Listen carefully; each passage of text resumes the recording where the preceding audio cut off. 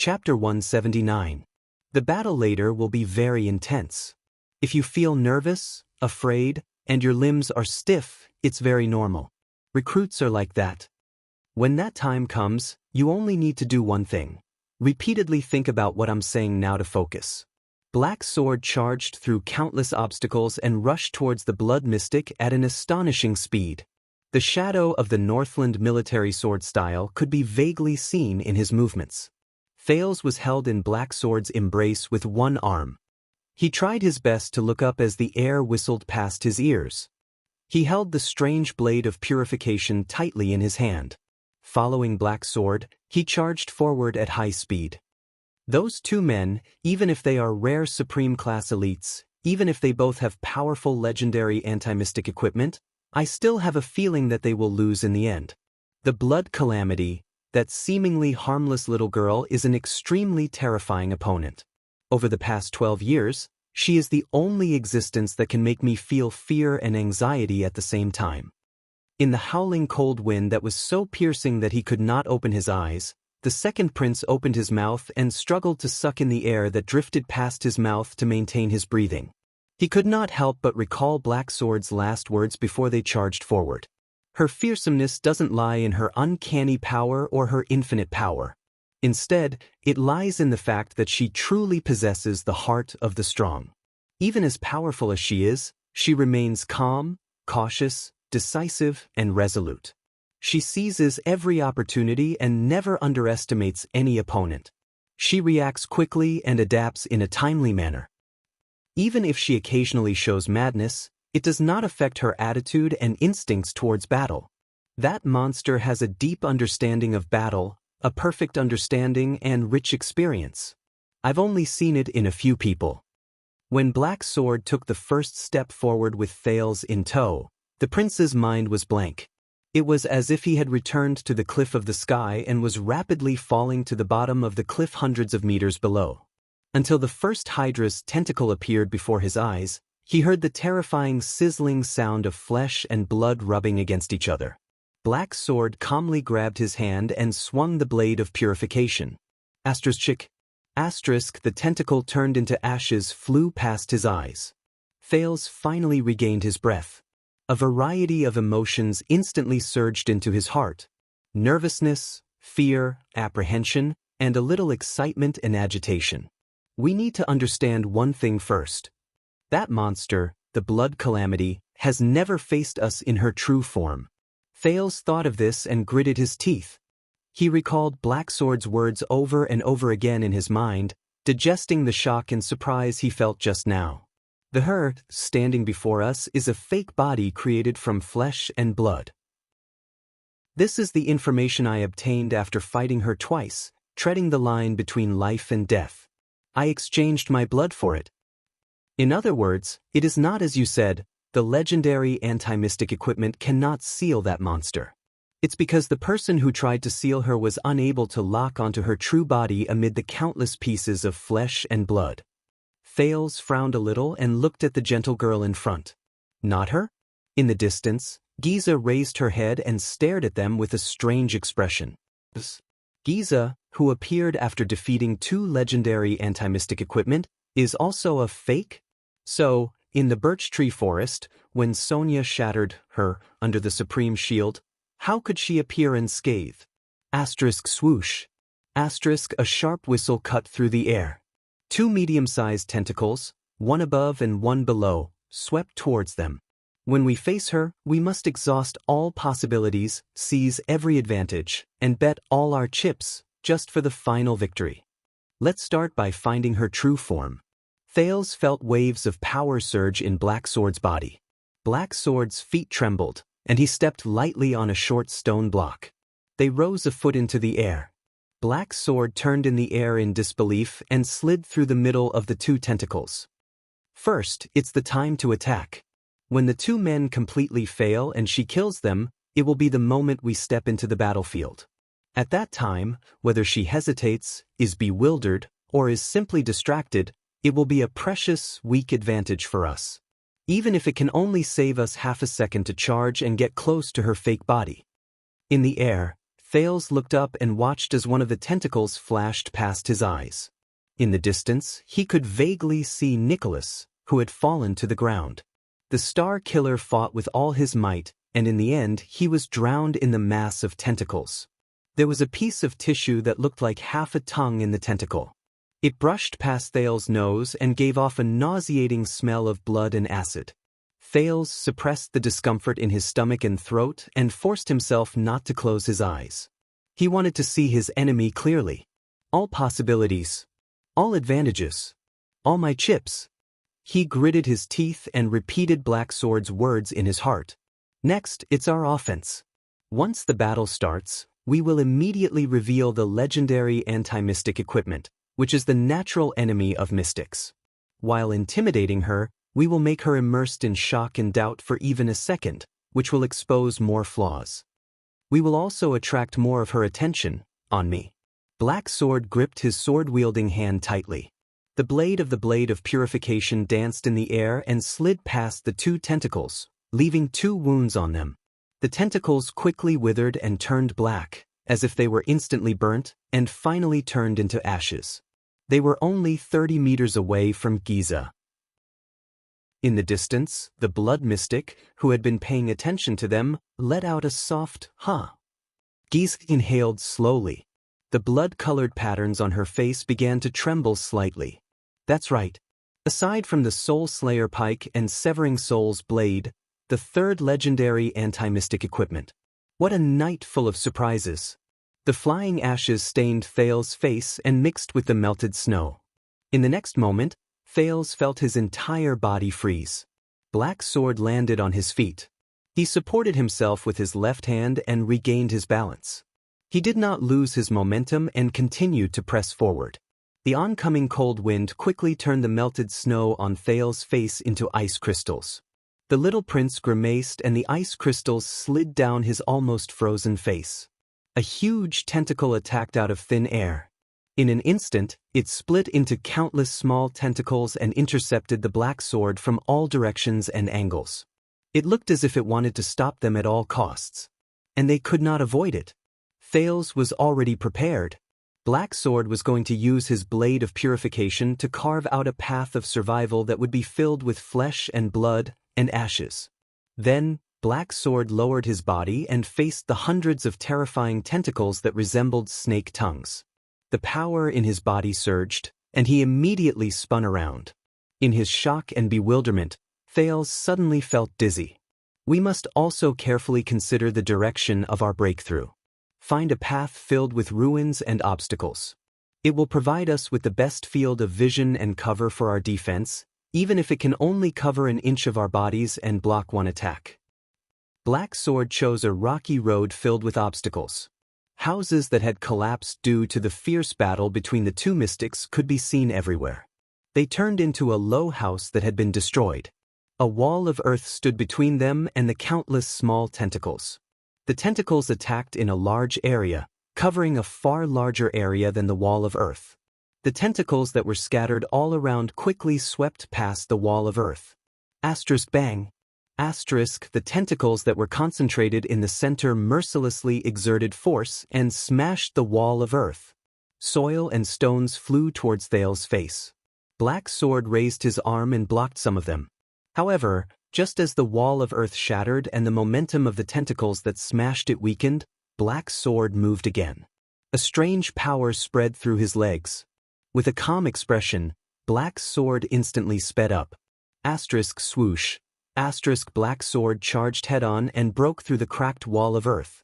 He squeezed into the weakest gap, allowing the flying soil and stones to graze the other parts of his body, leaving behind countless bloody marks. Thales shut his eyes tightly, feeling the dust and soil graze his face.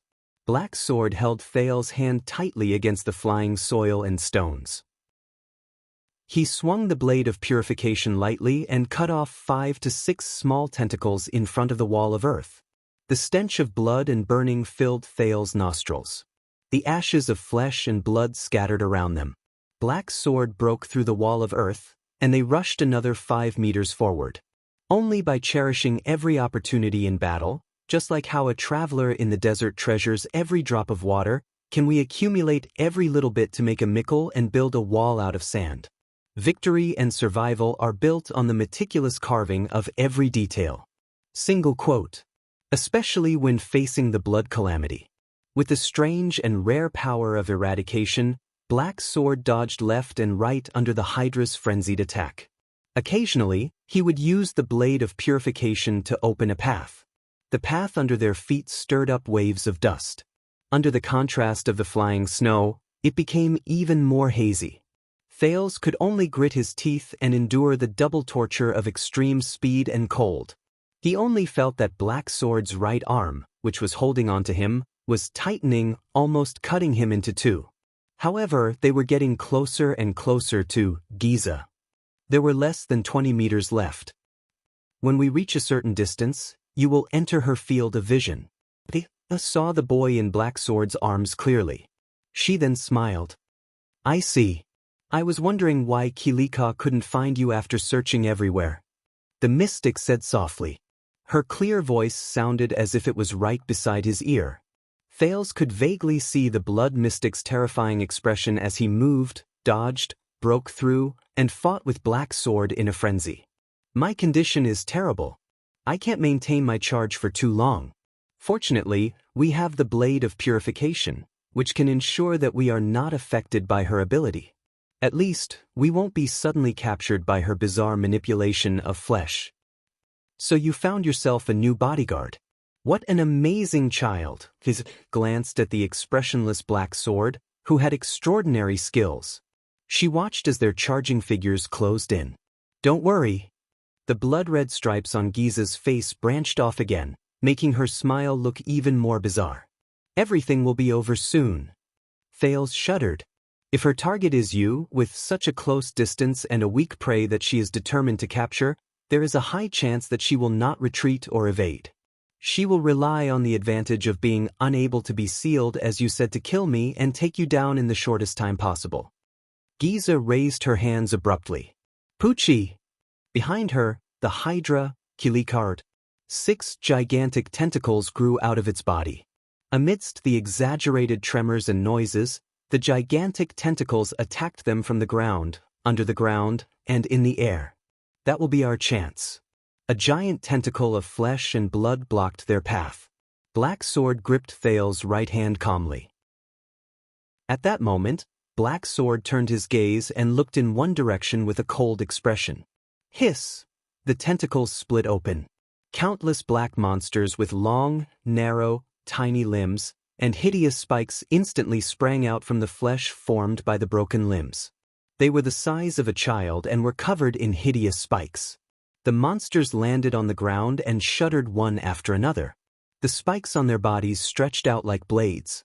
Her true body should be hidden in those disgusting creatures made of flesh and blood. Underground, in the tentacles, in that huge monster, or in any other possible flesh and blood. Just like how water melts into the sea and trees are hidden in the forest. We need to find her true body among the countless piles of flesh and blood. Asterisk hiss. Asterisk like starving larvae, the monsters opened up an organ in their bodies and let out a terrifying hissing sound. In the next moment, the pitch-black monsters raised their heads and swung their limbs. Some of them ran, some jumped, some rolled, and some crawled. There were even a few monsters who spread their equally ugly black wings in the air. They swarmed towards Black Sword and Thales, covering the sky and the earth. They surrounded Black Sword and Thales in a densely packed manner. At that moment, the smiling Giza in front of them was obscured by these terrifying little things. Asterisk hiss. Hiss asterisk Thales shuddered. He looked at the horrifying scene in front of him and felt his skin crawl.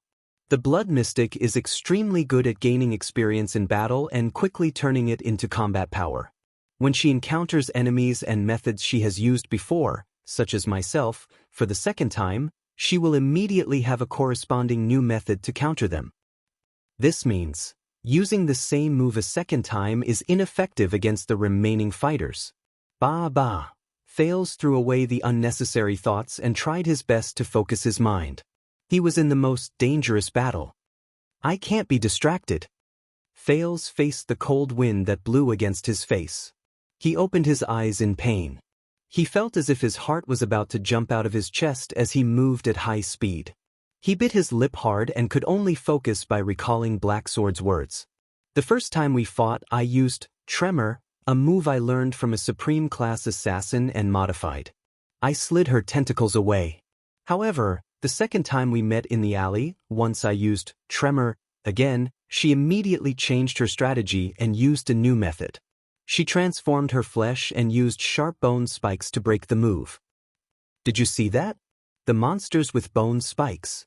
Black Sword's words traveled into Thales's ears intermittently amidst the sound of the wind. They exist to suppress my tremor. Thales sucked in a deep breath and focused his gaze on the black monsters. They were hideous in shape, but when they were combined with their shocking numbers, Thales felt a chill run down his spine. That feeling was like a group of child-sized black locusts, tens of thousands of them, blotting out the sky and covering the earth as they pounced towards him. Without hesitation, Black Sword rushed towards the group of monsters in front of him, as if the danger before him was not life-threatening, but a beautiful dream. So, the second time we fought, I was suppressed by her in just a few seconds. I almost died in the hands of these little monsters. This time, Black Sword did not hold back. He did not use tricks or save energy. Thales felt Black Sword's body tremble beside him. A pulsation that seemed to have a substance surged from the depths of his body. He knew that this was the sin of Hell's River. It was the sin of Hell's River that belonged solely to Black Sword, and it was 10,000 times stronger, more skillful, and more effective than Thales' own power. The chill that surrounded the surface of his body seemed to have a substance that seeped into Thales' heart, causing him to tremble. Thales felt that the man beside him had become different. Black Sword's expression became solemn and gloomy. His faintly discernible aura began to become fierce and violent, and the muscles on his body began to swell. Black Sword's pupils, which were already firm and fierce, slowly widened as more and more light entered his eyes. At that moment, Black Sword was like a fierce beast that slowly opened its eyes and bared its claws and teeth. Finally, the first pitch-black monster attacked from the air. It was only a foot away from Black Sword's head. The bone spikes on its body trembled slightly and seemed to have become sharper. Behind it were countless ferocious and terrifying monsters of the same species. Amidst their roars, they swarmed towards Black Sword from all directions. Compared to them, the size of the blade of purification seemed insignificant. At that time, I had no choice but to use instant death in the midst of those monsters. I extinguished all signs of life to avoid her senses and snatched my life back. I think, when we meet for the third time later, she will immediately have a way to counter instant death. Kiss. The spider-like monsters surged towards Black Sword like a huge, pitch-black wave. They wanted to capsize this powerless boat in an instant. Thales sucked in a sharp breath and held it tightly. He clamped his left arm, which was trembling unconsciously, under his armpit. No matter who the man beside him was at this point, he could only trust Black Sword. Trust him. But at that moment, when she transformed her tentacles into countless bone spikes, I sensed, in the next moment, Black Sword let out a low growl as he faced the boundless wave formed by the pitch-black monsters. He pressed Thales into his arms with his four limbs and held the blade of purification tightly in front of his chest. Just before the first monster pierced its bone spikes into Black Sword's head, Black Sword instantly restrained his entire body. Then, he tilted and fell forward, towards the monsters. He was like a small boat that was capsized in a huge wave. In an instant, Thales felt everything around him spin. The countless pitch-black monsters that belonged to the mystics also began to spin in his field of vision. They were getting closer and closer. Thales was also getting more and more dizzy. Then, a wave that belonged to him surged into Thales' brain in a timely manner and calmed his dizziness. I sensed a vigorous wave coming from a certain direction in the flesh she hid underground. Black Sword's body had long since shrunk into the shape of a ball. He rolled towards the aggressive pitch-black monsters with ferocious bone spikes. They continued to roll forward. In my senses, that wave is extremely obvious. It's almost impossible to hide. Black Sword's right elbow hit the ground hard. Asterisk thud. Asterisk it landed on a low stone block. I believe that's her true form. I'm sure. In the next moment, Thales felt Black Sword's right arm, which was wrapped around him, vibrate intensely. Asterisk bang. Asterisk a muffled cracking sound came from the ground. It sounded like an explosion in a stew pot. Then, the stone block shattered in an instant. A huge slab of stone strangely rose from the ground. The moment the stone slab flew into the air, Black Sword's tumbling body suddenly stopped. Thales felt nauseous. He saw stars and was about to vomit. Black Sword then stomped his feet on the ground. Using inertia, he formed a sharp angle with the ground and charged forward at an accelerated angle. Black Sword used his muscular right arm to block the huge stone slab. In an instant, it was right in front of Black Sword, and he pushed it forward. This reduced Black Sword's speed. However, it provided him with protection. This is our biggest bargaining chip, the ability to lock onto the monster's true form. However, that momentary sense can only give me a rough direction. If we attack recklessly, she will only notice it in advance and evade it. So, what we need to do next is to endure her attacks and charge a certain distance away. Then, we can force out that abnormal wave of hers for the second time. This way, the place where the two straight lines intersect in two directions will be where her true form is. In that second, Black Sword pushed against the thick stone slab and charged into the group of monsters. Everything around them darkened. The monsters that filled the sky and the ground blocked their entire vision. Asterisk hiss. Asterisk countless hisses filled Thales' ears, making him agitated and flustered. Will they succeed? I guess? The first monster's spike went straight for Black Sword's cheek. Black Sword lowered his head slightly and hid his face behind the stone slab. Asterisk shing. Asterisk the monster's bone spike pierced the stone slab and created bright sparks. However, it could not even scratch a hair on Black Sword's body. It could only watch as Black Sword rushed past its side. The second monster extended a barbed bone spike and slashed at Black Sword's abdomen, where Thales was. Thales watched the bone spike get closer and listened to the hissing in his ears. His mind was blank.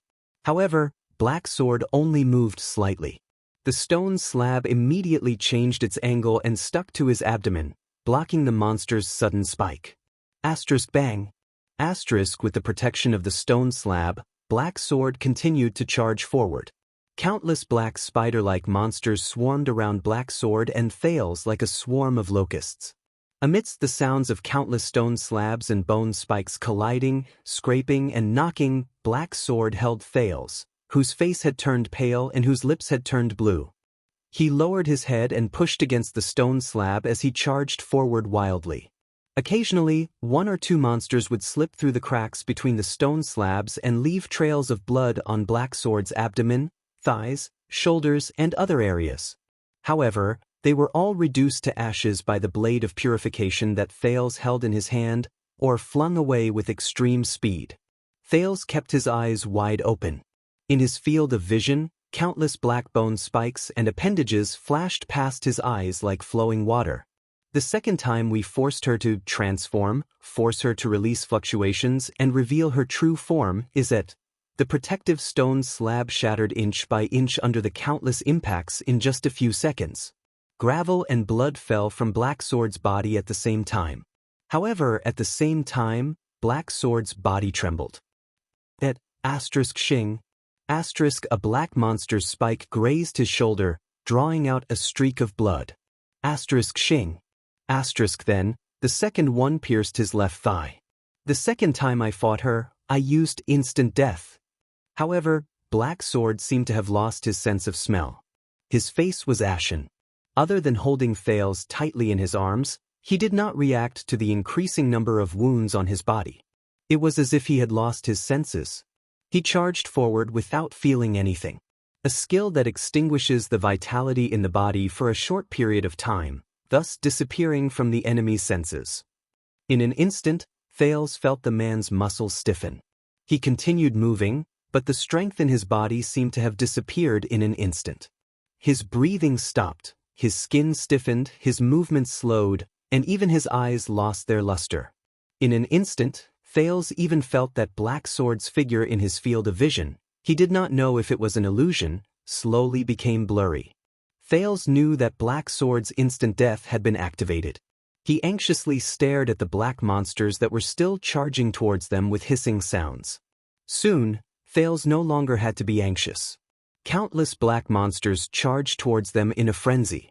However, like headless flies, they surged past them.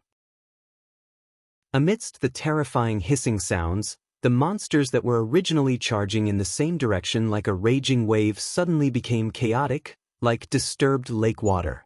Almost every monster froze on the spot and trembled madly.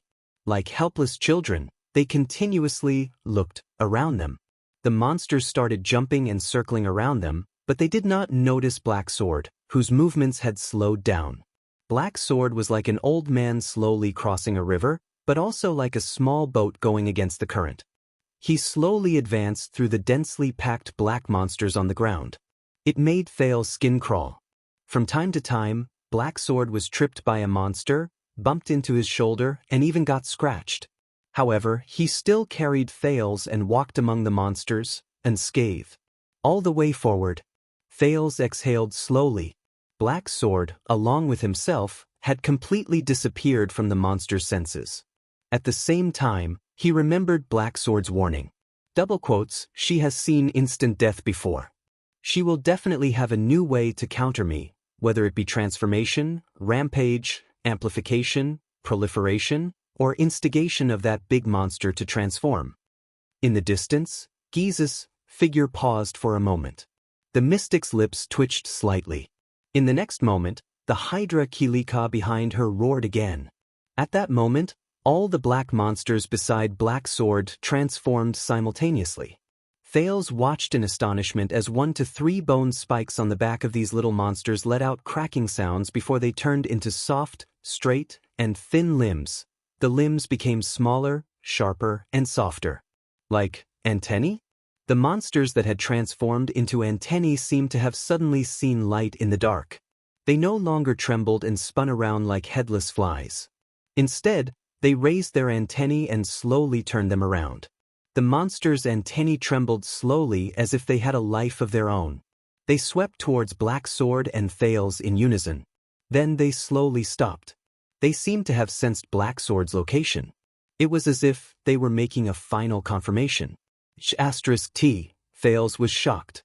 As expected, even though it had only been 15 minutes since their last fight, Giza had already prepared a way to counter instant death. And it seems to be quite effective?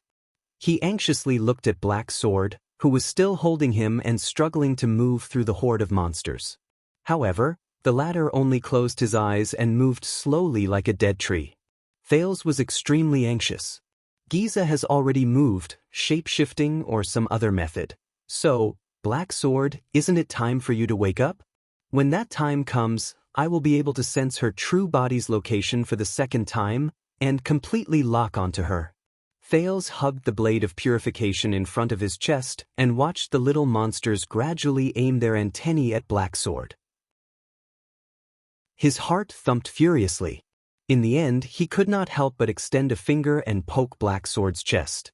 But this time, it was as if he had poked a hornet's nest. In an instant, all the black monsters seemed to have suddenly awakened from their slumber. They carried trembling antennae on their backs and ferocious bone spikes. Once again, they let out a terrifying hiss and stomped their hind legs together. They pounced towards Black Sword and Thales. Asterisk at that moment, Thales had goosebumps all over his body. But it was also at that moment, Black Sword, who looked like an old man with 1 foot in the grave, suddenly moved. As if it was the first breath of air he had taken since he was born, Black Sword took a deep breath. Then his entire body trembled as if he had just woken up from a nightmare. Chapter 180. Black Sword, who had just woken up from instant death, calmly looked around at the countless monsters that were pouncing on them. In a fraction of a second, Black Sword suddenly let go of Thales and crouched down. His right arm stretched heavily towards his feet and into the ruins of a pile of wooden planks. The next moment, Black Sword abruptly raised his right arm from the ruins. The worn-out wooden planks fell. Black Sword grabbed a strange black sword that Thales was very familiar with. It was the weapon that the blood mystic had seized in the battle just now. "How did you find this?" Thales was shocked. He suddenly realized that they were in the alleyway from before. However, the surrounding buildings had been flattened by the mystic's battle. There was no time for them to discuss. In the next moment, Black Sword grabbed his own weapon. Facing the encirclement that had no blind spots, he suddenly turned around and swung his sword. Just like when they were on the cliff of the sky, Black Sword was like a dancer as he spun around twice in an instant. Thales only felt his vision blur. The sounds of metal clashing entered his ears in an endless stream. The dozens of black monsters that were the first to pounce on them were sent flying backwards in the air. They fell into the midst of their comrades. "Didn't I tell you just now? You must have a clear sense of the environment, and," Black Sword said coldly, "make sure you have the most suitable weapon in your hand, the first rule of the battlefield." And Thales looked at him anxiously. Black Sword lowered his head and gave Thales a deep look. "Found it," the ordinary-looking man said concisely. He raised his head and looked in another direction. Thales shuddered violently. "You mean?" The second wave of monsters pounced on them in a densely packed manner. Before Thales could react, Black Sword extended his injured and weak left arm without hesitation and grabbed the back of Thales' neck with a trembling hand. Then, he charged in a direction that was far from where he rushed out recklessly. As Thales screamed, his expression froze in the distance. "What? That direction?" In that instant, the pitch-black monsters beside Black Sword no longer maintained their coordinated wavy attack rhythm. Instead, they swarmed toward Black Sword as if they had gone mad. From time to time, monsters would collide with their own kind, but they would still crawl up from the ground and charge at Black Sword at all costs. Just to stop them. This time, Black Sword's charge was especially fast and unstoppable. He was also determined to pay any price. Black Sword dodged most of the obstacles in his way as he spun rapidly. He swung his strange sword repeatedly and knocked away other obstacles. Even when he was occasionally injured by the monster's attacks and left a long trail of blood behind him, Black Sword did not stop. He continued to charge forward without a care. A second later, the blood-red stripes on Giza's face rose at an unprecedented speed. Behind him, Kilika also began to thrash about madly. Disregarding everything else, it extended its giant tentacles towards Black Sword. Soon, more and more tentacles, as though they had gone mad, swam over from nearby or afar, above or below ground, and joined the ranks of those who surrounded them. Giza's expression quickly changed again. Because this time, Thales closed his eyes and thrust the blade of purification in front of him. Black Sword waved his strange sword with one hand, pushing away most of the obstacles and forcing them to retreat. With his other hand, he grabbed Thales and used his legendary anti-mystic equipment to deal with the obstacles that could not be avoided. The blade followed Black Sword's charge and moved forward. It turned the pitch-black monsters into ashes. It turned the intercepting tentacles into ashes. It would turn all the blood mystic's toys and flesh into ashes. Soon, Black Sword rushed out of the pitch-black monster's encirclement. Behind him, he left behind a trail of ashes and creatures made of flesh and blood that chased after him in a frenzy. Thales opened his eyes as he breathed rapidly. He lowered the blade of purification slightly. They charged towards a gigantic dark red tentacle. The strange thing was that this tentacle did not act like its kind and stop Black Sword at all costs. Instead, it slithered forward and kept retreating. Thales furrowed his brows. "It's like it's afraid?" As he watched the tentacle flee for its life, Thales understood what was going on. He gritted his teeth lightly. They found Giza's greatest weakness. Her true form. However, in the next moment, the situation changed again. A limping figure appeared on the path in front of Black Sword. Black Sword's pupils froze.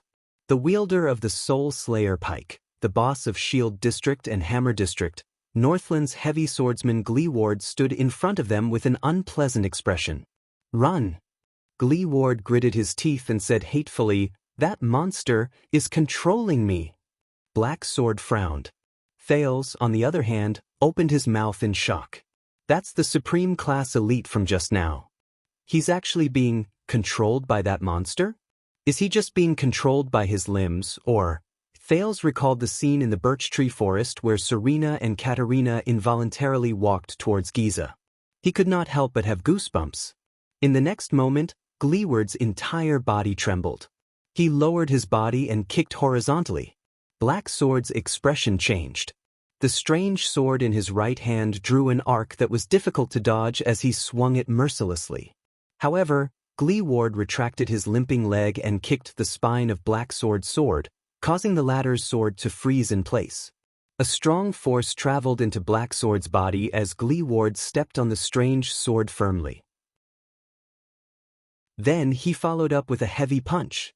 Black Sword had no choice but to put Thales down. He swung his weak left arm and withstood Gleeward's heavy punch. Behind them, the monster and the tentacles that were chasing them were getting closer and closer. I am a heavy swordsman. The instinct that is carved into my bones is to intercept and kill. Gleeward and Black Sword were in a stalemate. He said angrily, "And after I reached supreme class, you better run, don't let her have her way." Black Sword trembled as he withstood Gleeward's attack. Sensing his opponent's great strength, a solemn expression appeared on his face. He looked at the enemies who were chasing them from afar and his breathing grew heavier. Humans controlled by the Calamity's ability? If I use the legendary anti-mystic equipment, I should be able to undo it? Black Sword took a deep breath and glanced at the pursuers, who were about to arrive behind him. Then, he looked at the giant tentacle that was fleeing further and further away. He sighed. It's too late. In the next second, their figures intersected and they let go of each other. Thales felt a chill in his heart. Black Sword's words rang in his mind again. The most ideal situation would be for me to break away from instant death as soon as I find her true body. Then, I'll bring you to attack her vitals and seal her true body before she can react and escape. But as I said before, the Blood Calamity is an expert in combat. She has an endless stream of strange tricks up her sleeves. Besides, I'm far from being in my best condition. Hence, there will definitely be accidents in my plan. We have to minimize these accidents as much as possible. For example, consciously gather these accidents at the places we want them to happen. For example, me. Thales' heart rate increased without him realizing it. In that instant, Black Sword had already exchanged several blows with the empty-handed Gleeward. The unarmed Gleeward had the flesh and blood granted to him by the mystic. He fought with his life on the line, and with his combat instincts, he actually managed to suppress the injured Black Sword to the point that he was in a dire situation. She doesn't know that you're the user of the legendary anti-mystic equipment. She'll focus all her attention on me. So, once an accident happens, once I'm held back by the Blood Calamity and can't, you, little one, you're our final trump card. When I'm held back, restrained, suppressed, or even directly killed, you have to take over my role. Take the blade of purification and continue with my unfinished goal. Thales took a deep breath and heard Black Sword suddenly speak. I'm counting on you, little one. The next moment, Thales felt his collar tighten. Wait! Thales was so shocked that he could only spit out one word. Then the scene before his eyes instantly changed. It was only when the whistling sound of wind brushed past his ears that Thales suddenly realized that he had been thrown out by Black Sword once again. Thales could only hold the blade of purification tightly in his bosom. It fell towards the tentacle that might contain the blood mystic's true body. In that instant, the sin of Hell's river surged into Thales' brain, making him shudder. Everything around him slowed down again. Thales watched himself float in the air and slowly descend towards the giant tentacle. Black Sword's words lingered in his ears. To ensure that nothing goes wrong, I hope that you can also do this. Use the sin of Hell's river and the blade of purification to identify and seal the Blood Calamity. I've said it before, the Sin of Hell's river is an omnipotent power of eradication. It can instantly increase or strengthen your agility, reflexes, explosiveness, speed, strength, perception, vision, willpower, nerves, thinking, recovery, endurance. Everything you can think of. Thales took a deep breath and felt the Sin of Hell's river fluctuate under his skin and blood vessels. He felt its waves of agitation. That's right. This is the feeling. Just like the time when he fell towards Katerina in the birch tree forest, the Sin of Hell's river gradually strengthened his sense of balance in the air. In the distance, Thales trembled as he saw Black Sword and Gleeward's figures being drowned in the tentacles and the group of pitch-black monsters. Precisely because of this, the Sin of Hell's river is often not easy to control. When you need to increase your agility, the Sin of Hell's river may give you the agility of an acrobatic boy, but it may also turn you into a Scud, a Hercules, and a Lookout at the same time. This involuntary dispersal of power will greatly reduce its efficiency and durability, as well as your ability to control it.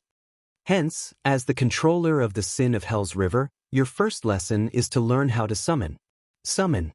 Unlike other powers of eradication, you need to consciously guide the Sin of Hell's river to focus on something you want to accomplish. Don't treat it as a tool. Instead, treat it as a companion that you can talk to. Tell it as the master of life, what do you want?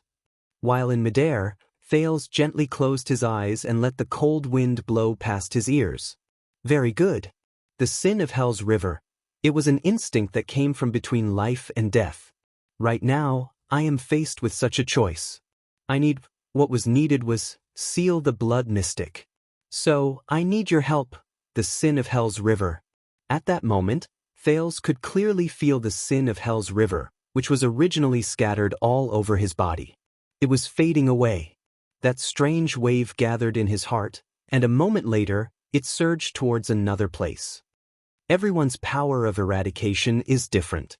How far you can go with the Sin of Hell's river depends on your own exploration. Tremor and instant death are the moves I completed while I was exploring. Everyone's power of eradication is different. Here, I will teach you my own experience and understanding of the Sin of Hell's river. It is an extremely effective use. Perception. The perception I obtained from the Sin of Hell's river originates from vibrations and waves. I named it feedback. Even the slightest breath will cause vibrations in the air, and they will be transmitted to the ground, walls, and even the pulsations in the human body.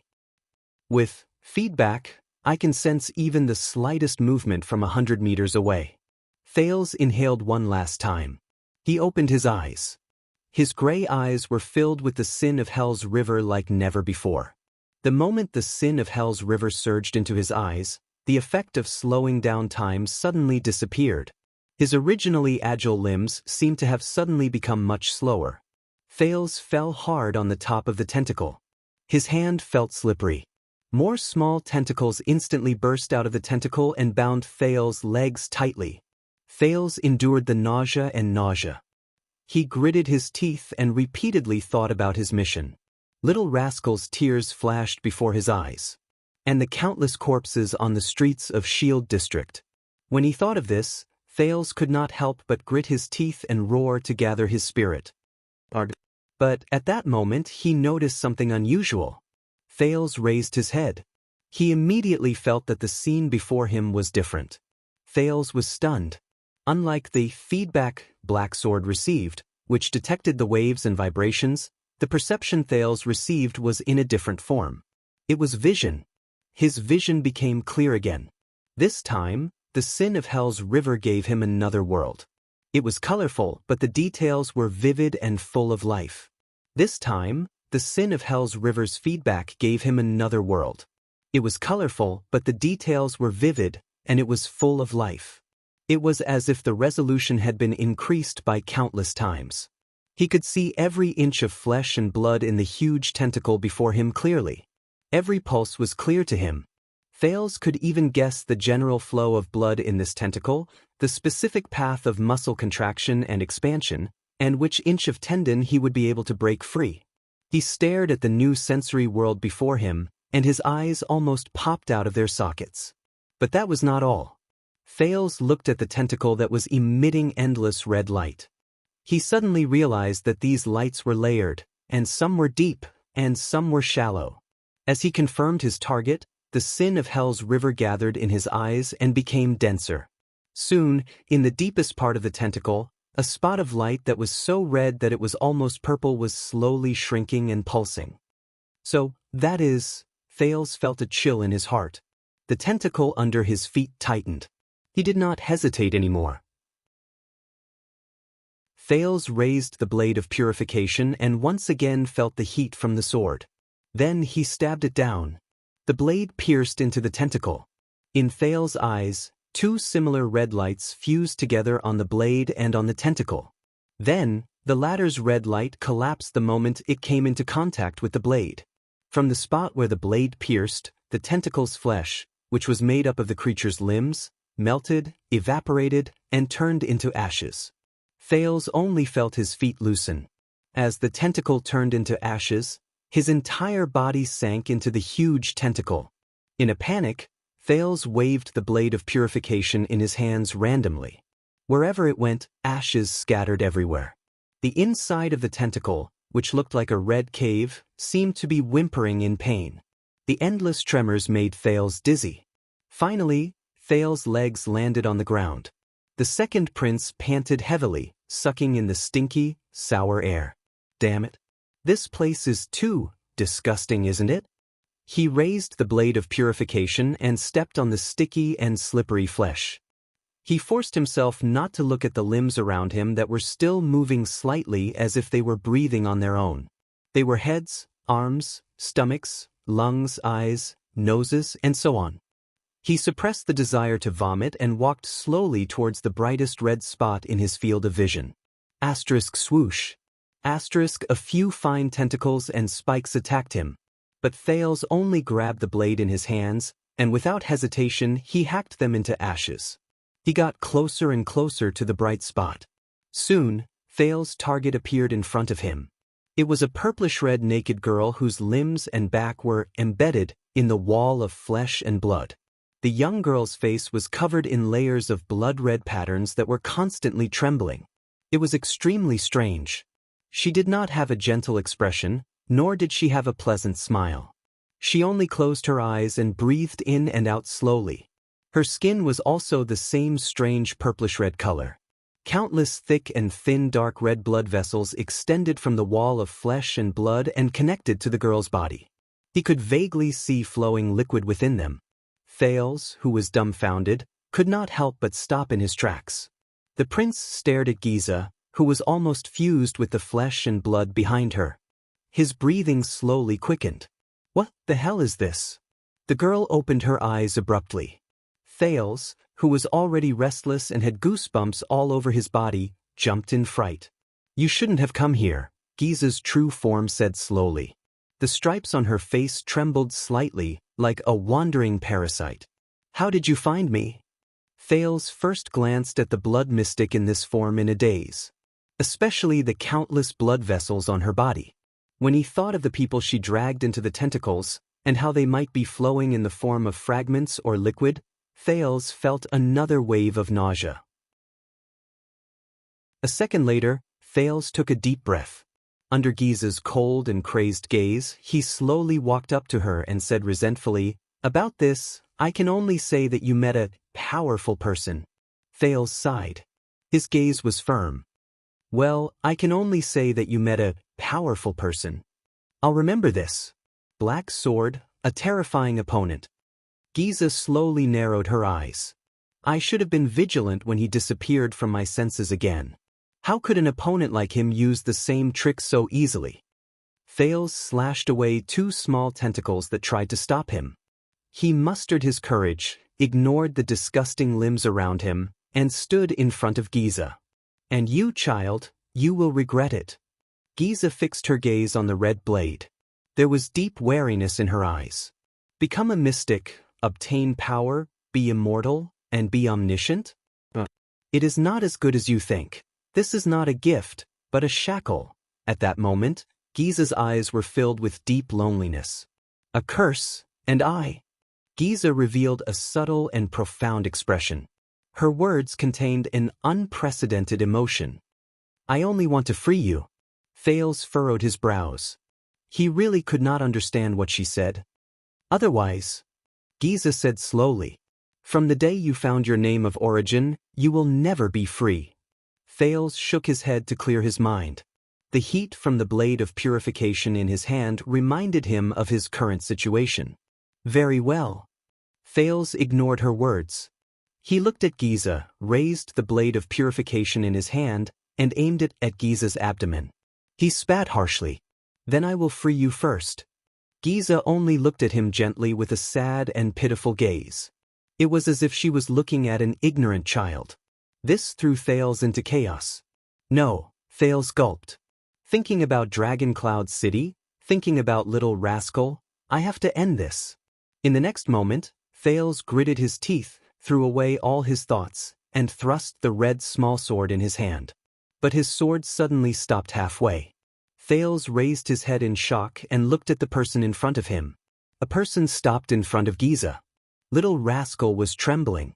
Her eyes were wide open, her arms wide, and she used her throat to block the blade of purification.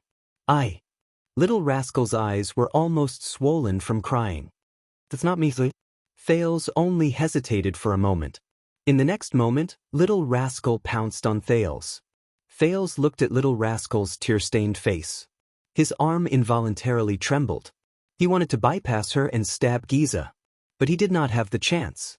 Thales only felt a violent tremor under his feet. This is? Following that, layers upon layers of tremors continuously attacked from beneath his feet. The moment panic rose in his heart, Little Rascal, who could not stand steadily, pounced on him. Both of them slid on the ground, made of flesh and blood. No, in the chaos, Little Rascal was on top of him. Trembling, she slapped the blade of purification in Thales' hand. Thales turned pale with fright. No. Slap. Thales felt a chill in his heart. The red smallsword in his hand left his palm. It fell into another corner made of flesh and blood. It brought up countless ashes. Then, the blade of purification that had left his palm gradually dimmed. It could no longer be of use. In that second, Thales' mind went blank. Purification, blade of purification. Amidst Giza's maniacal laughter, the flesh on the tentacle squirmed and swallowed the blade of purification, which had lost its effectiveness. It disappeared without a trace. This is a move I learned from Black Sword. The blood mystic on the wall smiled coquettishly again. Unleash an extremely high-frequency tremor over a large area. If you can't even stand properly, how are you going to seal me? How do you feel? Thales' face was pale. He pushed Little Rascal, who had regained her freedom of movement. He stared in the direction where the blade of purification had fallen. However, apart from the red light formed by flesh and blood, there was nothing else in front of him. The legendary anti-mystic equipment. The only thing he could rely on when he faced the mystic? Lost it? No. I don't have a chance anymore. Thales' heart was dead. He turned his head in a daze and looked at Giza. I failed? Beside him, Little Rascal hugged him tightly and kept sobbing. Giza inhaled slowly and narrowed her eyes. Two tentacles extended from the inner wall of flesh. As Little Rascal screamed, they wrapped around Thales' arms and legs and pulled him up. Thales struggled with all his might, but like an insect caught in a spider's web, his efforts were futile. More tentacles grew from the inner wall.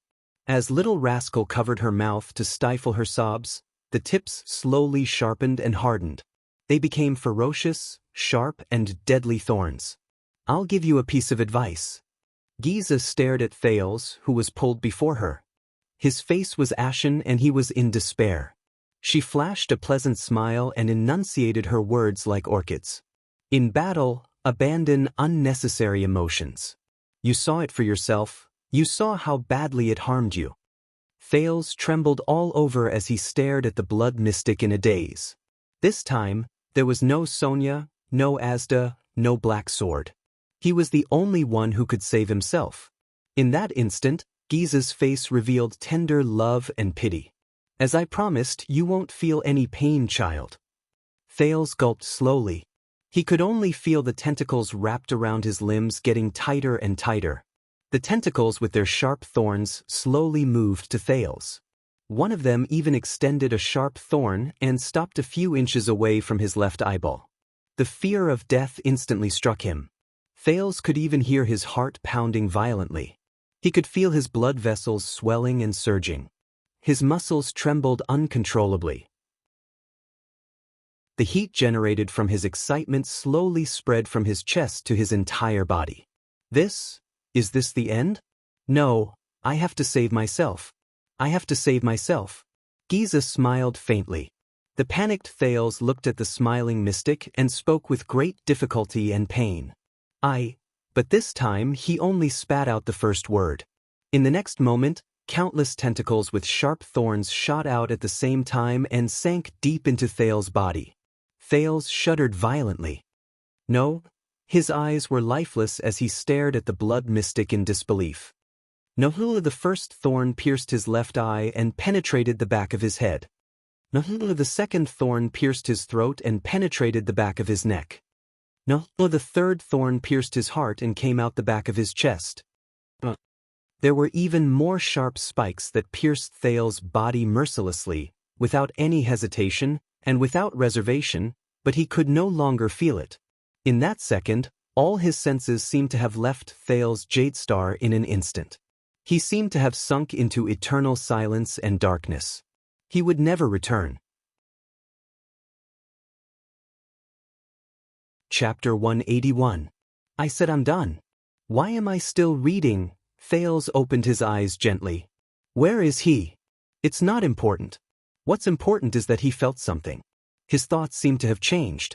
They seemed to have become unorganized, like the gurgling water behind a veil. He seems to be indifferent to everything? How could this be? Thales vaguely knew his own situation, but he did not want to change this feeling. This is good, isn't it? It's like I've entered another realm. Thales looked up. In front of him was a gray, round grain? Yes, Thales saw a gray stone grain. No, it was not one. It was one of the countless stone grains embedded in it. Amazing! These stones were so far away from each other that no matter how much time passed, they would not be able to get closer to each other by even an inch. But they were so close. They were closer to each other than most of the existences in the world. They were so close that they were almost connected. For thousands of years, tens of thousands of years, or even hundreds of thousands of years later, they maintained this distance between them. Sometimes they were as far as the heavens, and sometimes they were so close that they were almost face to face. What a magical world, isn't it? There's such an interesting and vivid relationship between two solidified stone grains. What about all the other existences in this world? Do they also have such an interesting relationship? Definitely. Why didn't I notice this before? Didn't I notice the wonders of this world? Maybe I was too stupid before. Thales thought calmly and without a ripple in his heart. He slowly lifted his gaze. The stone grains were getting further away from him, or maybe closer. That was still not important. What was important was that the distance between him and these stone grains was changing. And at every moment when this distance changed, they also became different from each other. The stone grains were him, and he was the stone grains. It was the same. He continued to look up. So that's how it is. Thales suddenly understood. These stone grains formed the surface of a floor tile. A rough, uneven, and uneven surface. What a wonderful combination. They were just stone grains, but because of the special distance and position between them, they became another kind of existence. An existence called the surface of a floor tile. Just like humans, when distance and position were lost, each individual was an independent person. But when they increased or decreased the distance between them, changed their positions, and stood together, at the same time, they stood in the same dimension, in the same region, and in the same society. They became different existences. An existence known as the crowd. Wait a minute, a small voice told him in Thales' senses. Maybe it's the other way around. It's precisely because of their existence that the location and distance are determined. How did he know all this? Forget it, it's not important. The important thing is, it's fun. Let's see more. Thales saw it. It was a grayish-black octagonal floor tile, and it was connected to countless other floor tiles of the same shape. Are these tiles made by people? That was why the distance between the floor tiles was so uneven. Or perhaps, the person who put them together thought that they were very even? Because they could not perceive the beauty of uniformity? The beauty of balance? Or perhaps, this was what they meant by evenness. That's right, if you zoom in a little further, wouldn't these tiles be a very even floor? Thales raised his gaze to the highest point. He knew that it was daytime. This was because the existence known as day was defined by the position of the ground and the sun. The sun had already passed its zenith, forming a beautiful angle with the ground. In front of him was an exotic house. The four corners of the strange, flaky eaves curled up. The door was made of heavy, sunken wood, and the windows were made of glass and crystal drops. There were also black-haired and black-eyed humans dressed in flowing robes moving in and out of the gorgeous house from time to time. Without exception, they all looked nervous. Why are they nervous? Thales' thoughts moved a little. He knew why.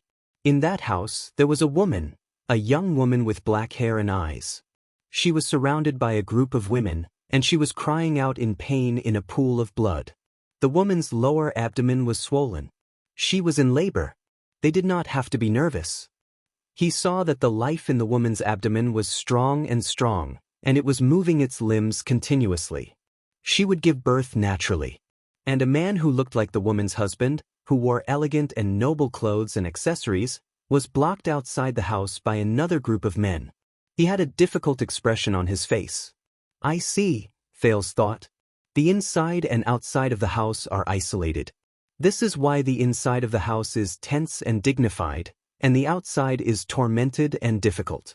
What a pity, if only they could see each other's situation, even if only they could see the girl in the woman's abdomen, would they not have to be nervous, worried, afraid, and tormented? Soon, the woman's screams stopped, and her abdomen slowly flattened. And with a weak wail, a baby girl covered in blood was carried out. The man outside the house got the news.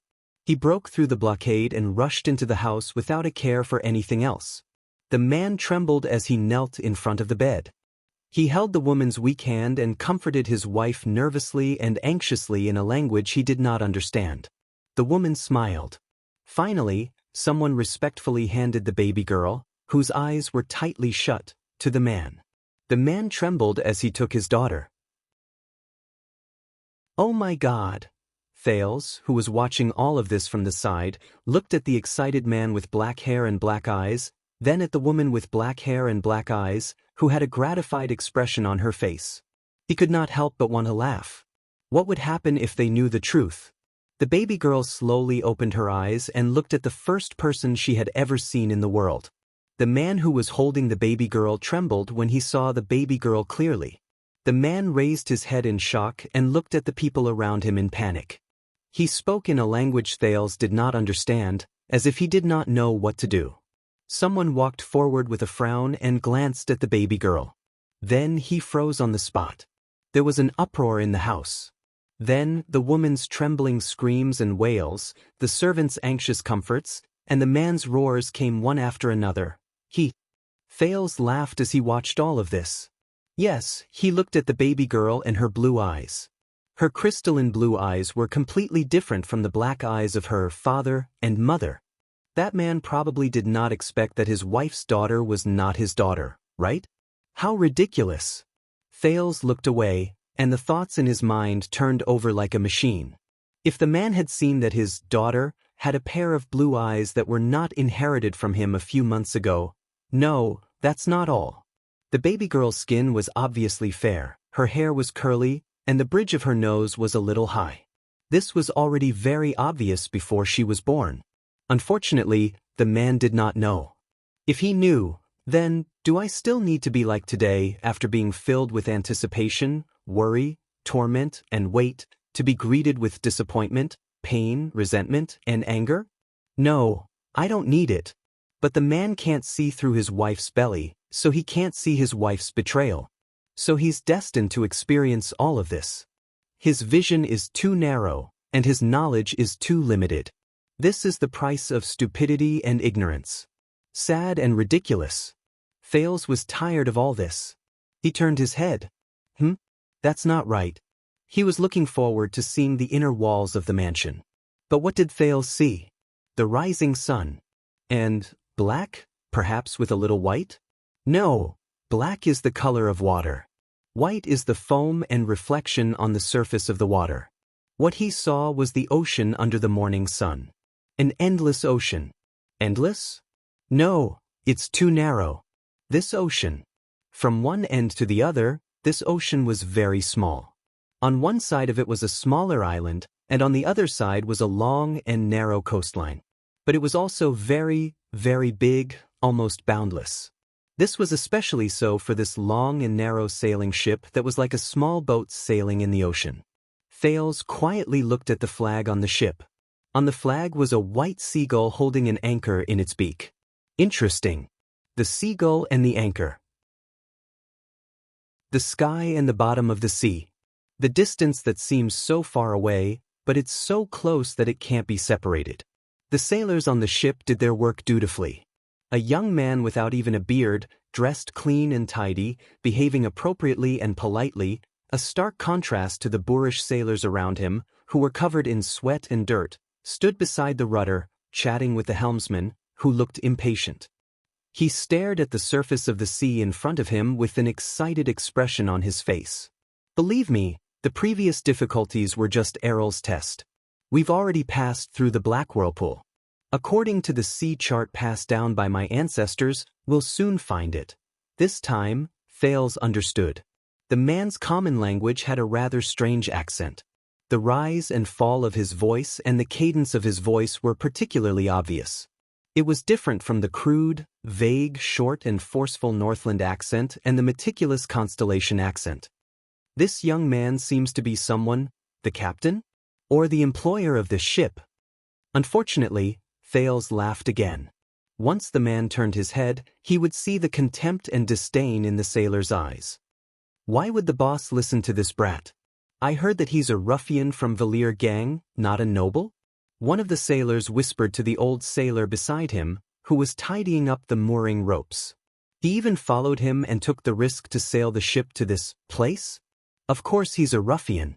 It's just that a few generations ago, his ancestor was elected to one of the 36 seats. The latter glared fiercely at the young man. He owes the boss a huge debt.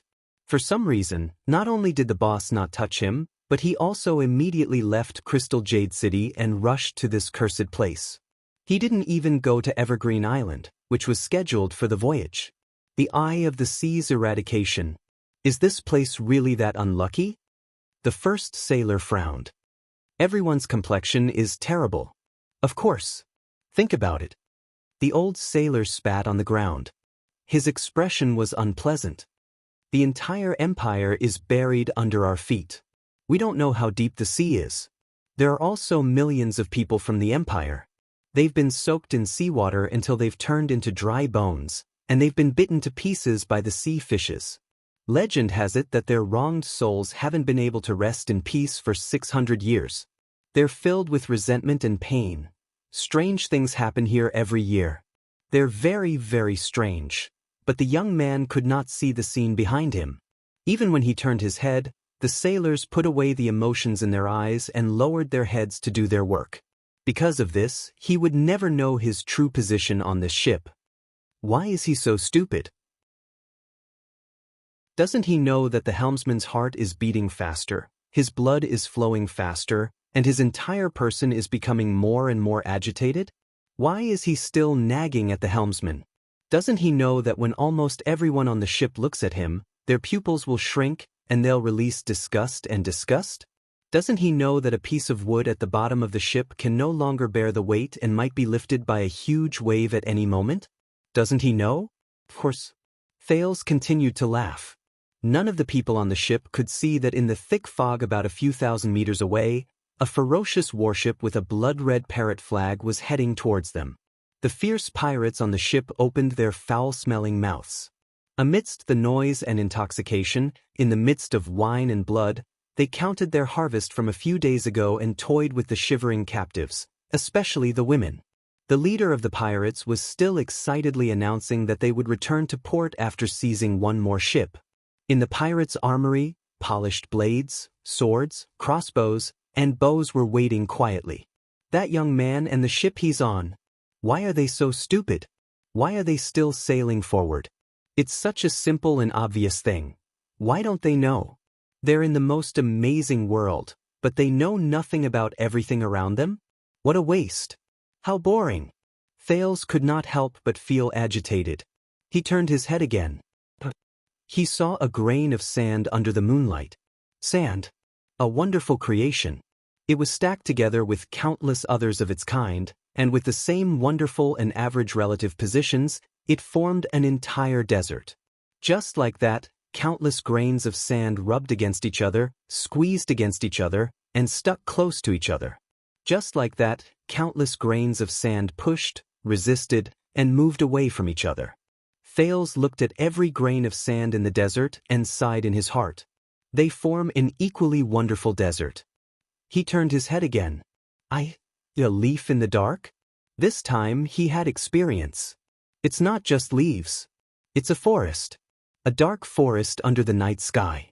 Pairs of fluorescent eyes could be vaguely seen in the forest. They were the eyes of countless animals that were either hunting or being hunted. But they're still too pitiful. Thales sneered in his heart. A badger happily dug an ant's nest next to the wet soil. There was a huge beetle in the nest, which made the hungry badger overjoyed. Unfortunately, it did not know that hundreds of meters away, its companion, who had a night of pleasure with it, had already become prey in the mouth of a lone wolf. And an old lone wolf, who had hunted a badger and was excited about its dinner, did not know that a wolf of its kind, who had been in the same pack as it, was being hunted down by a forest panther from a branch under another tree. The panther also did not know that the offspring she gave birth to 6 years ago was dying under the hooves of an angry giant rhinoceros by the stream. The giant rhinoceros also did not know that in the upper reaches of the stream, a group of fully armed humans were excitedly skinning the remains of its cousin, keeping the bones and extracting the flesh. And this group of humans also did not know that in the dense forest behind them, countless eyes that flashed with a faint purple light were coldly staring at them, and in the dark, they silently drew their bows and arrows. These purple-eyed, sharp-eared creatures probably also did not know that in a sentry post in the forest several miles away, one of their kind was engaged in a life-and-death battle with another white-skinned, sharp-eared creature with a machete and a sword. At the last moment, his chest was pierced by a sword. The white-skinned, sharp-eared victor spat on the ground and left in disdain, leaving the purple-eyed corpse on the ground to slowly rot. Then, it was turned into food by a group of ants beside it. This group of ants had only migrated here a few days ago. Their faces were covered in dirt, and they were the losers of another war. Another powerful ant colony had chased them here. But perhaps they would be very happy to know that the group of old enemies who chased them out of their habitat had just brought back the carcass of an old beetle when they were killed by the claws of a mischievous badger. Thales watched quietly as the most complete food chain dominated everything in this place. These creatures don't know about all this? This is really interesting and sad. At this moment, Thales suddenly felt a strange heat flow. From his entire body. Wait, his entire body? Thales suddenly realized a problem. Where's my body? In the next moment, a strange feeling was transmitted to every one of his senses. Countless scenes flashed before his eyes at the same time, like rapidly flowing water curtains. Eves with different styles. A ship sailing under the sea. A quiet desert under the moon. A forest full of life. Thales watched everything without blinking. Interesting. Fun. Wonderful. More and more scenes flashed before his eyes. A glacier in a blizzard, a castle on a sea cliff, a warm wetland, a grassland under the setting sun, a vast plain at dusk, a fortress at night, the sea reflecting the moonlight. Soon, Thales felt that the world in front of him became clearer and clearer. It became stranger and stranger. He also became more and more excited and satisfied. Everything in the world was displayed in front of him. He saw and heard everything. He knew everything like the back of his hand. Not only that. He knew everything. It was as if he was standing in the place where everything happened. He was in everything. He was everything. Thales became happier and happier. He was enjoying this feeling. And he wanted more. More. He wanted to see more, know more, get more. The scenes in front of him flashed faster and faster. More and more urgent. The scenes became shorter and shorter. In the next moment, asterisk boom. Asterisk, it was as if thunder exploded in his ears. Thales only felt his vision go black. All the scenes no longer changed. Instead, they were fixed in front of him. It was as if he was watching countless movies at the same time. The movies showed everything in the world. It was as if he was standing in all corners of the world at the same time. It was more than that. It was more than that. Thales suddenly felt a heavy pressure on his senses. In the next second, all Thales could feel was a violent tremor. A dull sound reverberated in his consciousness. His consciousness seemed to have bumped into something. This sound was like someone knocking on the door. His consciousness swayed again. The third sound. Thales trembled slightly. After an unknown amount of time, Thales suddenly felt that everything around him moved in an instant. At that moment, it was as if a door had been pushed open. He entered a new world. In this new world, his senses were extremely clear. From the tiniest particles, the deepest underground, to the vast sea, the boundless sky, he not only saw everything in the world. At that moment, it was as if he was the world. But it was also at this moment that an accident happened. A tingling sensation that irritated his skin approached his consciousness. Thales trembled slightly. A faint doubt rose in his heart. What's wrong? His consciousness seemed to have suddenly risen into a silent and dark void. Almost at the same time he entered this void, Thales immediately sensed something strange. It was like instinct. It felt as if someone was spying on me. He did not know how he sensed it, but his instincts told him that there were a number of strange gazes behind the darkness of this void. Thales subconsciously raised his gaze, wanting to see through the darkness. However, the moment he thought about it, he sensed the existence closest to him without warning. It was a ball of light. A colorless ball of light. There was another violent collision.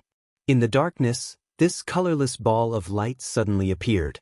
It gave him a vague feeling as if it was shrouded by clouds and fog, as if it could not be touched. Before he could react, the ball of light moved slightly. Soon after, a lifeless sentence reverberated in his ears. Rude.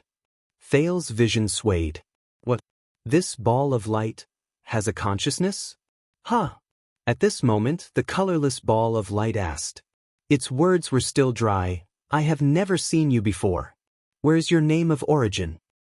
Name of origin? The first mystic covenant.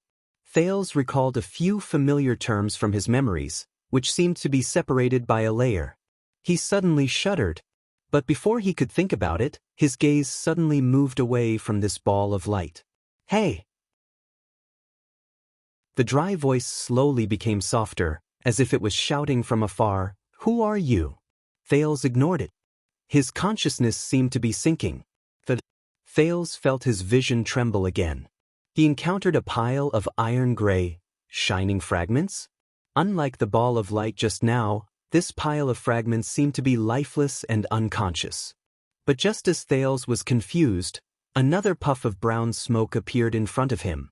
But this puff of smoke also gave him the same feeling as the iron-gray fragments. It seemed to lack vitality. It also did not know how to speak. Thales' heart stirred. The pile of fragments and the puff of smoke slowly left. There was another collision. Thales was already somewhat used to it. Soon, a green light appeared before him. But this time, this light was conscious. The green light had an ever-changing silhouette, from a circle to a rectangle, from an oval to a long strip. Aye! A gentle but rude voice came from the green light. Just like its owner, the voice floated around. Which idiot is it? Is his brain damaged? Knocking on the door? Boss Fruland?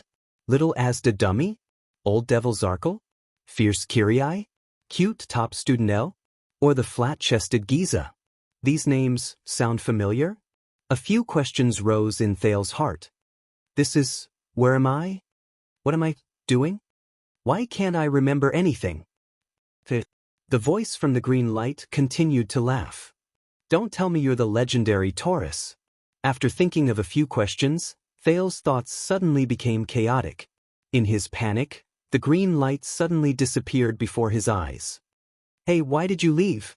You can't really be Taurus, right? The green light's voice came from afar. Don't be in such a hurry to leave. You're my idol. At least leave an autograph. Thales crashed into the door twice more. He encountered two strange, lifeless, and soundless existences. One was a silver wall of light, and the other was a golden cube. While Thales was at a loss, a faint purple light appeared before his eyes. The purple light flickered slightly, but it gave him a sharp and fierce feeling. He could not look at it directly, and its reaction was very simple. Get lost. It seemed to be a bad-tempered fellow. Get lost. The fierce voice continued to travel into his ears. Immediately after, the faint purple light disappeared. Thales was slightly taken aback. A question emerged in his mind as he drifted about. What's going on? The next second, thud. After another crash, Thales arrived in front of a glowing human silhouette. A human silhouette? It flashed with a familiar blue light.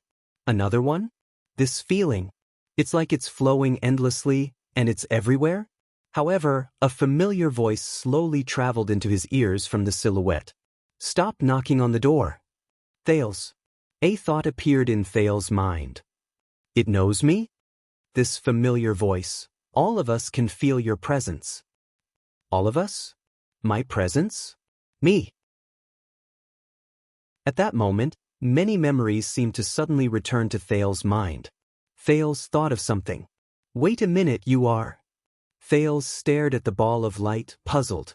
A vague name emerged in his fuzzy mind. You are Asda? The blue silhouette flashed slightly. Thales confirmed his guess. I was trapped underground. I don't know what happened to you, and I don't know why you can knock on the door directly. The air mystic, Asda Sakurn's pleasant voice traveled slowly from the ball of light. It sounded calm and steady, without a hint of extra emotion. But this is too dangerous. You must immediately leave your original form. Thales revealed a puzzled expression. What? But Asda did not respond to him. He only heard the mystic say anxiously, Listen. They sensed it too. They will definitely come for you. Before you are completely locked onto. Chapter 182. What's wrong with me? Thales felt as if he was floating in the sky. His mind was extremely relaxed. He asked faintly, Where am I? Listen to me. Asda's faint voice seeped out from the glowing silhouette. I don't know how to explain your current state. You're just a contactor. Whether it's your understanding of mystic energy or your own name of origin, you're far from becoming a mystic. No, you're still not a mystic. I can feel that you're not one of us, but you're definitely knocking on the door. Just like a newborn baby who can't even control his limbs being suddenly sent 10,000 meters into the sky. The air mystic's voice was a little unsteady. You're in great danger now. Danger? Thales did not know how he spoke, but he did. What do you mean? Knocking on the door? Asda sounded a little anxious. After breaking through the first threshold, a mystic will leave his physical form and enter his original form. Taurus called the moment of transformation knocking on the door. After a mystic knocks on the door, his consciousness will be connected to the other mystics in the world. The intensity of the connection is like knocking on their door. In other words, the door knocker is like lighting a torch in the dark. At that moment, he will be detected by all the mystics. Those who intend to do so will be able to directly lock onto your current location. At this moment, thud, a muffled sound similar to the one just now seemed to ring in Thales' heart. This muffled sound was ear-piercing and sharp. The lingering sound made people restless and uneasy. This is? An ominous feeling rose in his heart. Thud, another muffled sound. This muffled sound was like the low throbbing of a heart. There was a soul-stirring shock and heaviness. In an instant, Thales suddenly felt that there was something extra in this part of the void. He felt a sense of panic for no reason. He was not the only one who felt this way. "They're here." Asta's voice became extremely urgent. "Go. There's no time to explain. Hurry up and return to your physical form." Thales grabbed a few strands of his vast thoughts and used them to think about the current situation. "Whatever they're definitely not friendly to me." Thales lifted his gaze and looked at Asda, or rather, his silhouette, which was getting further and further away. At this moment, two sharp and threatening gazes were directed in his direction from the dark void. The owner of the gaze was getting closer and closer. While he was terrified, Thales' thoughts raced like flowing water. "I should get going. It was time to go." Go where? Think about who you are. Think about what you should do. Think about what happened before you knocked on the door. The glowing outline said anxiously, "Don't immerse yourself in your original state and lose yourself." Who am I? Was that important? Just as Thales was thinking about this, a clear yet fearful, childish, and sobbing voice came from an unknown direction. His consciousness suddenly shook. In the next moment, the dark void in front of Thales was instantly cleared. Asda's silhouette disappeared right before his eyes. The countless scenes that had stayed in his mind, whether it was the sea or the desert, humans or animals, all receded like the tide. It was as if the curtain in a theater had suddenly collapsed, revealing the original wall. Snowflakes, corpses, streets that looked like ruins, Dragon Cloud City's magnificent heroic spirit palace that was built halfway up the mountain, and the multi-headed snake made of severed limbs and flesh flashed across his vision. In the end, he stopped inside a tentacle made of flesh and blood. He thought in confusion and bewilderment. Inside the tentacle, under the horrifying backdrop of scarlet blood and severed limbs and flesh, little Rascal knelt on the ground, sobbing in despair as she watched the boy who was hung up and impaled to death. The blood mystic, Giza Streelman, stared coldly at little Rascal, who knelt in the flesh and cried. "You killed him?" Tears streamed down little Rascal's cheeks. She stared in agony at Thales, who was bound by the tentacle. Giza frowned. The blood-red spots on her face slowly faded. Little Rascal obviously thought that Thales had met with misfortune. She sobbed and extended a hand to Thales, who was in a terrifying state. Tears rolled down her face. "I'm sorry." Tears streamed down little Rascal's cheeks as she bit her lip. Giza stared at little Rascal. The coldness in her eyes slowly turned into gentleness. Pressed against the inner wall of flesh, Giza's expression changed. As if comforting a child whose candy had been snatched away, she said gently, "Don't be sad, it's not his fault." "It's not your fault either." Giza closed her eyes in desolation. Two more tentacles extended from the inner wall behind her. "It's our fault." The tentacles curled towards little Rascal. Asterisk swoosh. Asterisk immediately, little Rascal's face was filled with terror and sadness. She was pulled deeper into the flesh by the countless tentacles. She disappeared. But in the next moment, the blood mystic opened her eyes abruptly and screamed. She turned her head in disbelief and stared at Thales' corpse, which was tied in the air by the tentacles. "Why?" Giza shook her head slowly, her eyes filled with disbelief and shock. "This is impossible." In her eyes, Thales, who had been pierced by countless tentacles, slowly opened his eyes. "So, I'm back again." As if he had just woken up, Thales slowly raised his gaze. In his daze and dizziness, he looked at the person in front of him. His thoughts were a little chaotic, and he could not quite recall what was in front of him. That's a severed arm? Organs? Eyeball? Flesh? Thales saw the environment he was in clearly. "Wait a minute." He tried his best to divert his attention and consciousness from his hazy and chaotic thoughts. He fixed his gaze on what was in front of him. It was a young girl covered in blood, and her naked body was stuck to countless pieces of flesh. With a subtle and complicated expression, She was staring straight at him. Thales shuddered all over. At that moment, as if a curtain had been suddenly lifted, all of Thales' memories from that night surged back into his mind like a tidal wave. Northland, King Nuvan, the Archduke, the duel, Asda, the Mystic, Black Sword, Ramon, Little Rascal, Giza, the Hydra, the destroyed Shield District, the Blade of Purification. And, at the last moment, he was pierced by Giza's countless spikes. The last scene reappeared in his mind. A spike mercilessly pierced through his left eye. No, Thales shuddered. No. Fear, panic, nervousness, worry, surprise, doubt. It was as if all the emotions he had once lost returned to Thales in an instant. Seeing the mystic in front of him clearly, Thales' breathing instantly quickened. The illusory illusion just now, the isolation of all thoughts, and the indifferent attitude, seemed to be just an illusion. It was just a dream. How? Thales panicked and realized that his limbs were still bound by the tentacles. What terrified him even more was countless sharp thorns were still stabbing into his body, piercing through his body. One pierced through his left eye. One pierced through his throat. One pierced through his heart. There were also countless spikes of the same kind that pierced through almost every inch of his body. He was like a hedgehog suspended in the air. Thales panted rapidly, and his heart was filled with extreme fear. Especially, the spike on his head. It was still in his left eye socket, and it had pierced through the back of his head. But, Thales noticed something strange. There was no blood flowing out of his body where he had been pierced. It doesn't hurt? It doesn't itch? What's going on? This is... Thales panicked as he felt the tentacles and spikes all over his body. What happened to me? Did I become a ghost after I died? But Giza's words had answered his doubts. How did you?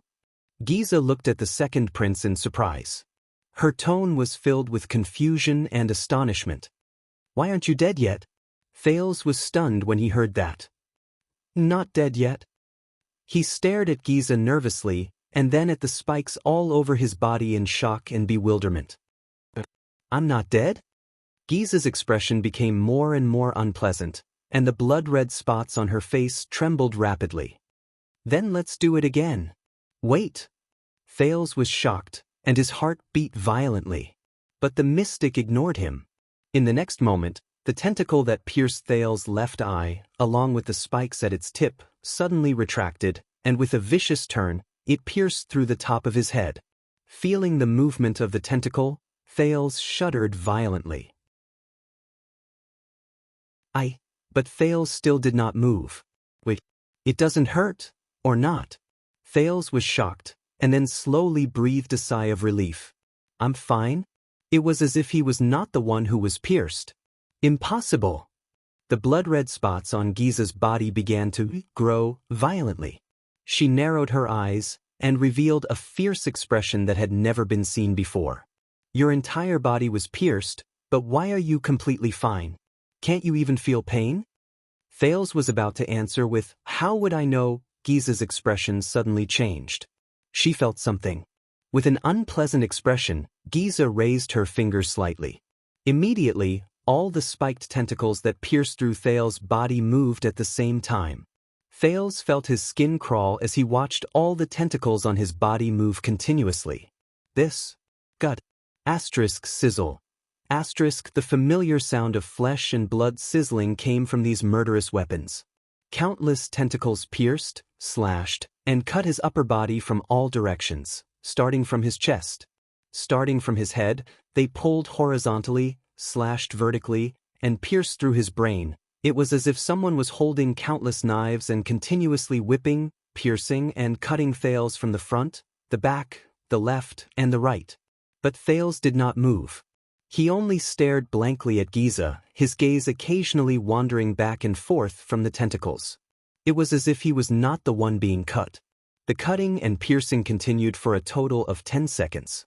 Then Giza stopped in a daze, and all the tentacles and spikes gradually slowed down as well.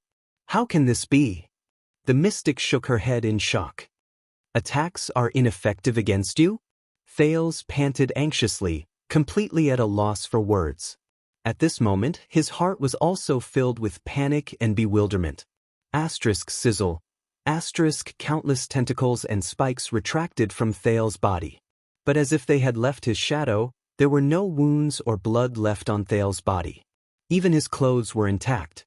It was as if the Thales before him was just an illusory shadow filled with colors. Thales was completely shocked. Am I immune to physical attacks? But my hands and feet are still tied tightly, aren't they? Out of the situation, he opened his mouth wide and did not know how to react. But vaguely, he seemed to have experienced a similar feeling in the void just now. For example, Thales had a hunch that no matter how terrifying Giza's spikes were, when she instigated the tentacles and spikes to attack him, the mystic seemed to have stabbed in the wrong direction. Suddenly, Giza's expression changed drastically. She seemed to have remembered something. Then, she gritted her teeth and raised her head abruptly. With an angry expression, she said, "Zarkle. Zagger Todd. Come out. You despicable obscurant." The mystic turned her head and looked around vigilantly and resentfully. There was deep anger in her words. "Is it you, damn old ghost? Is it your ability that's playing tricks?" Her voice reverberated in the flesh. A few seconds passed.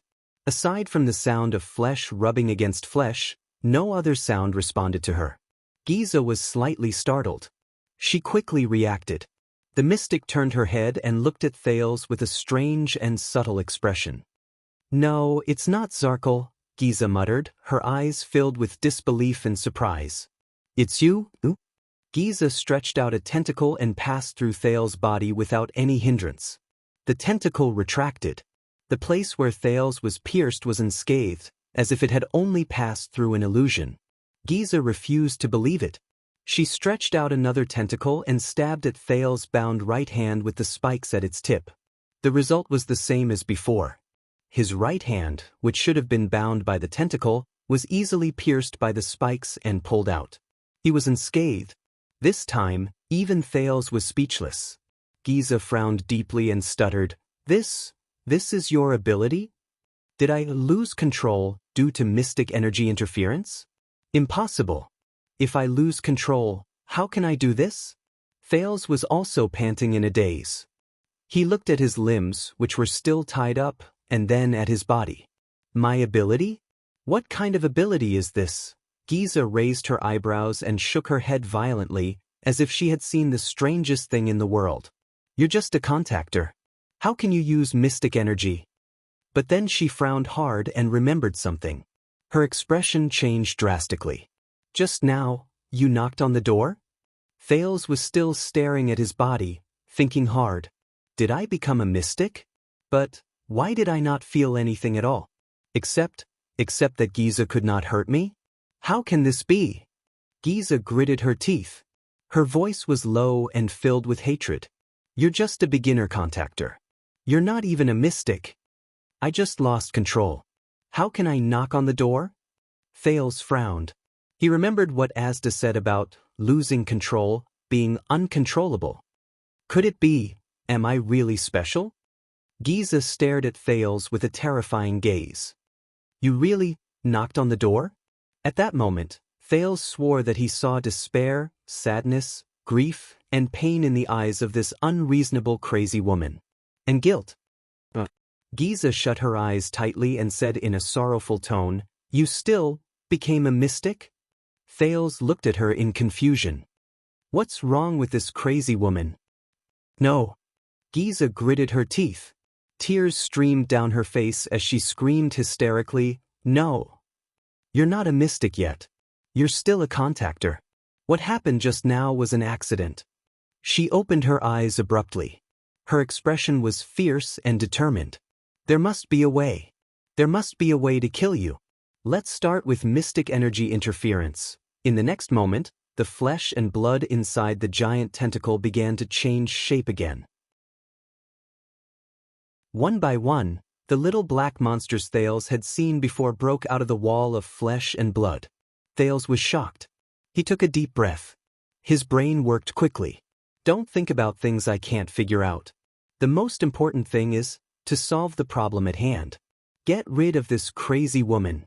But the moment the second prince raised his head, hiss, a newborn little black monster kicked its hind legs and pounced into Thales's almost illusory body. Puff.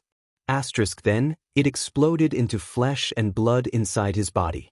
If Asda was here, he would have recognized that this was the move Giza used to prevent him from turning back into a human after dispersing him. At that moment, Thales felt his whole body tremble. It was like a ripple on the surface of water. Then, a shard from the exploded spike slashed his left arm. Grip. Pain shot through him. This time, Thales discovered in great terror that his left arm had been cut open and was bleeding. His illusory body seemed to have lost its effectiveness. See, I knew it. Giza saw this scene and smiled excitedly. Mystic energy interference is still effective. Hiss. As Giza moved, more and more black monsters pounced into Thales's body. Then they exploded. Severed limbs flew out of Thales's body in an explosion. Thales cried out in pain. The side of his calf was pricked by an exploded spike. Blood flowed. Starting from the surface of his body, Thales's special ability seemed to be gradually losing its effectiveness. Thales stared in horror at the countless monsters pouncing on him. Pain came one after another from the surface of his body. More and more pain. It was mixed with Giza's laughter and the monsters hissing. Hiss. Thales closed his eyes in pain, feeling the monsters pass through his illusory body surface and explode inside him. Then, they left wounds on the surface of his body. He had a feeling that it would not be long before the ability he relied on for survival would completely lose its effectiveness. When that time came, another monster exploded on his lower abdomen. When a sharp pincer flew out of his body, it pierced the left side of his abdomen. Hiss.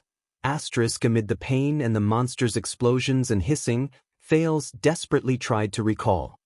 Hurry. Anything that can save me, hiss, splat. Black Sword's words flashed in his mind. I used Tremor to slide away her tentacles, Thales shuddered violently. He remembered the high-frequency vibration that Giza used to shake him off. More and more small monsters pounced on him. In the next moment, a black monster swept past his cheek, but it did not go through. Instead, it left a bloody mark. His illusory had officially lost its effectiveness. The blood mystic snorted softly. Thales did not have time to be shocked and terrified. He did not care. He just gritted his teeth. Following the instructions Black Sword taught him, he summoned another power in his body. Help me, Sin of Hell's River. It's a matter of life and death. Help me. As his resolute will rose, the Sin of Hell's River spread to his limbs as if it had a life of its own. I need to be able to get rid of these tentacles, power, as long as I can slip away from them. In the next moment, there was a low hum. Only Thales could hear it. Thales' limbs trembled violently at a speed that was almost invisible to the naked eye. The second prince sucked in a sharp breath.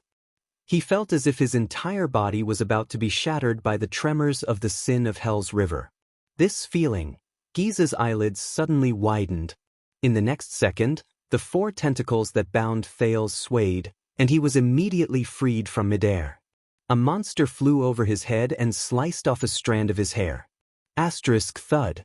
Thales fell on the ground, which was also made of flesh and blood, and panted heavily. The Sin of Hell's River faded from his limbs. Thales gritted his teeth and tried to stand up, but he only felt his muscles go numb. Then he fell backwards again. Thud. Thales touched the flesh under his feet. There was a sticky bloody ear inside, and he was shocked. But in the next moment, a great soreness came from his limbs. He trembled violently. He was sweating profusely and his limbs were weak. So tired, so sore, so painful, all his muscles began to ache and he almost lost all his strength. He finally got rid of the restraints, but he did not even have the strength to take a single step. But more little monsters were already pouncing on him. Thales widened his eyes. He only felt extremely vexed. It seemed that the extreme tremors just now had exceeded the limits of what his body could bear. So, no. Thales felt his aching limbs and stared at the monsters in front of him in despair. Chapter 183. No. Thales slowly clenched his teeth. I can't give up. It's not over yet. There's still a chance. Didn't Black Sword say that a powerful person? I have to consider all factors and bet everything. Just for the final victory. Bargaining chips. What other bargaining chips do I have? Thales clenched his teeth and forced himself to calm down in just a few seconds. The Northland military sword style that he had only practiced for a month and could barely use. The sin of Hell's River that far exceeded his body's load and could barely be used again. The blade of purification that was lost in countless pieces of flesh and blood, the mysterious mystic energy that turned him into an invulnerable phantom, the title of Prince of Constellation, the identity of a mystic candidate. No. Wait. There's more. There's still another bargaining chip. The last one. Thales stared at the first monster that ran towards him and clenched his fists. Giza's smile became more relaxed. In the next moment, Thales clenched his teeth and extended his trembling right hand to his back. When he pulled his hand back, there was already a weapon on it.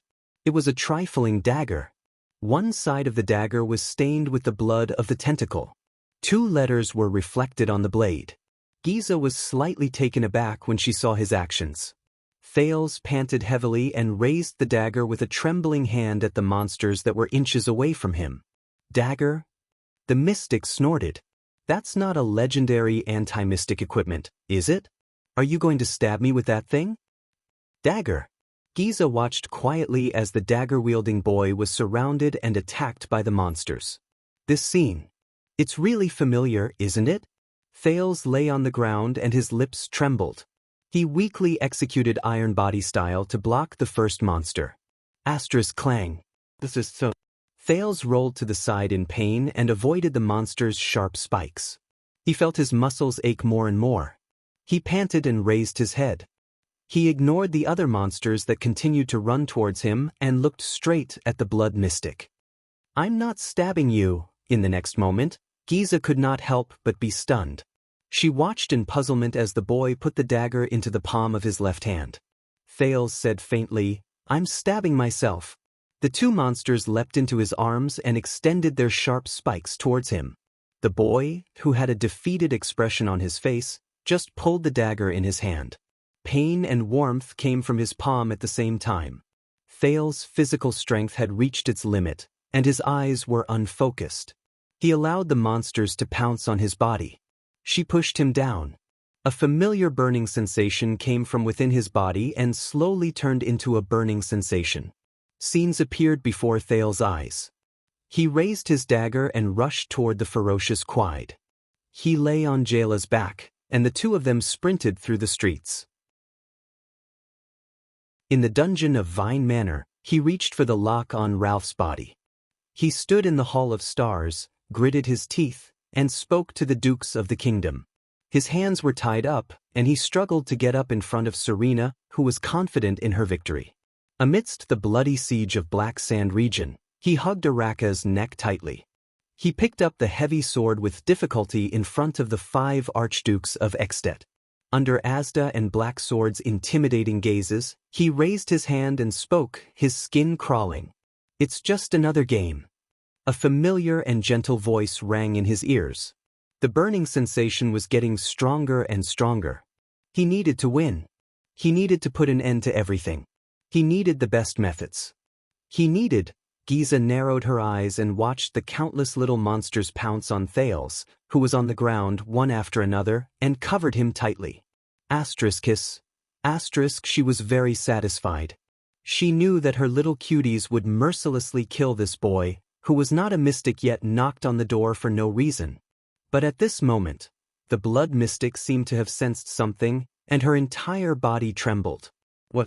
A ray of red light leaked out from the densely packed monsters, coming from the direction of the boy. Then a second ray, a third ray, a fourth ray.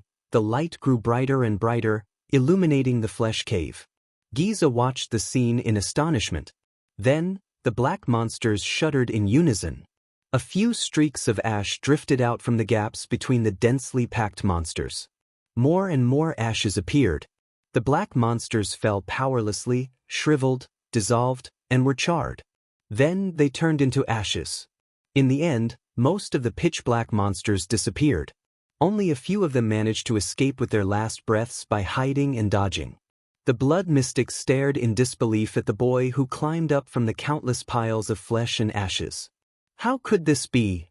Thales knelt on the ground, his right hand pressed against his knee, and he bent over, panting. He almost bit his teeth off. At some point in time, the blade of purification, the magical red sword that was lost, had reappeared in his trembling left hand. The blade was crimson red, and it shone brightly. Your ability again? Giza stared at Thales left and right with an unpleasant expression, as if she wanted to burn a hole in his palm. No, you are walking further and further down the path of misfortune. Thales furrowed his brows. Misfortune? Mystic, this is not a gift or a blessing. The mystic said slowly, her eyes filled with sternness and hatred. It is a curse and misfortune. Thales propped himself up on the ground and listened to her. He held the blade of purification that suddenly appeared in his left hand and spat on it. Enough! The second prince roared in frustration. Giza stopped talking and looked at him in surprise. You lunatic who won't listen to others. Thales struggled to get up from the ground. Listen to me. He took a step forward and cut an intercepting tentacle into ashes with his sword. Asda wants to force me to become a mystic. Thales felt that his steps were light and his body was uncomfortable, but he still gritted his teeth and walked forward step by step. And you want to stop me from becoming a mystic? Go to hell, Thales panted fiercely. Go to hell. The blood mystic stared at him quietly. Since I came to this world, what I've done has always been the same. Thales exhaled. With another swing of his sword, he pierced through a monster that tried to ambush his left leg. He watched as it turned into ashes under the blade of his sword. Struggle, survival, that's all. Thales took a difficult step forward. Whether it's a child beggar or a prince. Giza narrowed her eyes. Her gaze was complicated and profound. But I don't like this world. I want to be free to choose the life I want. Thales sucked in a mouthful of stinky, sour air and said hoarsely, I want to choose who I want to be. I choose who I want to be. I don't need to be pushed, forced, or dragged by anyone else. I struggle with this. Thales walked to stand in front of Giza. His eyes were resolute and determined. This is who I am. Thales Jadestar. The blood mystic stared at him without saying a word. But in the next moment, something strange happened. Asterisk boom. Asterisk, it was as if a torrent was surging through Thales' body from his blood vessels. In an instant, Thales felt a tearing sensation from the blade of purification to his hand. It was as if someone was cutting his palm. Thales looked down at the blade of purification in his hand, only to see that the red light on it was becoming brighter. What's going on?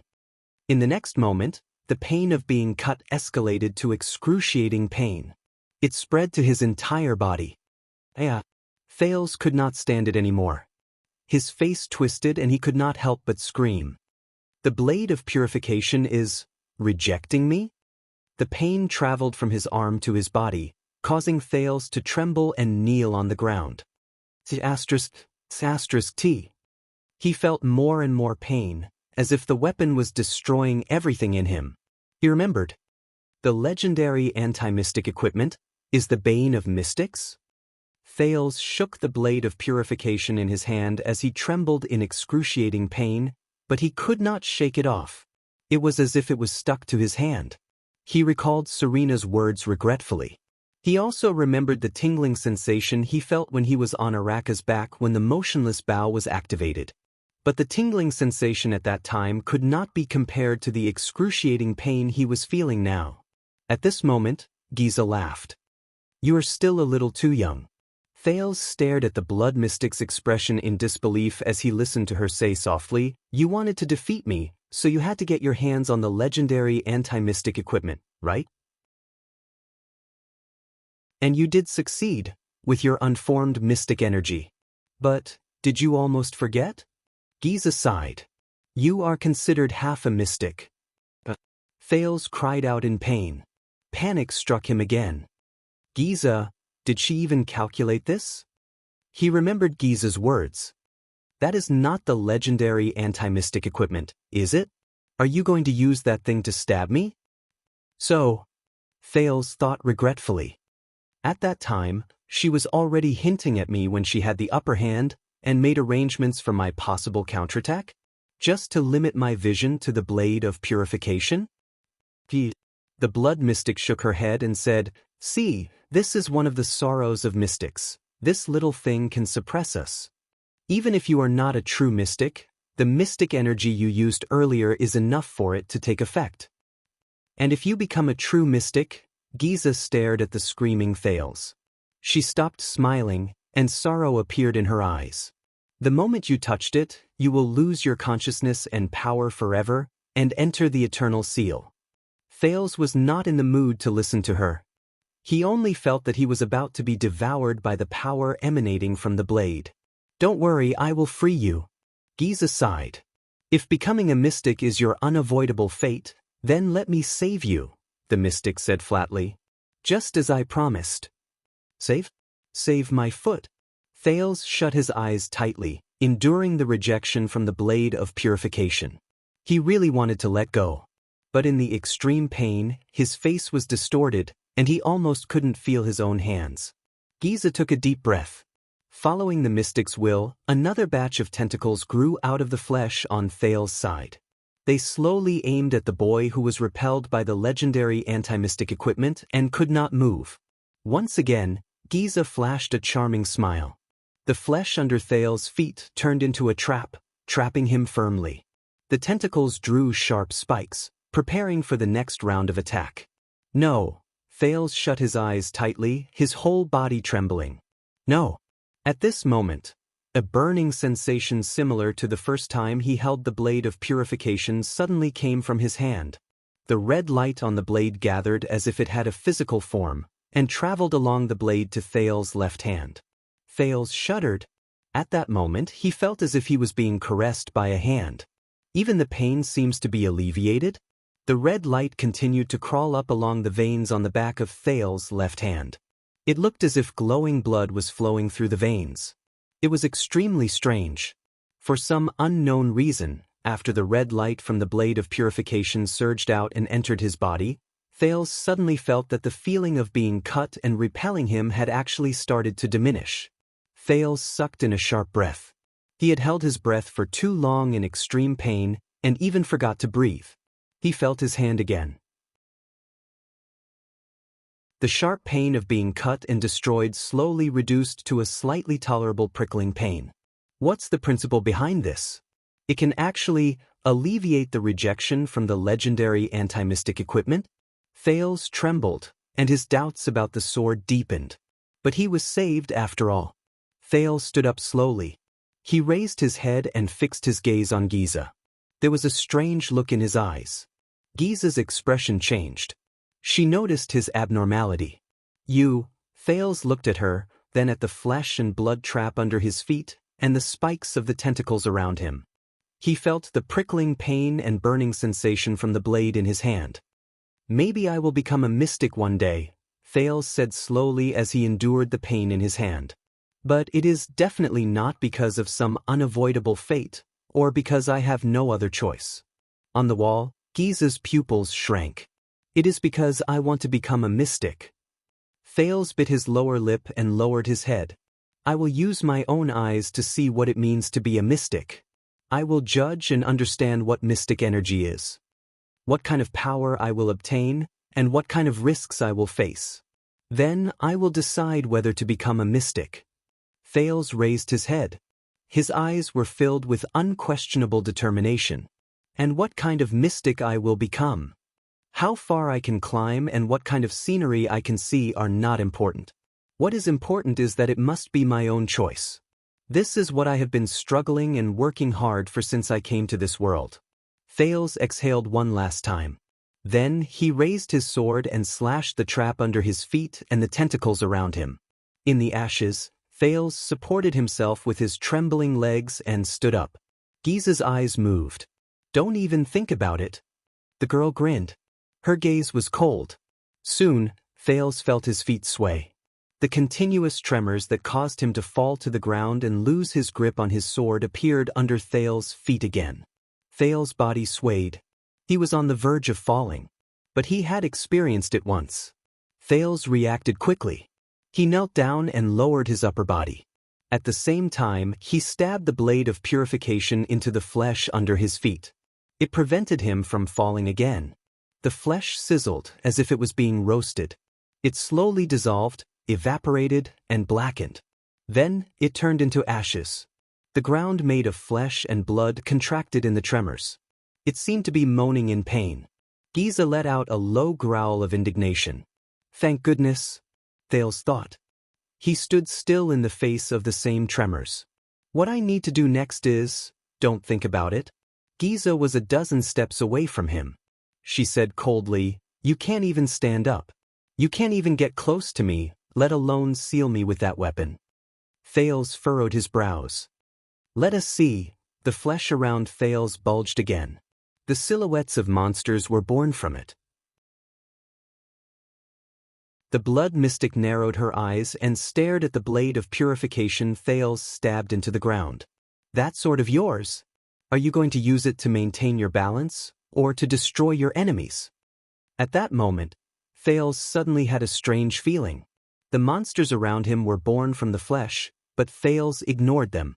He did not even care what kind of monsters they were or whether they were dangerous. He seemed to have entered that state again. The feeling of being cut off from his emotions and thoughts surged again. But it was not as complete, wonderful, and enjoyable as before. Thales glanced at Giza in the distance. It was a dozen steps away.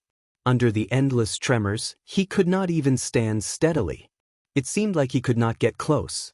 But, even though it seemed very far away from him, but for some reason, Thales knew that his sword could pierce Giza. It could. As he thought about it, the pain in his hand suddenly increased.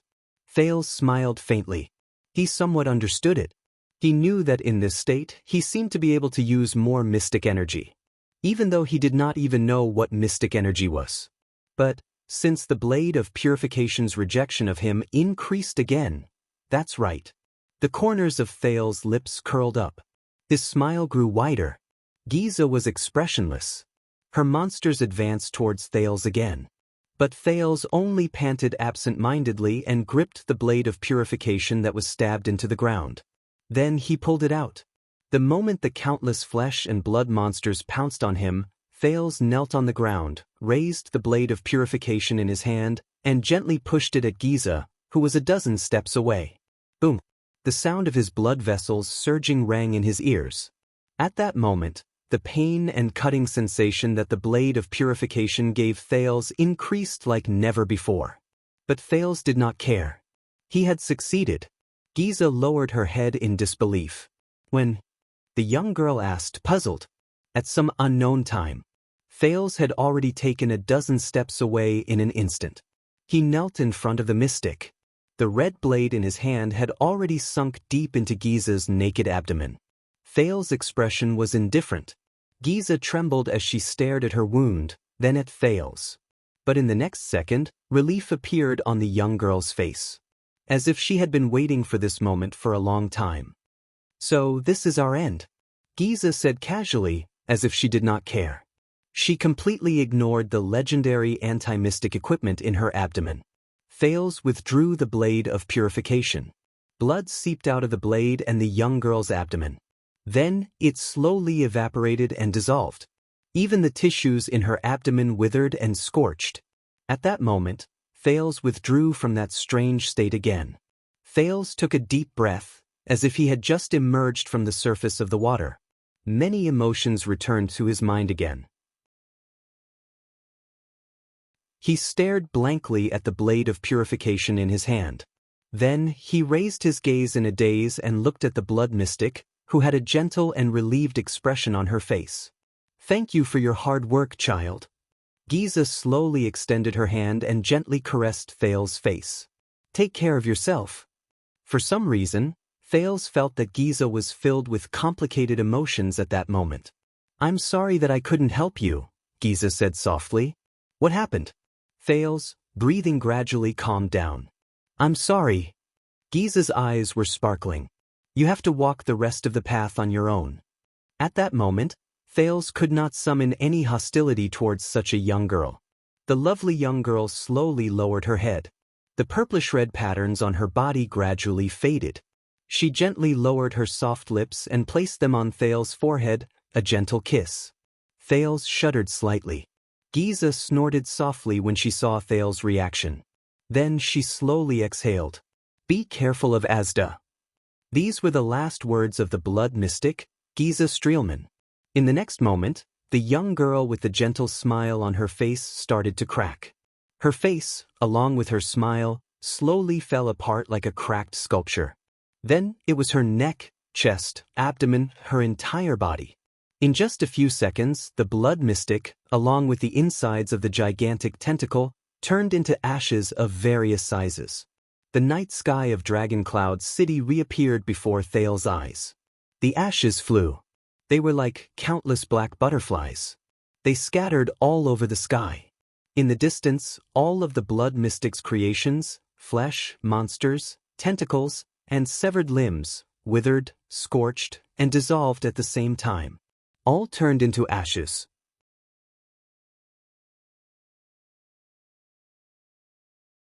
Chapter 184. Under the darkest night sky, ashes flew everywhere. The people who were previously controlled by Giza slowly woke up from the ground. Some of them regained control of their bodies. In the panic of surviving a disaster, they hugged each other and wept bitterly. However, there were even more people whose bodies had been greatly deformed by the blood mystic's modifications. After they regained their senses and control, they howled and died under the flying ashes. I am Nicholas of the White Blade Guards. Do not panic. A pale-faced man covered in blood, holding a strange-looking blade, shuttled through the crowd. He mercilessly pushed away an old man who was questioning the people around him in a frenzy and strode forward. Everyone, stay where you are and don't move. The higher-ups will send someone over. In the name of the king. The Star Killer's awe-inspiring reputation intimidated the poor people in Shield District. Many of them hesitated and quietened down. There were also a few people who were more stubborn. Nicholas had to use the blade to persuade them. Nicholas panted as he walked to one of the ruins. He pulled out a thick arm from under a collapsed signboard. I thought you were dead. The Star Killer laboriously moved the injured man. Did that calamity let you go? The owner of the thick arm, the crippled former heavy swordsman Gleeward, pushed away the dirt, stones, and ashes on his body. With Nicholas' strength, he crawled out from under the collapsed signboard. Gleeward coughed violently. He laboriously hung his body around Nicholas' neck and raised his hand to touch his bleeding forehead. That man with the child. The veteran frowned. His expression was solemn. He was the one who let me go when I was being controlled by that monster. Nicholas was slightly taken aback. Man? With the child? The Star Killer helped Gleeward stand up. His eyes were filled with suspicion. He can move freely in front of that calamity. Does he have a legendary anti-mystic equipment? Gleeward staggered and shook his head. I don't know. Maybe. Nicholas narrowed his eyes. His words were straightforward. Where is he? He was here a few minutes ago. Gleeward chewed on the salty taste in his mouth and spat out a bloody tooth. He said in a rough voice, Damn it, that guy withstood the attacks from me and those monsters. Nicholas pushed aside a wooden plank. Is he very powerful? Gleeward froze. Wariness and graveness flashed in his eyes. Very powerful. Nicholas put the severing soul's blade back into its sheath.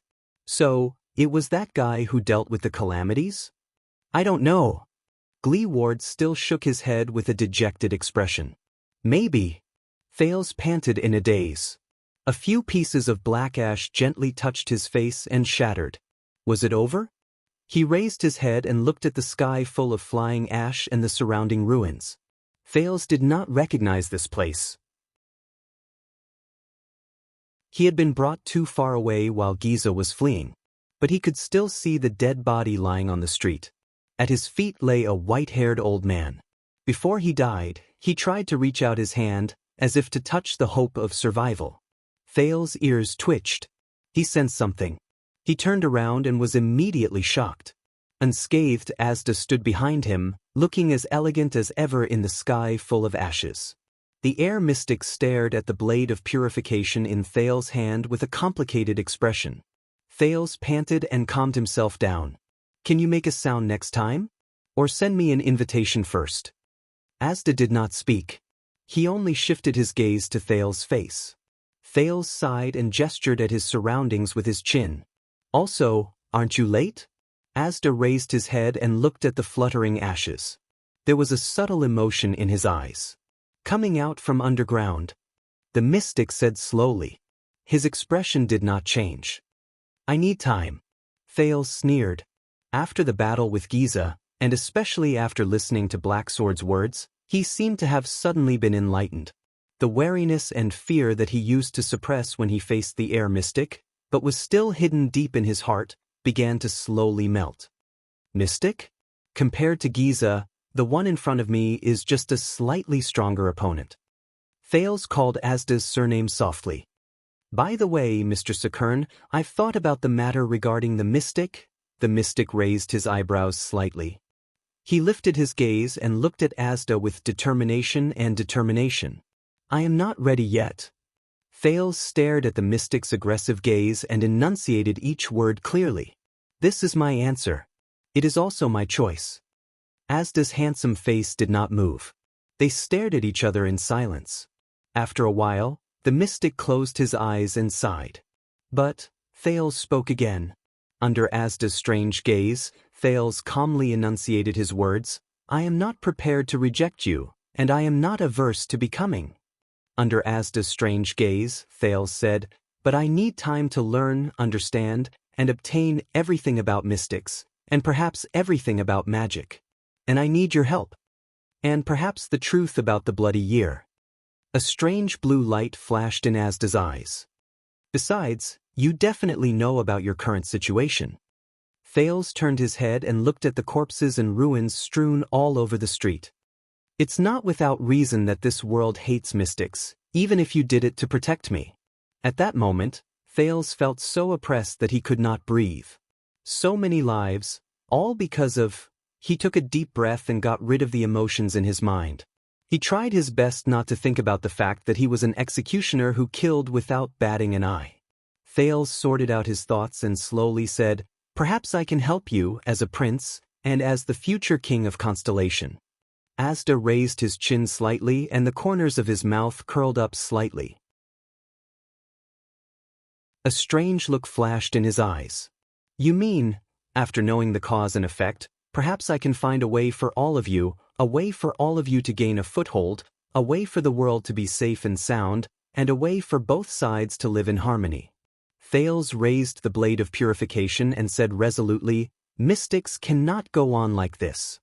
Amidst the drifting black ashes, Asda stared at the small red sword in Thales' hand. There was fear in his eyes. "If I really cannot avoid becoming a mystic, then for my own sake, I have to do this." Thales nodded. "And a human king with power and an army will undoubtedly be more helpful than a powerful and unrestrained calamity." This time, Asda was silent for a long time. Thales patiently waited for his answer. For a second or two, the second prince swore that he saw an unusual flow of emotions on Asda's face. Nostalgia and sorrow? Thales had only seen this expression on Asda's face when he was explaining about the magic tower. Many people have the same idea, that mystics and other races can coexist peacefully and even help each other, Asda finally said slowly. His tone seemed to hide the sorrow he did not want to face. Whether it is mystics, humans, or even elves, there are countless similar efforts and attempts. They all failed. Asda said softly. They stood in the ruins, one tall and one low.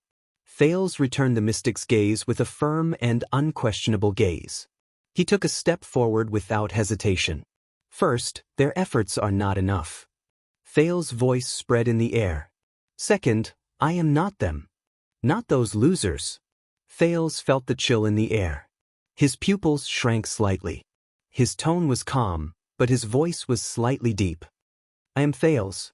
Under Asda's puzzled gaze, he said faintly, Thales Therangerana Kessel Jadestar. The descendant of the imperial family, the Jadestar bloodline, the future king of Constellation. Speaking of this, Thales took a deep breath and raised the blade of purification. He was not surprised to see Asda frown and take a step back. Thales smiled faintly in his heart. His expression did not change as he said firmly, I am also the blood mystic's sealer. And a traveler from an unknown world. Countless unknown emotions flashed across Asda's eyes, but in the end, they were all suppressed by a crystalline blue light. Thales put down the blade of purification. He quietly waited for the other party's reply. But only he knew that his palm, which was holding the blade of purification, was already sweating slightly. He did not forget Giza's last words before she disappeared. Be careful of Asda. The mystic still stared at him, his gaze unwavering. 1 second. 2 seconds. 3 seconds, Thales gulped.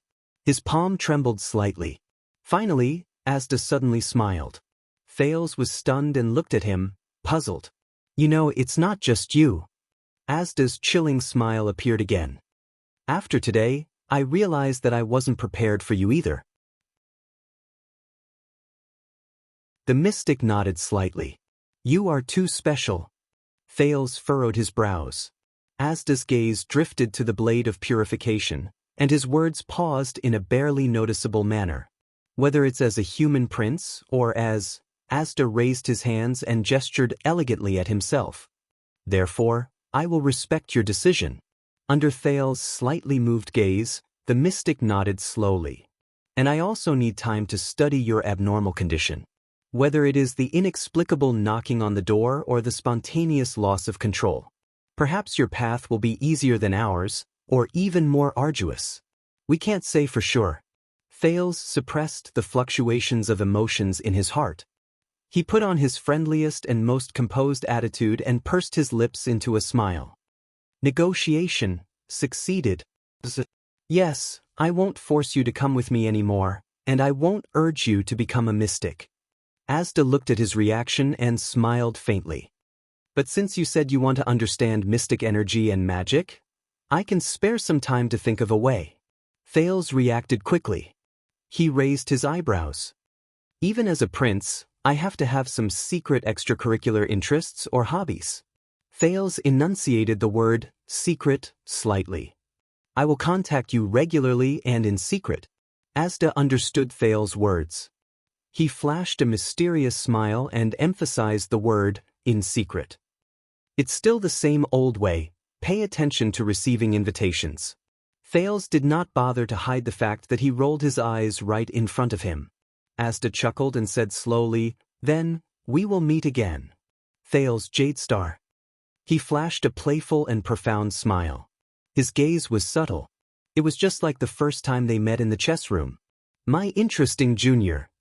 Thales took a deep breath and slowly exhaled. He nodded slightly. Thank you, Sir Sakern.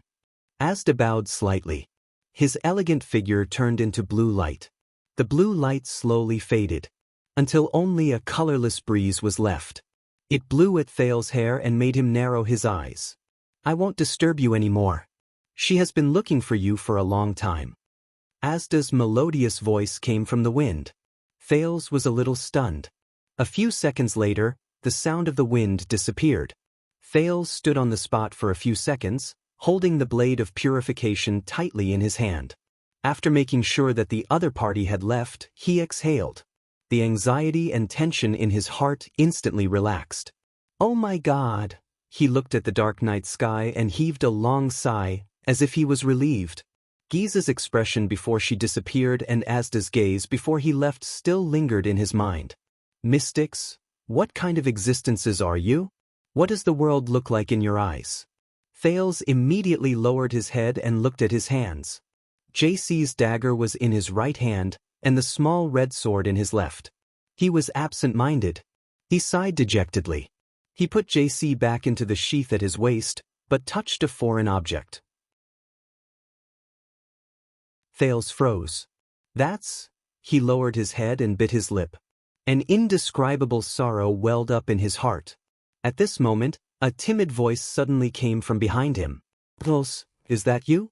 The second prince was shocked and turned around abruptly. His eyes suddenly widened. Little Rascal, who was in a sorry state and had filthy hair, stood behind him with her arms crossed. She was shivering in the cold. She was squinting hard, as if trying to see everything clearly. Thales was stunned. Little Rascal, seemed to be used to everything in front of her. Her eyes were bloodshot. She sniffed, reached out her hands, and groped her way forward. Amidst the ruins and corpses on the ground, she was like a child who had just learned how to walk, moving forward with trembling steps. She was also like a helpless blind person, moving forward alone in a lightless world.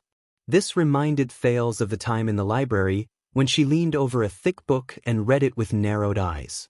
Then she raised her head in horror. "Is that Thales?" Little Rascal staggered and tripped on the uneven ground. Thales stared at her blankly. He only reacted after a few seconds. It's me. Little Rascal." Hearing the affirmative answer, Little Rascal first took a deep breath, then pursed her lips. Tears welled up in her eyes. Thales exhaled. He bit his lip, stepped over the mess on the ground, and rushed to the girl in a few steps. He stood a step away from her, gasping for breath as he carefully extended his bloody left hand. Then he held Little Rascal's palm. Feeling his hand tighten, Little Rascal shuddered, as if she was afraid. But after a moment, she resolutely and confidently held Thales' left hand with both hands. They stood in the ruins on the ground, holding each other tightly.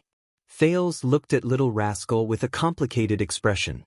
He clenched his fists and felt his heavy heart lighten a little. Are you okay?" he asked hesitantly. Little Rascal seemed to have calmed down a lot. She squinted her highly myopic green eyes and nodded shakily. "Those tentacles, let me go." The girl stood in front of him, her lips slightly pursed. Looking at the disheveled girl, Thales closed his eyes and took a deep breath as well. Little Rascal sniffled. Her hands, which were holding his arm, trembled slightly. But before she could finish, Thales suddenly smiled. A second later, he took a step forward without hesitation and hugged the dazed Little Rascal tightly. Little Rascal shuddered, but she obediently leaned against Thales' shoulder. Tears streamed down her cheeks uncontrollably. "That's good."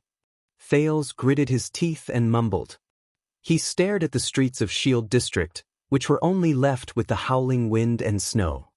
He looked at the countless corpses lying by the roadside and the scattered ashes. He hugged the only warm and trembling life in front of him tightly. At that moment, Thales felt his eyes blur.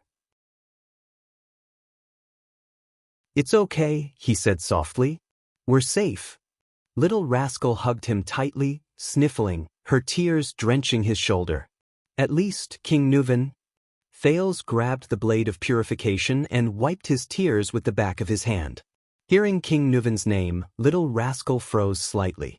Thales smoothed out his breath, forced a smile, and continued.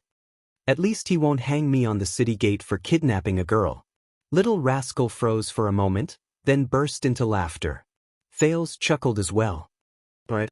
A moment later, Thales let go of Little Rascal. He reached towards his waist, towards the foreign object.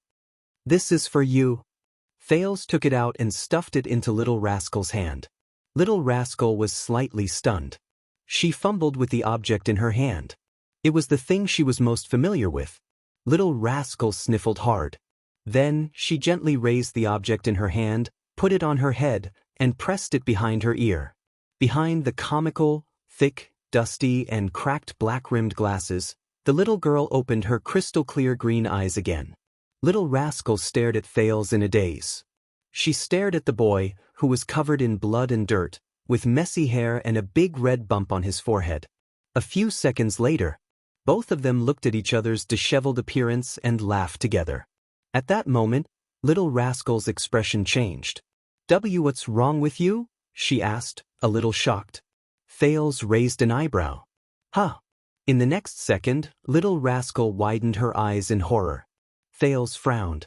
He quickly sensed that something was wrong. He lowered his head, his face pale. A drop of blood appeared on the ground. Then a second drop, a third drop. Thales shuddered violently. He reached out and touched his nose. It was wet and slippery. Thales' expression froze.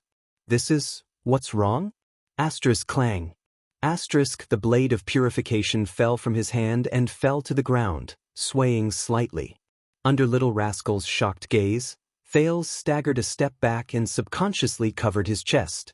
The prince's hands trembled uncontrollably. He stared at Little Rascal with widened eyes, as if he had seen the most terrifying thing. At that moment, Little Rascal remembered Alex's expression before she died a few hours ago. She covered her mouth and screamed. No, it can't be. Following Little Rascal's scream, Thales swayed and fell. Little Rascal turned pale with fright. She quickly extended her hand and helped him lie down. Arg! Thales let out a pained and suppressed moan.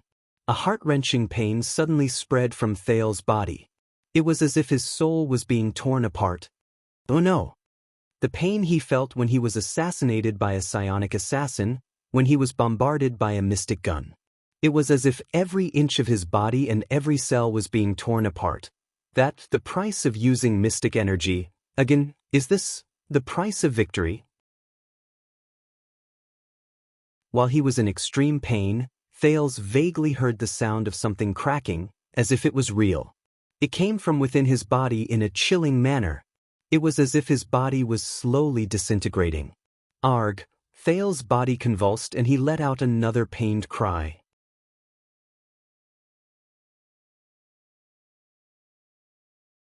Chapter 185. Dumbfounded, Thales stared at the invitation in his hand. His thoughts were in a mess. No way! Is this real or fake? Anti-theft? He blinked in disbelief, confirming that everything in front of him was not an illusion. Is someone playing a prank? A few seconds later, he put down the invitation and took a deep breath. He tried to make sense of the current situation. First of all, wasn't that guy killed by Yodel? Then Ida is next door. Wuxia and Ralph took turns guarding the door. And the other soldiers and guards in the diplomat group, the countless guards in Heroic Spirit Palace, and even those so-called cool-looking white blade guards. How could they let that guy? Suddenly, Thales felt his heart palpitate. He stopped breathing. Thales felt something. He turned his head, feeling his skin crawl. He shifted his gaze to the window. At that moment, the prince's heart skipped a beat. His long-lost friend, Asda Sakern, stood by the window with his hands behind his back. He stared at Thales with a pair of seemingly indifferent eyes. Just like when they first met, the mystic wore a thin but neat blue robe. His posture was tall and straight, and there was a mysterious but confident smile on his handsome face. He was as elegant as ever, as composed as ever. At that moment, Thales' mind went blank. What happened to 15 minutes? Hello. The air mystic nodded at him slightly and said in a gentle tone, My smart, mature, and mischievous little friend. Thales opened his mouth and took a deep breath. From now on, no sound between us can travel more than a foot away. As if he knew what Thales was thinking, Asda slowly raised his right index finger and shook it at him with a smile. No one else will disturb us. When Thales heard this, he was like a deflated balloon, and he exhaled the breath he took in. He gave up on the idea of calling for help. Asda's smile was so warm, but in Thales' eyes, it chilled him to the core.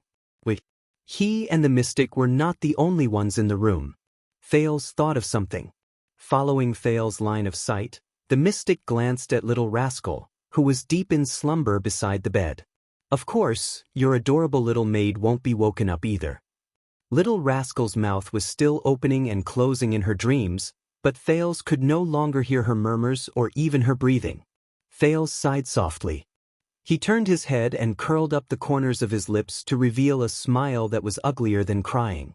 You're still the same. How considerate of you. Asda nodded politely. Thales forced himself to start thinking about everything he knew about this mystic. However, the first memory that popped up was the chess room in the center of Red Street Market, where 3 people were squeezed into balls. The second prince gulped and laughed dryly. He tried to imagine something acceptable, like comparing him to the adorable Giza? Oh, right. Thales shrugged in a feigned relaxed manner and waved the invitation card in his hand. He tried his best to speak in the most normal tone and said nonchalantly, "I thought you would only arrive after 15 minutes. You know," Asda flashed his pearly white teeth, "I like to enter early." Thales tried hard to keep his thoughts in check and swallowed the sarcasm that was at the tip of his tongue. "Is that so? I thought you wouldn't appear so soon." Thales changed his sitting position and smiled awkwardly. Everyone said that you would disappear for a long time." Asda stared straight at him. His gaze was as calm as water, and it made Thales' skin crawl. "The weapon in your masked friend's hand is obviously not complete," the air mystic said slowly. "Otherwise, a legendary anti-mystic equipment that is in perfect condition and fully activated can seal a mystic for a period of time. It should be," Asda's gaze was still calm, but the words he spat out startled Thales slightly. "Permanently. Legendary anti-mystic equipment. So, mystic. Permanently. Even so, that incomplete equipment can still seal me for at least 10 years.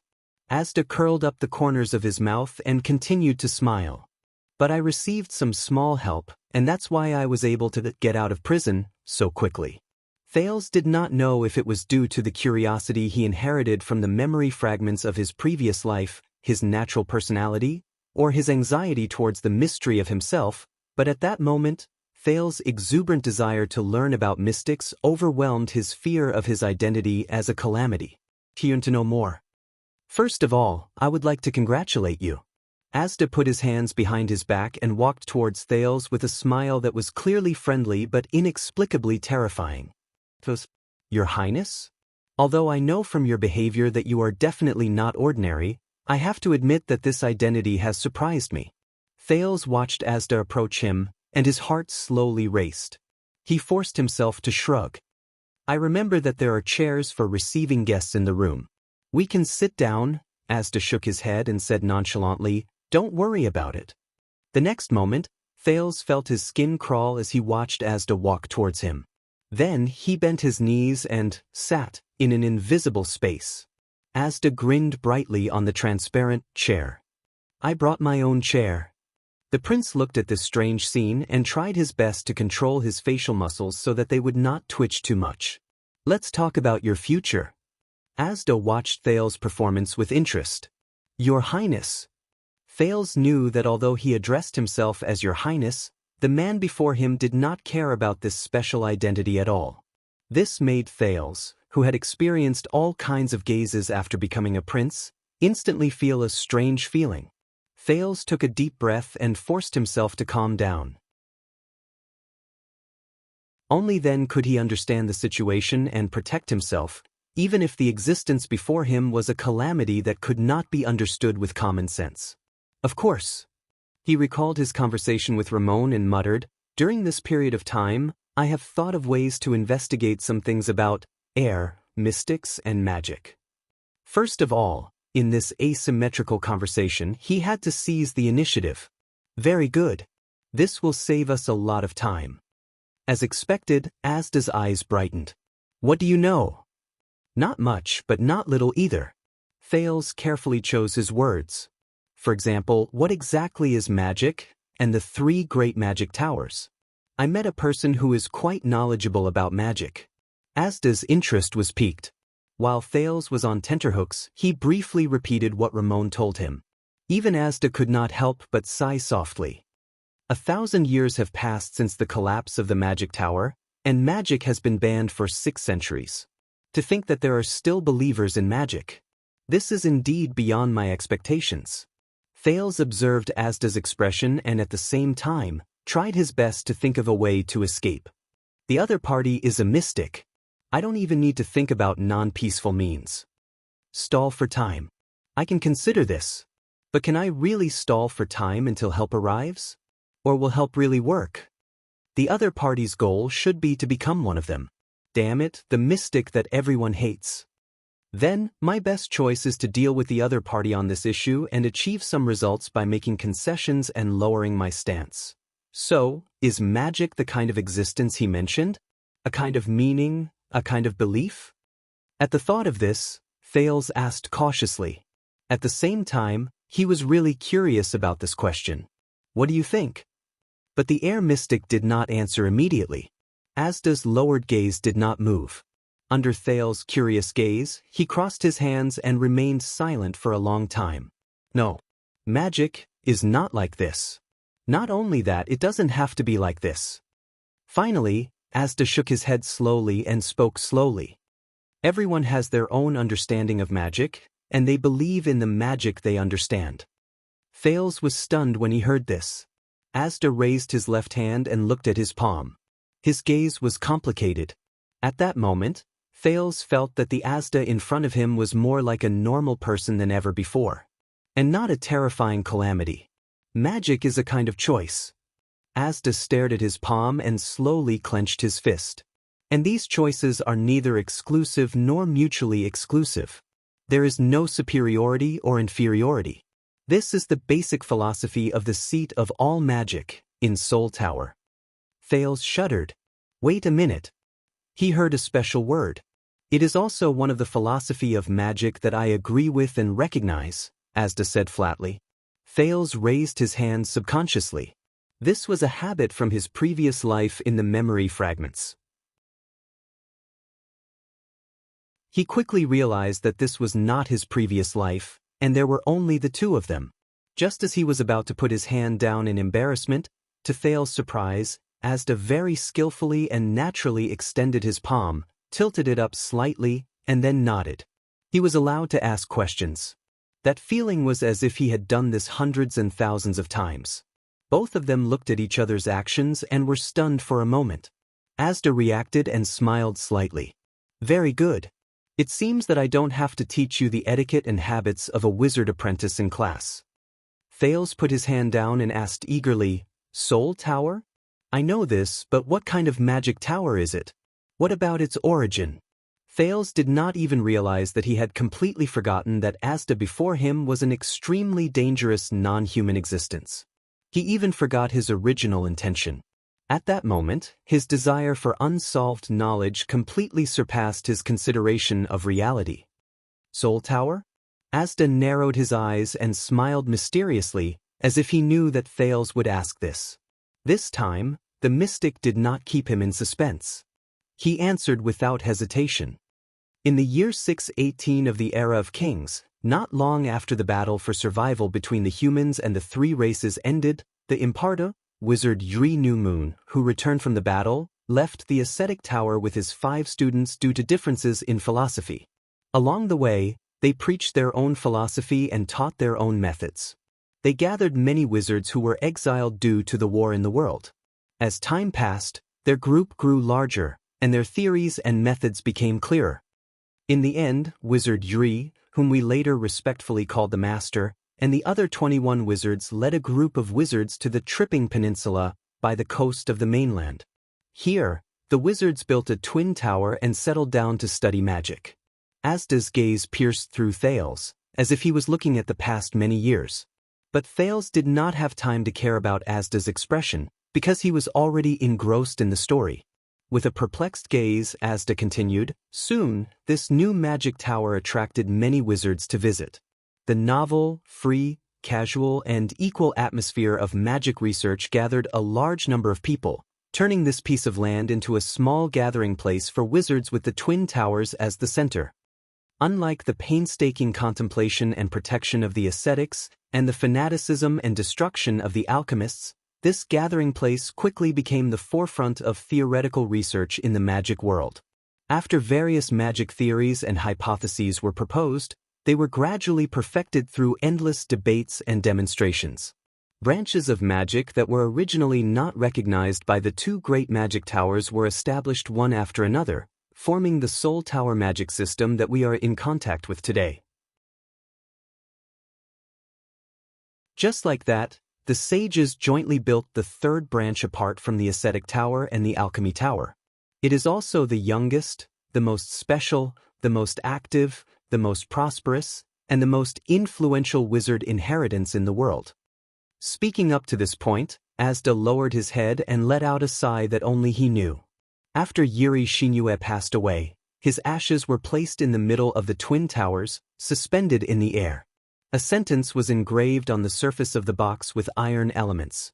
May every wizard have an independent and free soul. That was how the Soul Tower got its name. Asda closed his mouth gently. Thales came back to his senses and exhaled a long breath. The era of the kings. The battle for survival. Wizard Mindy's. The youngest wizard's inheritance. The origin of the Soul Tower.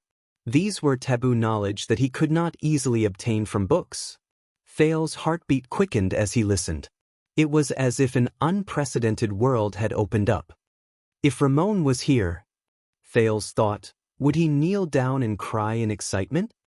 He continued to raise his hand eagerly. Also, you mentioned the seat of all magic just now? What is that? The seat of all magic is an important research branch in Soul Tower. Asda did not seem to notice Thales' expression. He continued to speak slowly and at a moderate pace. His clear and pleasant male voice echoed in the small space as he narrated the world's most taboo, lost knowledge. It originated during the first civil strife in the Empire and was officially established in 373 of the Empire calendar. It flourished between the 5th and 7th centuries of the Empire calendar. At its peak, half of the wizards in the entire Soul Tower came from the seat of all magic. Every time it opened, apprentices and wizards from the Alchemy Tower and the Ascetic Tower would come to listen, comment, and oppose each other. I can't use simple words to summarize the characteristics of this branch of theory. That would be irresponsible to the students. But I can give you a list of the most influential books of this branch. No, to be exact, it should be 23 important works. If you want to have a deeper understanding of the seat of all laws, Roland said with a smile on his face.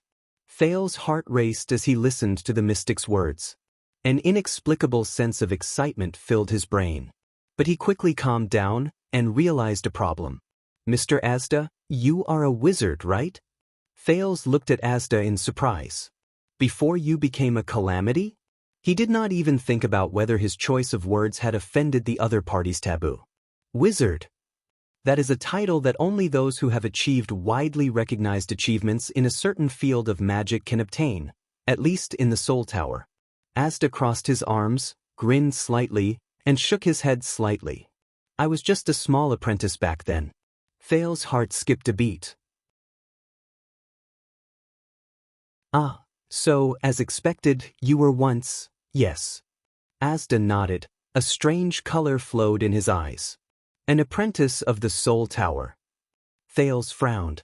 But you just said the magic tower has collapsed for 1,000 years? So, I know what you want to ask.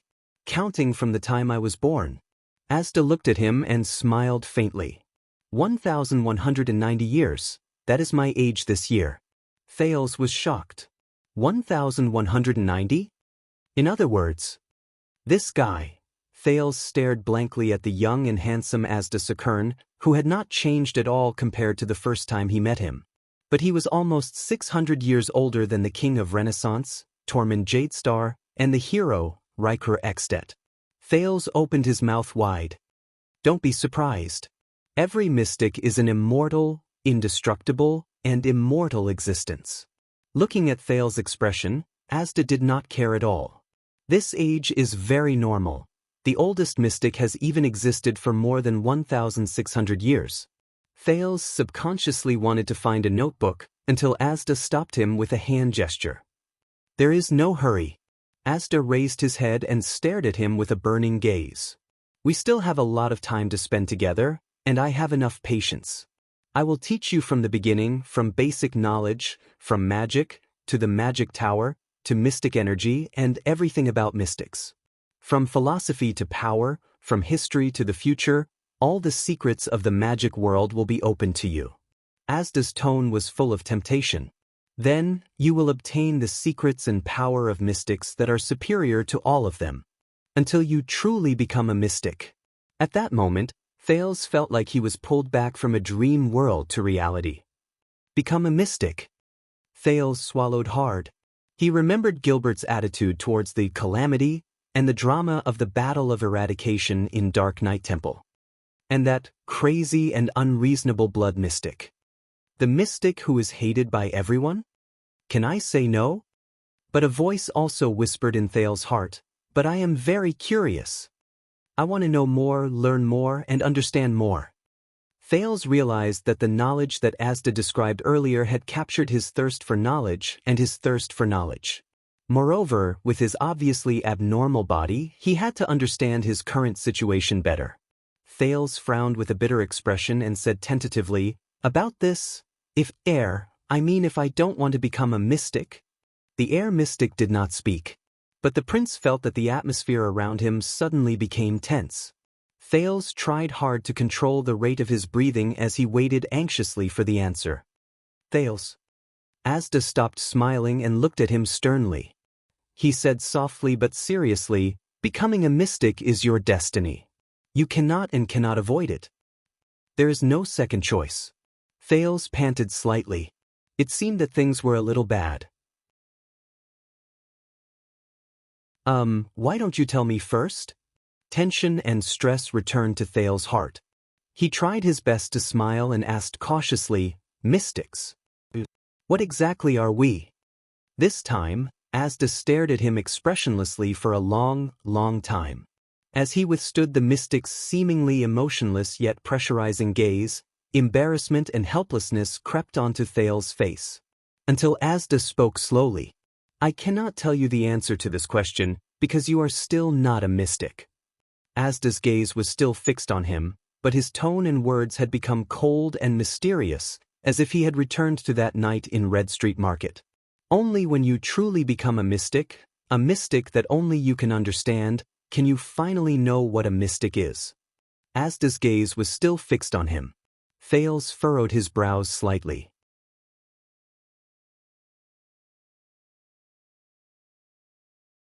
Chapter 186.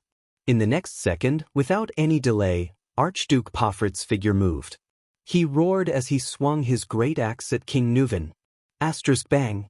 That's right, the anti-theft chapter.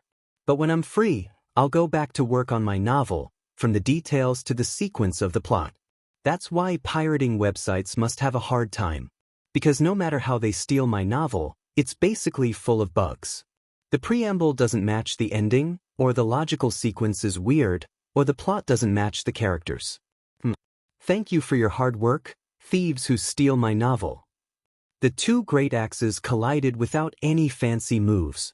The dull sound of metal colliding tortured everyone's ears. Thales stared at the two people in the field in shock. Pofrit clenched his teeth. The blade of his great axe was stuck at the tip of King Nuven's great axe. It was stuck diagonally downwards between the sharp tip and the blade of the axe. Impulsive rookie.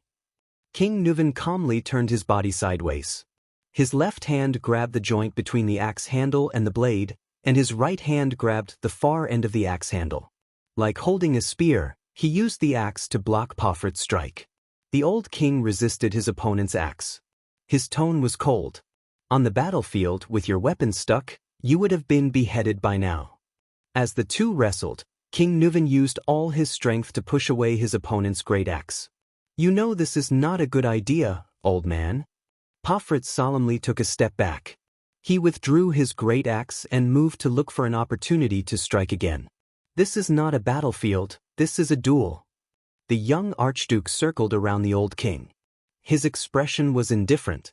There are no white blade guards by your side to protect your noble head. Like an experienced warrior, King Nuven turned with Pofrit's movements, the tip of his axe always pointed at his enemy. Only you and me. As he spoke, Pofrit's second strike came.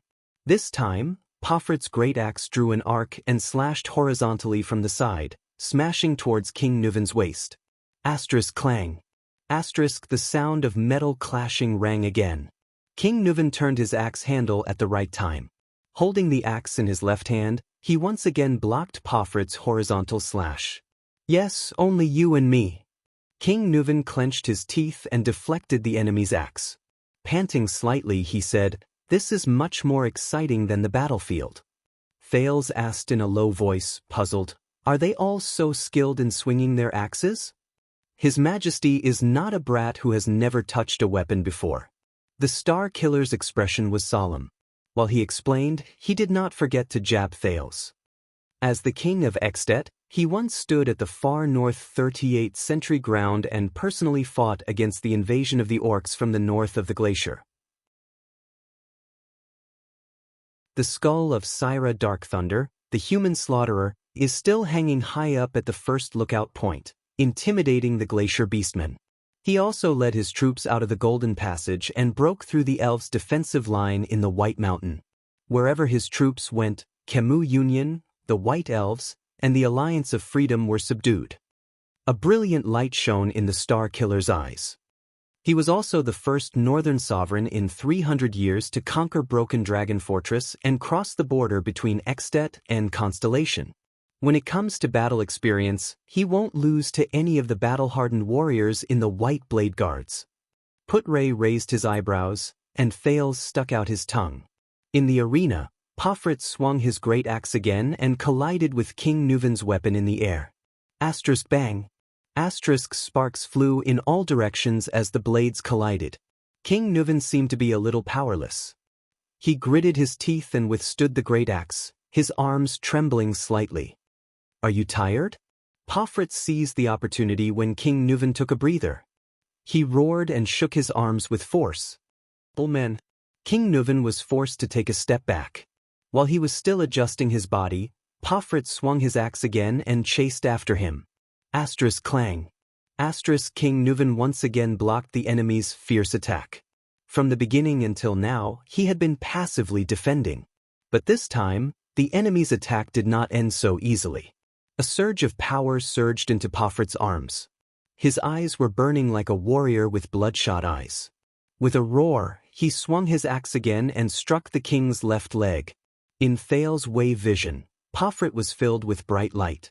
It was concentrated in his arms and flashed continuously. Power of eradication. Seeing that his king was in danger, Nicholas remained calm. He explained briefly, Beacon Illumination City's unique combo axe technique has given birth to at least 3 types of power of eradication. The old king roared and used all his strength to pull back his great axe. He struck Pofrit's great axe away and the 2 axe blades clashed in the air, creating sparks. Asterisk clang. Asterisk the king barely blocked the other party's axe. But unlike before, the old king did not manage to lock the other party's axe in this strike. Pofrit had no intention of stopping either. His axe spun in the air and under its owner's crazed expression, brought with it a strong gust of wind. Once again, it chased after the king's head. King Nuvan panted and struggled to adjust his posture. He raised the heavy axe handle to his side and forcibly blocked Pofrit's attack. Asterisk bang. Asterisk a loud noise was heard. Thales subconsciously covered his ears with his hands. But Pofrit, who was supported by the power of eradication, did not get his axe stuck like the previous few times. He reacted quickly and reversed the axe. It slipped away from Nuvan's block in an instant. The next moment, the young Archduke pursed his lips and pushed with both hands, thrusting the sharp tip of the axe forward. A sudden stab at the opponent. In the face of the enemy's sudden attack, King Nuvan, who was powerless, could not pull back his clumsy axe in time. He could only watch as the tip of the axe pierced towards his face, until the tip of the axe pierced straight into his left cheek. Ah! King Nuvan roared indignantly. At that moment, Thales felt his heart skip a beat. In the nick of time, King Nuvan suddenly turned his head sideways. Asterisk rip. Asterisk the tip of the axe grazed the king's face, drawing blood. It also caused a wave of exclamations in the hall. With a terrifying scar that stretched from his cheekbone to the side of his left ear, King Nuvan narrowly avoided the fatal tip of the axe. Blood dripped onto the ground. The king then clenched his teeth and mustered all his strength. He swung his axe horizontally and forced Pofrit to retreat. This was also Nuven's first counterattack. Pofrit nimbly took 3 steps back to avoid the wind generated by the king's axe. At the same time, he left his opponent's attack range. Like many people in the hall, Thales exhaled and patted his chest to soothe his nerves. Perhaps all of you have forgotten something? Thales turned around and said worriedly, "That old man. King Nuven is, after all, 70 years old. As the king of Extet, a duel is a test he must go through." Nicholas' gaze did not waver and his lips parted slightly. "It has nothing to do with age. Every man in Northland has to undergo harsh combat training during their military service. Every suzerain of Extet has to do the same, and even awaken their power of eradication," Putre explained to Thales, who had a strange expression on his face. "This is how the country is, and the customs of the people dictate it." "My God." Thales rolled his eyes and shrugged helplessly. "I'm so lucky to be born in Constellation and not Extet." Hearing this, the Star Killer smiled indifferently. "It's still the same old saying, welcome to Northland." Thales shook his head and turned his gaze back to the arena. Putre's expression changed and he looked at Thales back. "Being born in Constellation is a kind of luck?" Putre sighed silently. "It's too early to say that, young prince." "Ha." The young archduke looked at the blood-covered and panting king with satisfaction. He gritted his teeth and laughed nastily. "How many rounds has it been? Old man? You're already at your limit?" "Nonsense, brat." King Nuven propped his axe on the ground and used his left hand to wipe away the blood on his face. Without showing any sign of weakness, he retorted, "I've just warmed up." "You're 70 years old." Pofrit weakened the king's imposing manner with his words and prepared for the next wave of attack. "Not only have your muscles withered, but your power of eradication has also deteriorated, right? Hee hee." King Nuven inhaled and smacked his lips ferociously. "Brat, how many battles have you fought? How dare you say this in front of me?" Pofrit began to laugh strangely. "Yes, I still remember 12 years ago, when my grandfather was still alive, you gathered the armies of the 7 archdukes. With unprecedented pride, you went south to Constellation." As he spoke, Pofrit swung his axe without warning. Asterisk bang. Asterisk the blade of the axe ruthlessly struck the great axe that King Nuven had raised. This time, the young archduke roared angrily and pressed his entire body forward to wrestle with King Nuven. King Nuven was pushed back 2 steps before he could stabilize himself.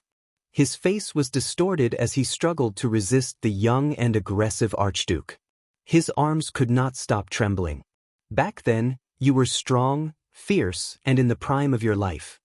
Gritting his teeth, Pofrit pushed the blade of the axe in his hand forward, suppressing the aging king with ease. "You weren't this sickly and broken state." In the next second, the old king finally lost his strength.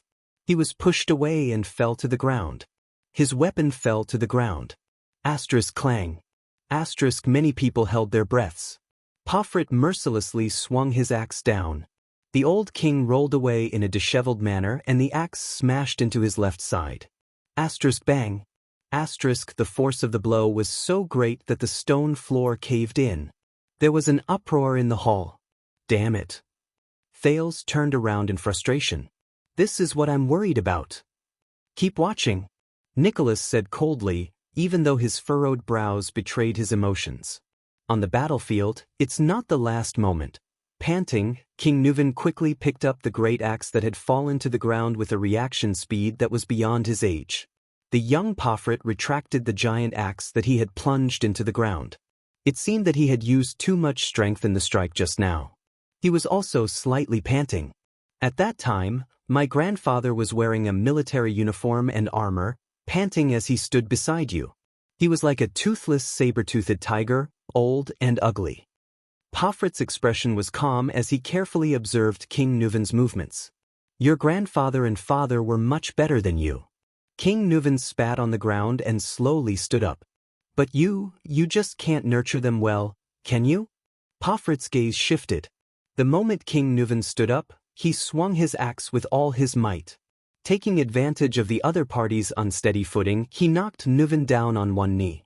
"Can't nurture them well?" Pofrit grinned hideously. He swung his great axe and once again pushed Nuven back. The latter half knelt on the ground, panting continuously. To you, Beacon Illumination City is a tamed, well-fed hound, isn't it? A hound that is at your beck and call? Pofrit laughed and once again knocked down the old king, who was trying to get up. Every time King Nuven tried to stand up again, he was interrupted by Pofrit's attacks. The common elected king of Extet could not even get up to face the enemy. In front of Constellation's broken dragon fortress, my grandfather's army could not stop that damned sword of reversing light. Beacon Illumination City's defense line collapsed. I still remember you softly saying to my grandfather, "You're old." Is Beacon Illumination City also old? Pofrit's tone was cold as he recovered from the huge exhaustion caused by swinging the great axe. The next day, my grandfather obediently returned to Beacon Illumination City to retire. My father became the next Archduke of Beacon Illumination City. What? Kneeling on the ground, King Nuven, who was at an absolute disadvantage, laughed nonchalantly. Don't tell me that you're going to betray Dragon Cloud City because of this? As he spoke, the old king swung his great axe at Pofrit's leg. The three archdukes in the south are arrogant and unruly. Pofrit took a step back in a relaxed manner to avoid the strike. He looked at King Nuven, who was kneeling on the ground. Their supplies are lagging and their progress is slow. Hence, the war with Constellation is all on Beacon Illumination City's shoulders. The supplies, military expenses, reinforcements, suicide squad, and even the nearby prostitutes in the camp. Don't you think something is wrong? Pofrit said through gritted teeth. That is the responsibility you were assigned. King Nuven's gaze was frightening. His voice was laced with anger. It is also the king's order. Pofrit swung his great axe mercilessly again, causing King Nuven to roll away. This time, Nuven, who had expended a lot of energy, could not completely block his opponent. The great axe grazed the old king's left arm, causing a spray of blood. This is bad. Thales thought to himself. This is bad. To hell with your order. To take down that damned broken dragon fortress, how many soldiers and horses have we sacrificed? More than half of them are from Beacon Illumination City. The young Archduke yelled angrily. I watched the dead and injured soldiers return to their tents with numb expressions, lamenting about when they would be able to go home. The next day, they were sent out as the first wave. Like targets, they were used up in the siege of the fortress. Crossbows, arrows, kerosene bombs, huge logs, rolling stones, mystic guns, and soldiers. Pofrit pounded his chest, his gaze fierce.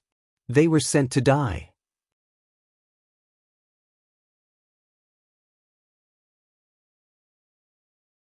Chapter 187. The Hall of Heroes was silent. You know, Thales, when Soria died, guard against theft. Thales adjusted his breathing and heartbeat as he looked at King Nuven. Anger, madness, hatred. It made me want to unleash the wrath of the Walton family and Dragon Cloud City at all costs. The old king's eyes were lifeless, as if he was looking at another world through Thales. In comparison, gaining benefits and even conquering Constellation seemed to have become secondary. Thales did not speak. It was inappropriate for him to say anything at that moment. King Nuven slowly raised his gaze and looked at the grief-stricken merc. Why didn't you protect him and Soria, a merc? The king's expression was very unpleasant. You are a white blade guard.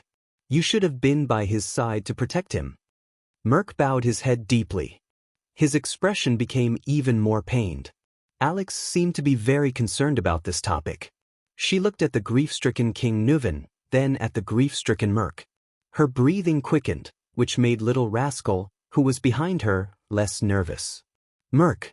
The king's granddaughter whispered pitifully, Not now, my lady. Merc shut his eyes tightly. His breathing was rapid as he interrupted Alex. Alex's face turned pale. She curled her lips and trembled slightly.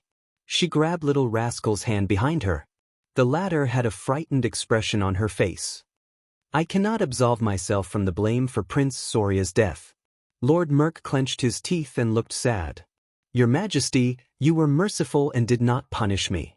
Nicholas only grounded me for a few days as a token gesture. But after 12 years, that kind of guilt tortures me day and night, all the time, all the time. King Nuven stared at him silently and sighed after a long while. The old king swirled the wineglass in his hand. I have no reason to blame you. Not only that, I trusted you even more and promoted you to be the king's administrator. Because I know. King Nuven's expression was gloomy and his tone was gloomy. You are Soria's most trusted person. He unreservedly entrusted his life, safety, and family to you. Administrator Merk shuddered. He placed his right fist on his chest, bowed, and said with a trembling voice, I will devote the rest of my life to serve you, Lady Alex, the Walton family, and Dragon Cloud City. Thales sighed softly. At that moment, many faces appeared before his eyes. King Kessel, Queen Kia, Duke Arund, King Nuven, Archduke Pofrit, Gilbert and Merk, Lady Gines, the Kingdom's Wrath, the Fortress Flower, the veteran Gened, the new recruit Willow, and so on. It seemed that what happened 12 years ago had changed the fates of many people. Regardless of whether they were stars or colossal dragons, regardless of whether they were nobles or commoners. King Nuven sighed softly. Soria, you have been by his side for many years, starting from the White Blade Guards, Merk. Just then, Alex's lips trembled. She tugged at the corner of Merk's shirt. I think, Merk tried his best to calm himself down. He turned around and comforted Alex. Don't worry, Miss Alex. Soon. Alex shuddered again. Thales furrowed his brows. In the next second, Alex's eyes rolled back, and her whole body went limp. Asterisk thud. Asterisk little rascal, who was behind her, was startled and cried out. Merk's expression changed drastically. He knelt beside Alex and helped her up. Lady Alex, what happened to you? However, Alex only stared at the ceiling with lifeless eyes. Her limbs swayed unconsciously, and her entire body began to twitch. Thales jumped down from the stairs and stared at Alex's abnormal condition in shock. What happened? Does this young lady have some kind of disease? Epilepsy or something else? Little rascal shuddered in fear. Merk's face was pale. He held Alex in his arms and raised his head to look at the king. He said urgently, Your Majesty. Lady Alex, do we have to hurry? Yes. But King Nuven still seemed to be immersed in the past. His gaze drifted as he pretended not to hear. He continued, I remember that you were the closest of friends and brothers, whether it was on the battlefield or at banquets. Seeing Alex's abnormal condition, Merk was extremely anxious and could not help but shout, Your Majesty. Alex, whose face was pale beyond recognition, opened her eyes and stared at Merk. Her gaze was filled with endless fear. She raised her trembling hands and scratched Merk's clothes in agony, like a drowning person grasping at straws. Thales watched all of this in disbelief. A few seconds later, he came to his senses in panic.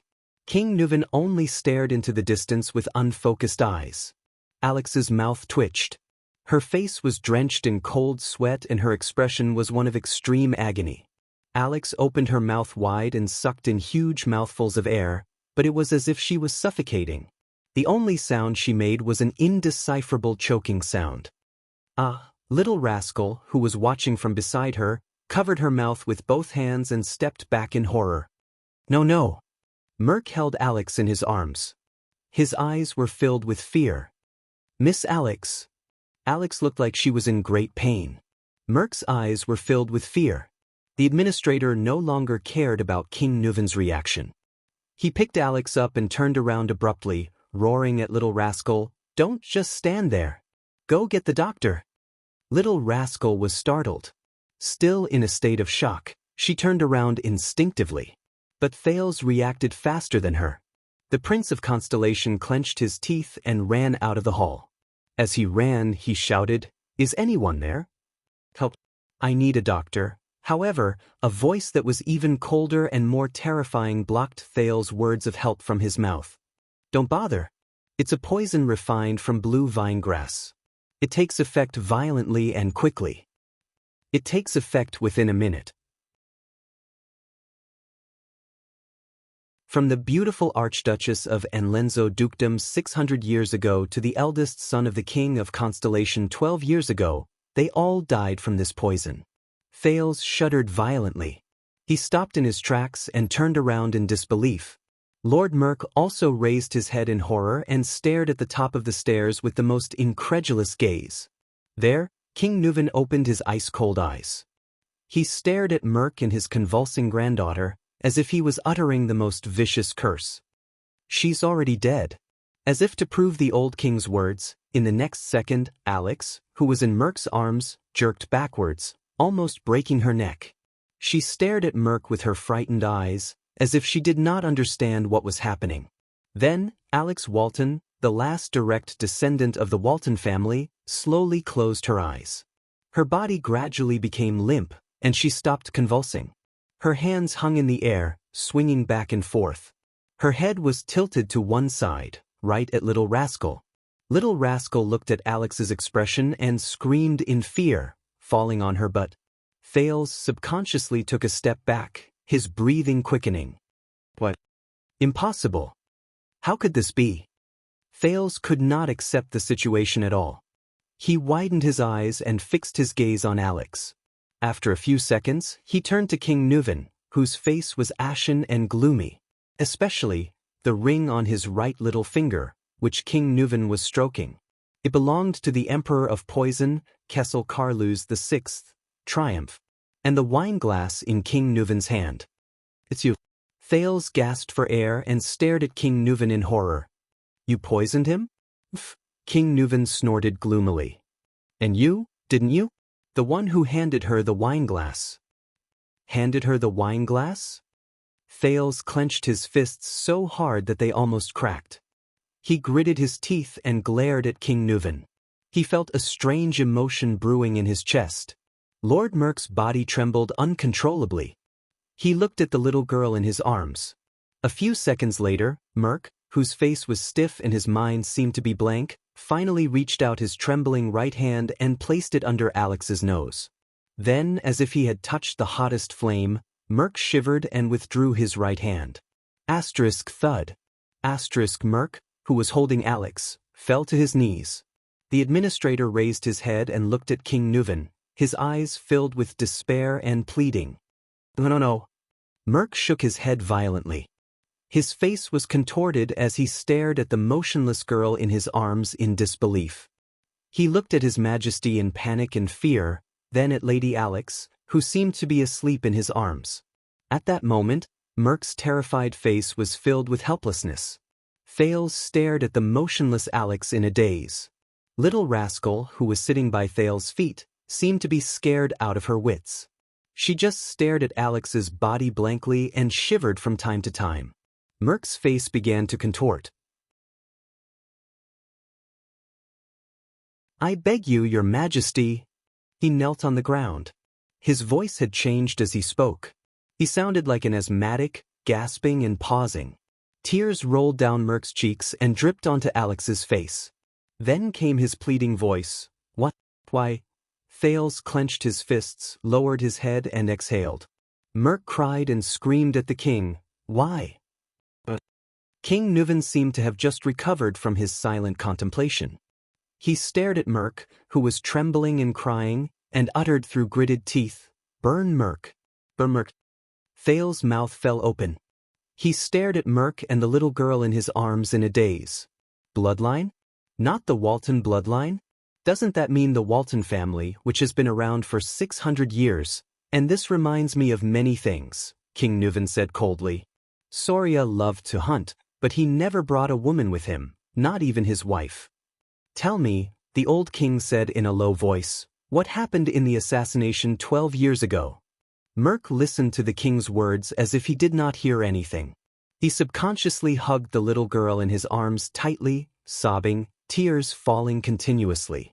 King Nuven seemed to have exhausted all his patience. His face was ferocious, and he roared like a terrifying lion, "Speak!"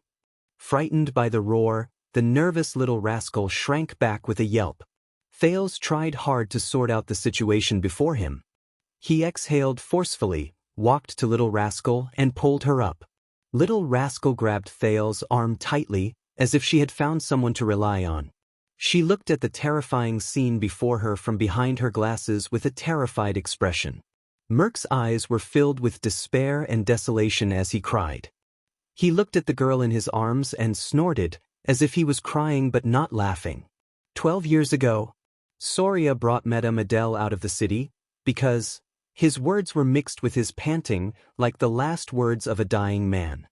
Because what? King Nuven stared at him. Because Merc stroked Alex's hair painfully. Because Soria found out. Found out what? The king's voice was bone-chilling. Merc's face was filled with pain, as if he was tormented by the biggest nightmare of his life. He found out about us, about me and Adele. Thales stared at the short-haired warrior in shock. Little Rascal tugged at Thales' arm and hid behind the Prince of Constellation. She gritted her teeth and looked at the scene in disbelief. Yes. Merc wailed in despair. Alex. She is my daughter, Clang. King Nuven could not take it anymore. He threw the wine goblet on the ground with a force filled with hatred. The iron goblet clanked on the ground, accompanied by the administrator's sobs. Thales took a deep breath and tried to understand the situation before him. Only Merc's sobs and the old king's heavy breathing could be heard in the hall. Ha. King Nuven's suppressed laughter came from his throat. There was a hint of sadness in it. You. Soria's most capable subordinate? Best friend? Most trusted brother? Just like that, you repay his trust with betrayal and deception. The king's voice reverberated in the hall. Merc, who was kneeling on the ground, sobbed and raised his head. As if his greatest dignity had been violated, he roared with tears and snot in his eyes. I did not betray him. I did not betray Soria. Thales looked at the scene before him with an unpleasant expression. He felt bitter in his heart. But Merc looked at the girl in his arms and sobbed softly. Prince Soria. Soria was a good brother, and I was willing to give up my life for him. He growled. In the White Blade Guards, we trained under Castellan to become the most valiant warriors. When we were in the 38th century ground, he crawled with a broken arm to block a fatal hammer blow for me. When my mother was seriously ill and my sister came to Dragon Cloud City to look for me, he personally sent a doctor to save my mother's life. When we were surrounded in White Mountain, he and I had our backs against each other. Those sharp-eared arrows pierced through my left shoulder and his right shoulder. We cursed each other's luck and fought back to back as we retreated. We persevered until Castellan came to help us. I still remember the day I went back to my hometown to get married. That bastard, Merc said with a smile through his tears. Soria brought his brothers from the White Blade Guards and came to our village with a tray full of rye wine and roasted meat. He raised the Red Dragon flag and the Cloud Dragon spear flag. The local counts and knights all came. The expression on the village chief's face was even more exaggerated than when his son became a tax collector. Mother was very happy.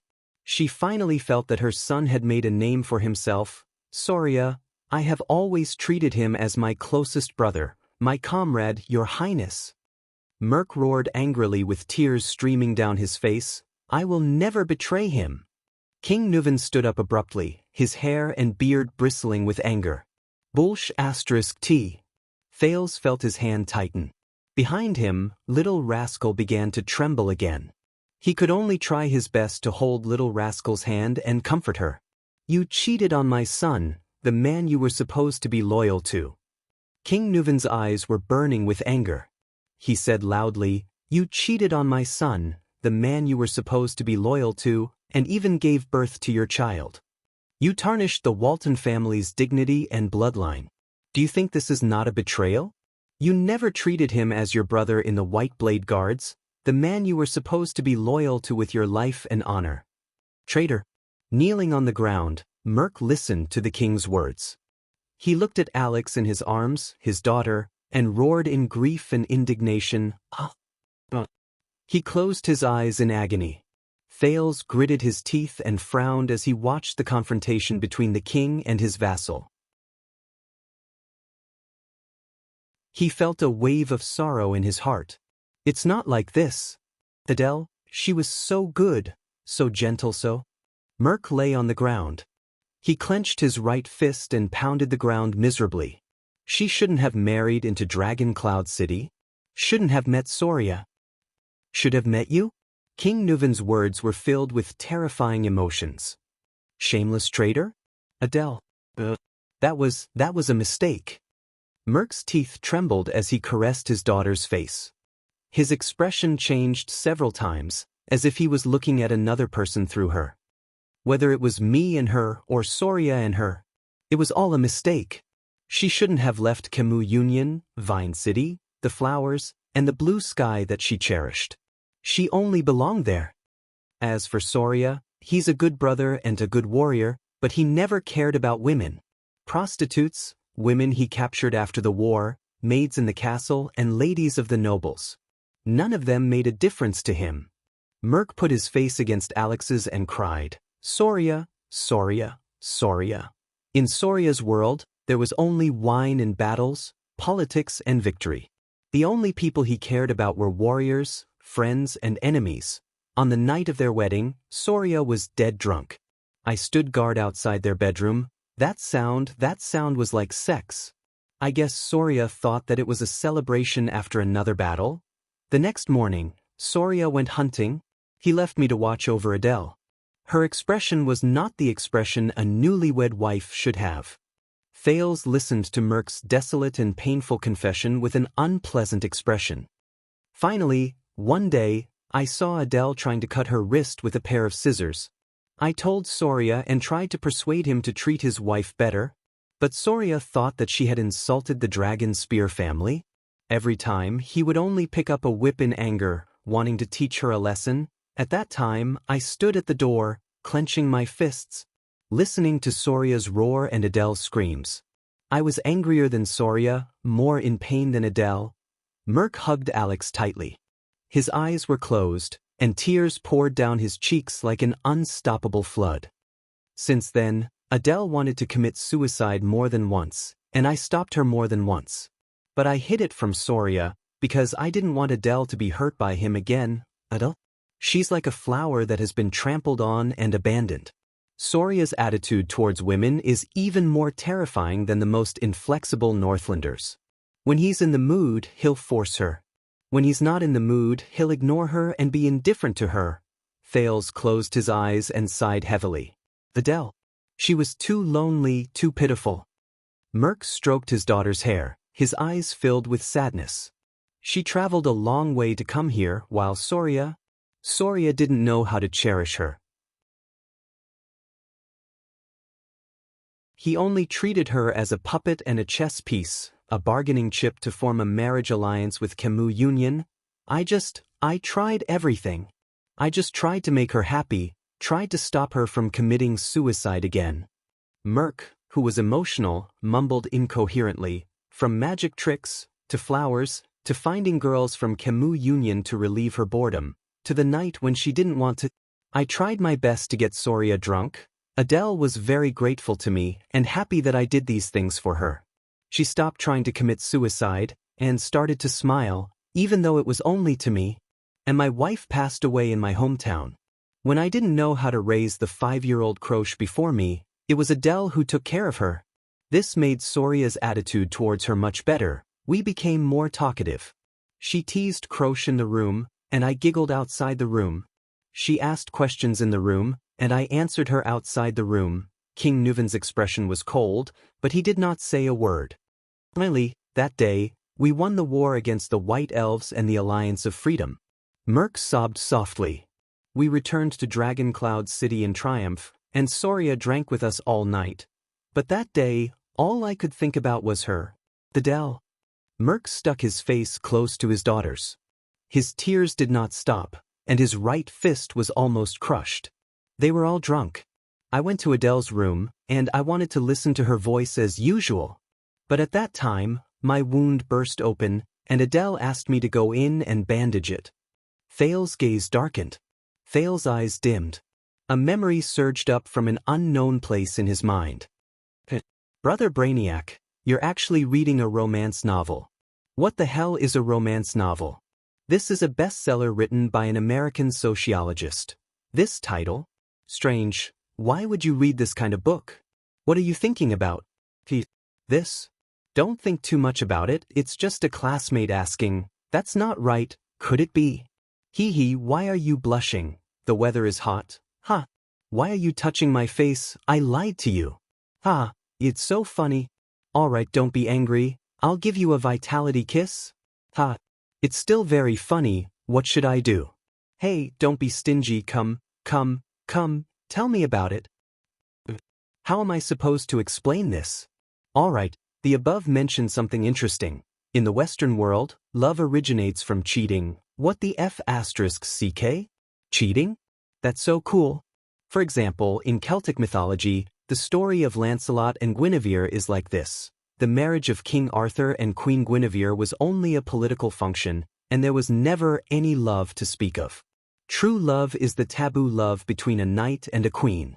That is emotional, impulsive, and pure love. Another example is in Don Quixote. One of the dreams of the protagonist is to be a knight and have a true love with the wife of the lord he serves. This originated from the Middle Ages, especially the Crusades. Alright, you can shut up now. I'm still on the side of the king and Lon. Get lost, Ardwulf. Queen Lily, get lost. I'm going to watch it again. Oh, right, so we're having an affair now? You can't use this analogy in different social situations, sister. The memory fragment slowly faded. Thales looked at Merc before him and could not help but sigh deeply. Merc continued to sob on the ground. God knows how much I regret it. But Adele. Soria began to suspect not long after Alex was born. Soon he found out the truth. The administrator gently brushed his daughter's hair aside and said in a hoarse voice, I could see the pain and hesitation in his eyes. I really wanted him to kill me with a sword. That night, Soria told me that he was willing to let me and Adele go. He would clean up and cover up. When Merc said this, he hammered the ground in grief and indignation. Nuven listened quietly. The next day, Soria took us out with him to finally resolve this matter. It was that day the assassin, Thales, felt little rascal trembling behind him again. The assassin's first strike wasn't fatal. The assassin saw Alex and didn't stab a second time, but Adele. Merc opened his mouth and howled in pain. Adele didn't know Soria's motive. She thought His Highness wanted to execute us. So, when she saw Soria fall, she picked up a dagger. Hearing this, King Nuven seemed to lose all his strength and sat down on the stairs weakly. In the Hall of Heroes, only Merc was left sobbing in grief. At that moment, Thales, who was watching the indescribable scene before him, only felt a chill in his heart. So, are we having an affair now? You can't use this analogy in different social situations, sister. The memory fragment slowly faded. Thales looked at Merc before him and could not help but sigh deeply. Merc continued to sob on the ground. God knows how much I regret it. But Adele. Not long after Alex was born, Soria began to suspect. Soon he found out the truth. The administrator gently brushed his daughter's hair aside and said in a hoarse voice, I could see the pain and hesitation in his eyes. I really wanted him to kill me with a single stab. That night, Soria told me that he was willing to let Adele and me go. He would clean up and cover up. When Merc said this, he hammered the ground in grief and indignation. Nuven listened quietly. The next day, Soria took us out with him to finally resolve this matter. It was that day the assassin, Thales, felt little rascal trembling behind him again. The assassin's first strike wasn't fatal. The assassin saw Alex and didn't stab a second time, but Adele. Merc opened his mouth and howled in pain. Adele didn't know Soria's motive. She thought His Highness wanted to execute us. So, when she saw Soria fall, she picked up a dagger. Hearing this, King Nuven seemed to have lost all his strength. He sat down on the stairs weakly. In the Hall of Heroes, only Merc was left sobbing in grief. At that moment, looking at the indescribable scene before him, Thales only felt a chill in his heart. So, are we having an affair now? You can't use this analogy in different social situations, sister. This piece of memory slowly faded. Thales looked at Merc before him and could not help but sigh deeply. Merc continued sobbing on the ground. God knows how much I regret it. But Adele. Not long after Alex was born, Soria began to suspect. Soon he found out the truth. The administrator gently brushed his daughter's hair aside and said in a hoarse voice, I could see the pain and hesitation in his eyes. I really wanted him to kill me with a single stab. That night, Soria told me that he was willing to let Adele and me go. He would clean up and cover up. When Merc said this, he hammered the ground in grief and indignation. Nuven listened quietly. The next day, Soria took us out with him to finally resolve this matter. It was that day the assassin. Thales felt little rascal behind him start to tremble again. The assassin's first stab wasn't fatal. The assassin saw Alex and didn't stab a second time, but Adele. Merc opened his mouth and howled in pain. Adele didn't know Soria's motive. She thought His Highness wanted to execute us. So, when she saw Soria fall, she picked up a dagger. Hearing this, King Nuven seemed to have lost all his strength. He sat down on the stairs weakly. In the Hall of Heroes, only Merc was left sobbing in grief. At that moment, looking at the indescribable scene before him, Thales only felt a chill in his heart. So, are we having an affair now? You can't use this analogy in different social situations, sister. This piece of memory slowly faded. Thales looked at Merc before him and could not help but sigh deeply. Merc continued to sob on the ground. God knows how much I regret it.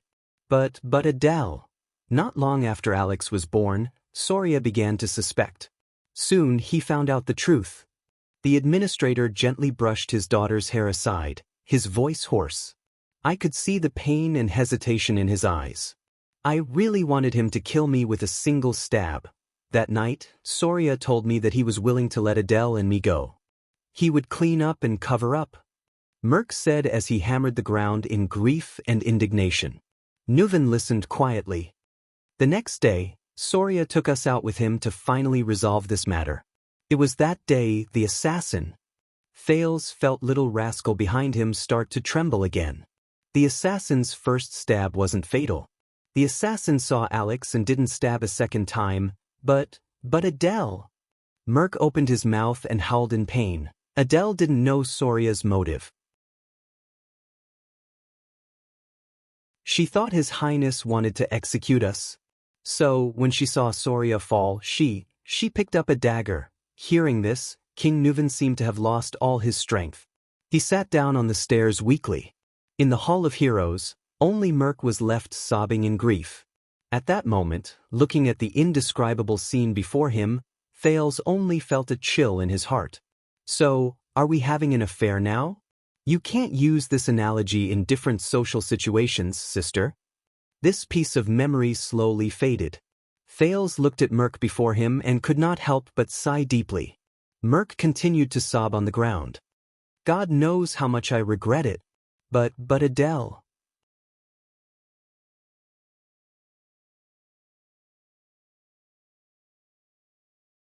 Chapter 188. The Hall of Heroes was silent.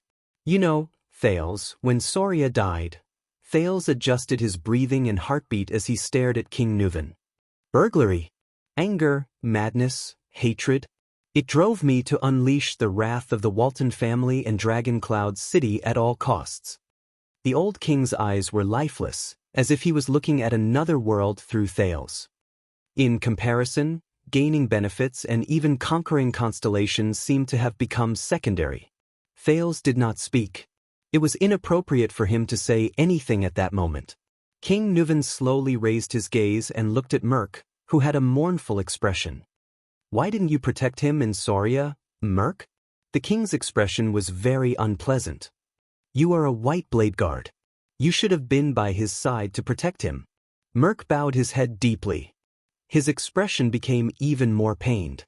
Alex seemed to be very concerned about this topic.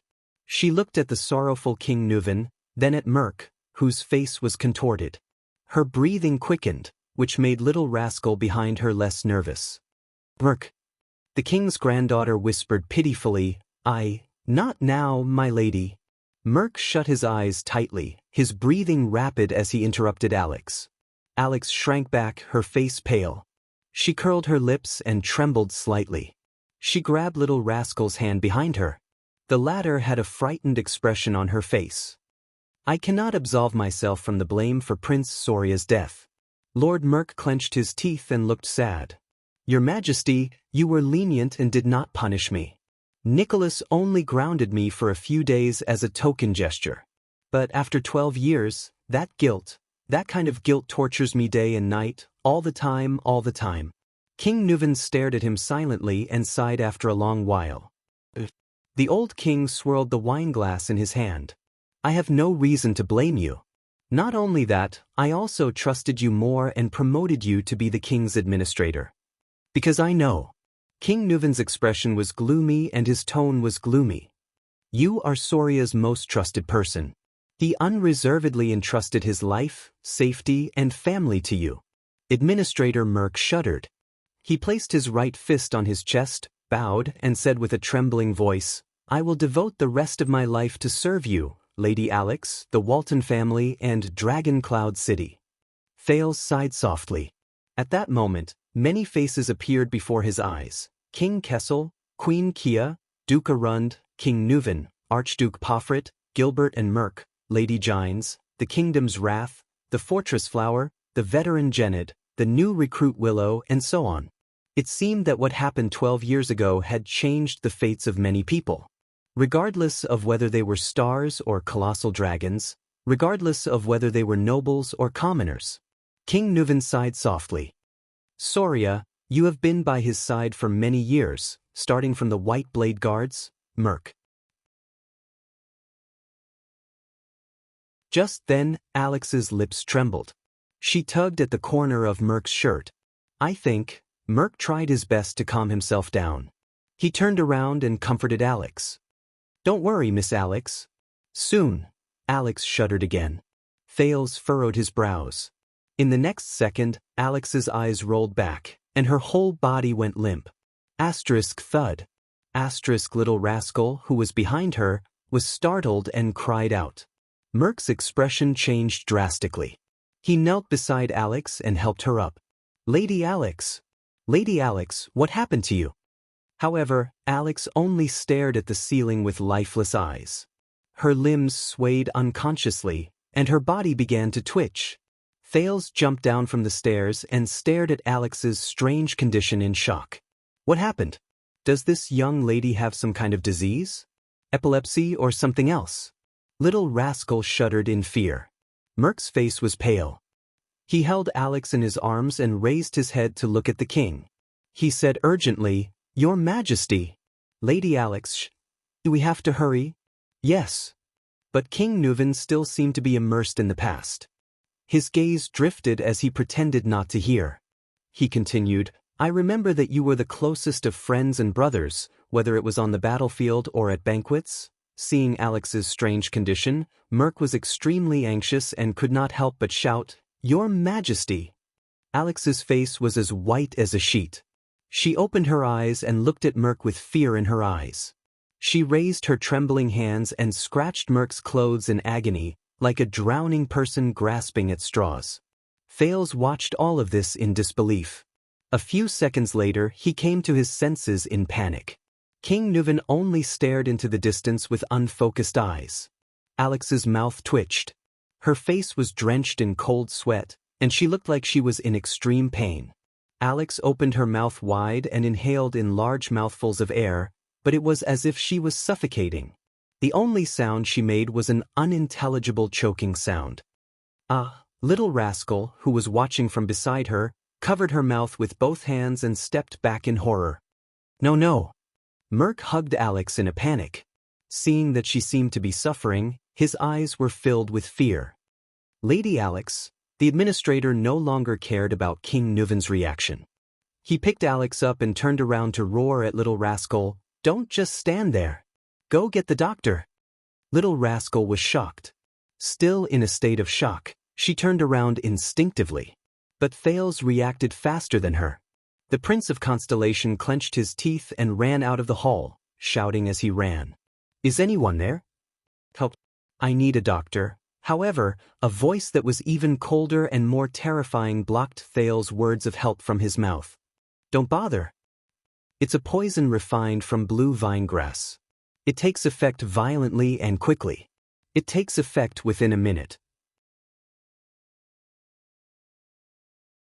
From the beautiful Archduchess of Enlenzo dukedom 600 years ago to the eldest son of the King of Constellation 12 years ago, they all died from this poison.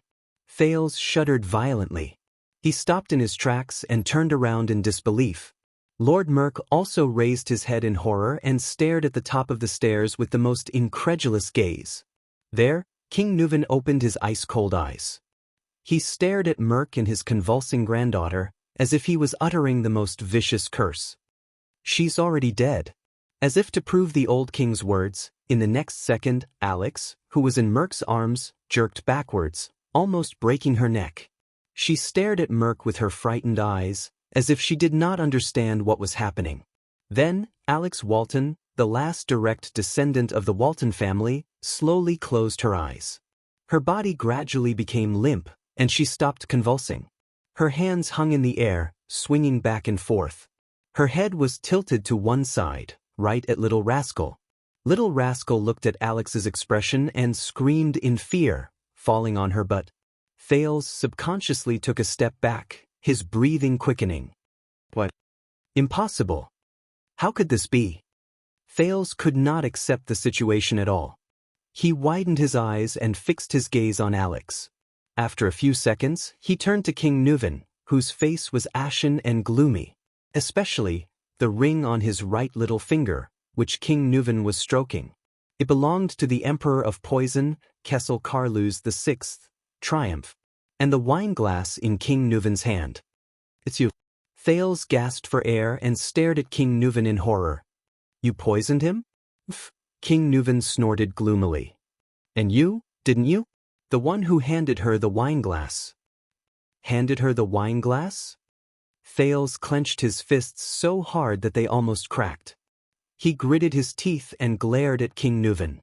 He felt a strange emotion brewing in his chest. Lord Merk's body trembled uncontrollably. He looked at the little girl in his arms. A few seconds later, Merk, whose face was stiff and his mind seemed to be blank, finally reached out his trembling right hand and placed it under Alex's nose. Then, as if he had touched the hottest flame, Merk shivered and withdrew his right hand. Thud. Merk, who was holding Alex, fell to his knees. The administrator raised his head and looked at King Nuven, his eyes filled with despair and pleading. No. Merk shook his head violently. His face was contorted as he stared at the motionless girl in his arms in disbelief. He looked at His Majesty in panic and fear, then at Lady Alex, who seemed to be asleep in his arms. At that moment, Merk's terrified face was filled with helplessness. Thales stared at the motionless Alex in a daze. Little Rascal, who was sitting by Thales' feet, seemed to be scared out of her wits. She just stared at Alex's body blankly and shivered from time to time. Merk's face began to contort. "I beg you, Your Majesty." He knelt on the ground. His voice had changed as he spoke. He sounded like an asthmatic, gasping and pausing. Tears rolled down Merk's cheeks and dripped onto Alex's face. Then came his pleading voice. "What? Why?" Thales clenched his fists, lowered his head and exhaled sharply. Merk cried and screamed at the king, "Why?" King Nuven seemed to have just recovered from his silent contemplation. He stared quietly at Merk, who was trembling and weeping, and uttered through gritted teeth, "You're right."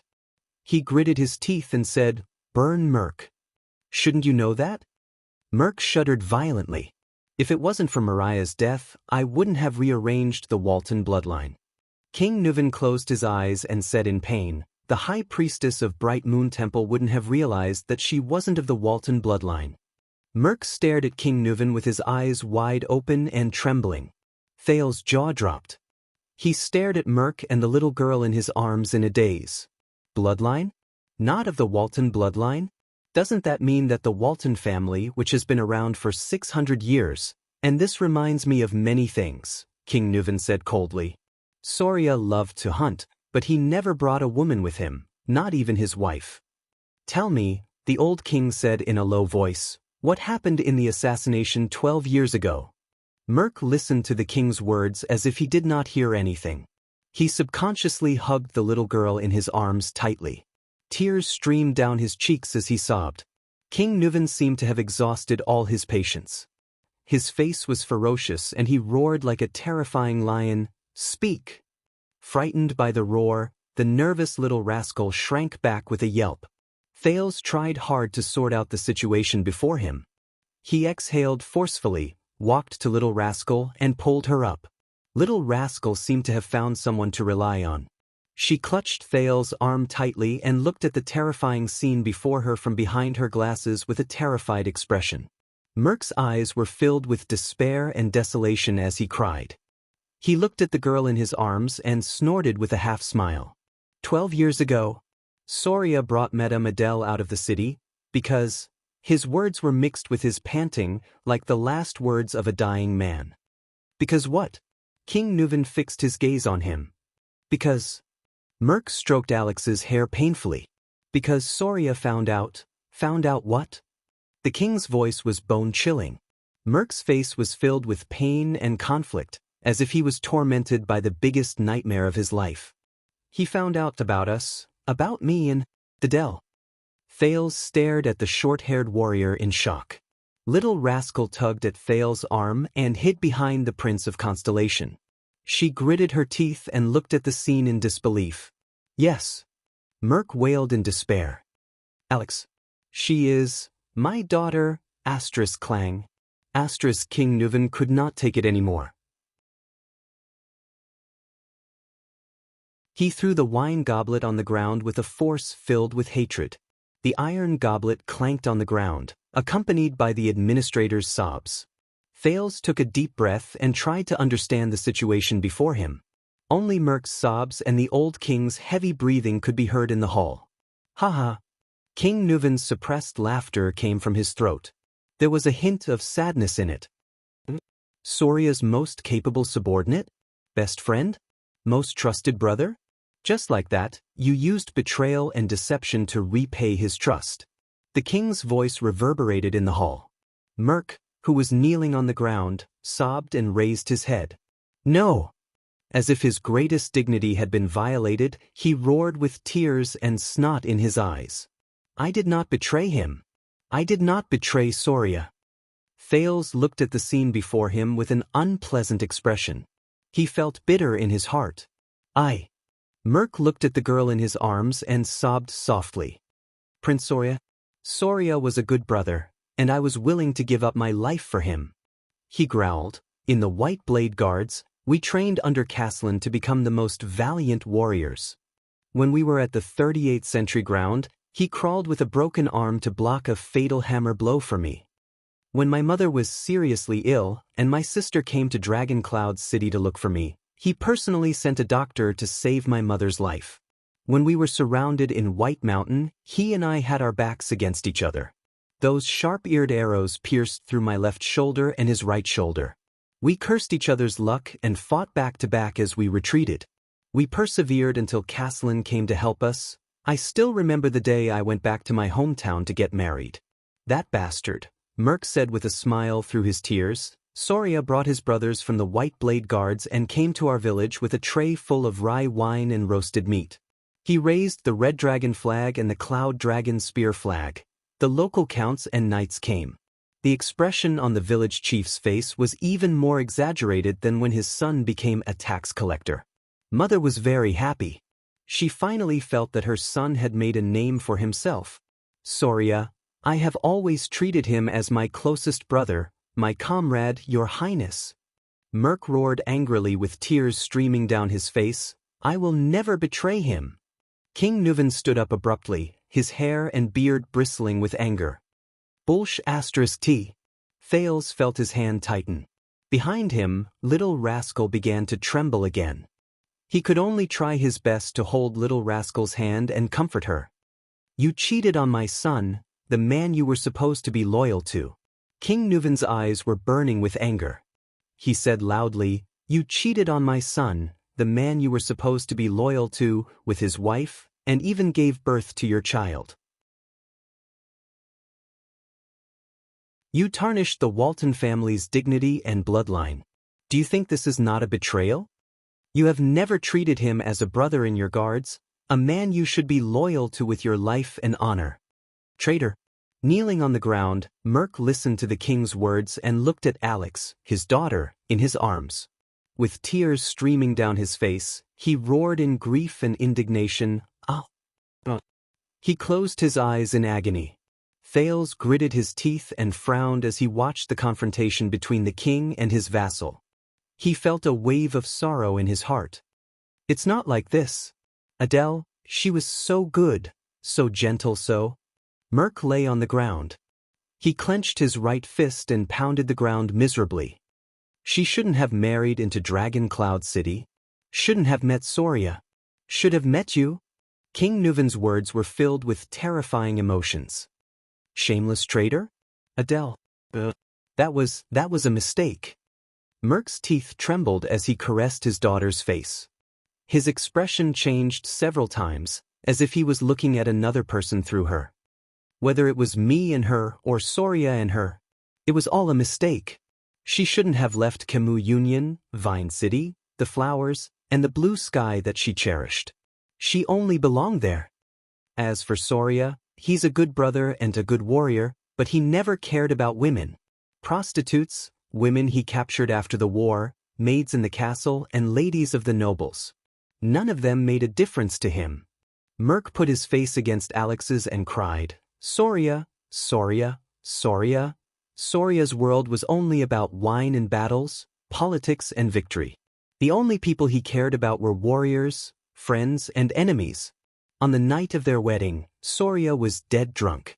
I stood guard outside their bedroom. That sound was like sex. I guess Soria thought that it was a celebration after another battle. The next morning, Soria went hunting. He left me to watch over Adele. Her expression, that was not the expression a newlywed wife should have. Thales listened to Merc's desolate and painful confession with an unpleasant expression. Finally, one day I saw Adele trying to cut her wrist with a pair of scissors. I told Soria and tried to persuade him to treat his wife better. But Soria thought that she had insulted the Dragon Spear family. Every time, he would angrily pick up his whip and teach her a lesson. Soria said. At that time, I stood at the door, clenching my fists, listening to Soria's roars and Adele's screams. My heart was angrier than Soria, and more painful than Adele. Merc hugged Alex tightly. His eyes were closed, and tears gushed down his cheeks like an unstoppable flood. Since then, Adele wanted to commit suicide more than once. I also stopped her more than once, but I hid it from Soria because I did not want Adele to be hurt by him again. Adele? She's like a flower that has been trampled on and abandoned. Soria's attitude towards women is even more terrifying than the most inflexible Northlanders. When he's in the mood, he'll force her. When he's not in the mood, he'll ignore her and be indifferent to her. Thales closed his eyes and sighed heavily. Adele. She was too lonely, too pitiful. Merc stroked his daughter's hair. His eyes were filled with sadness. She came here after a long journey, and Soria did not know how to cherish her. He only treated her as a puppet and a chess piece, a bargaining chip to form a marriage alliance with Camus Union. I tried everything. I just tried to make her happy, tried to stop her from committing suicide again. Agitated, Merc muttered incoherently, from magic tricks, to flowers, to finding girls from Camus Union to relieve her boredom, to trying my best to get Soria drunk at night when she did not want to. Adele was very grateful to me, and happy that I did these things for her. She stopped trying to commit suicide, and started to smile, even though it was only to me. And my wife passed away in my hometown. When I did not know how to raise the 5-year-old Croche before me, Adele was the one who took care of her. This made Soria's attitude towards her much better, We became more talkative. She teased Croche in the room, and I laughed foolishly outside the room. She asked questions in the room, and I answered her outside the room. King Nuven's expression was cold, but he did not say a word. Finally, that day, we won the war against the White Elves and the Alliance of Freedom. Merc sobbed softly. We returned to Dragon Cloud City in triumph, and Soria drank with us all night. But that day, all I could think about was her. The Dell. Merc pressed his face tightly against his daughter's. His tears did not stop, and his right fist was almost crushed. They were all drunk. I went to Adele's room, and I wanted to listen to her voice as usual. But at that time, my wound burst open, and Adele asked me to go in and bandage it. Thales's gaze darkened. Thales's eyes dimmed. A memory surged up from an unknown place in his mind. Hey, Brother Brainiac, you're actually reading a romance novel. What the hell is a romance novel? This is a bestseller written by an American sociologist. This title?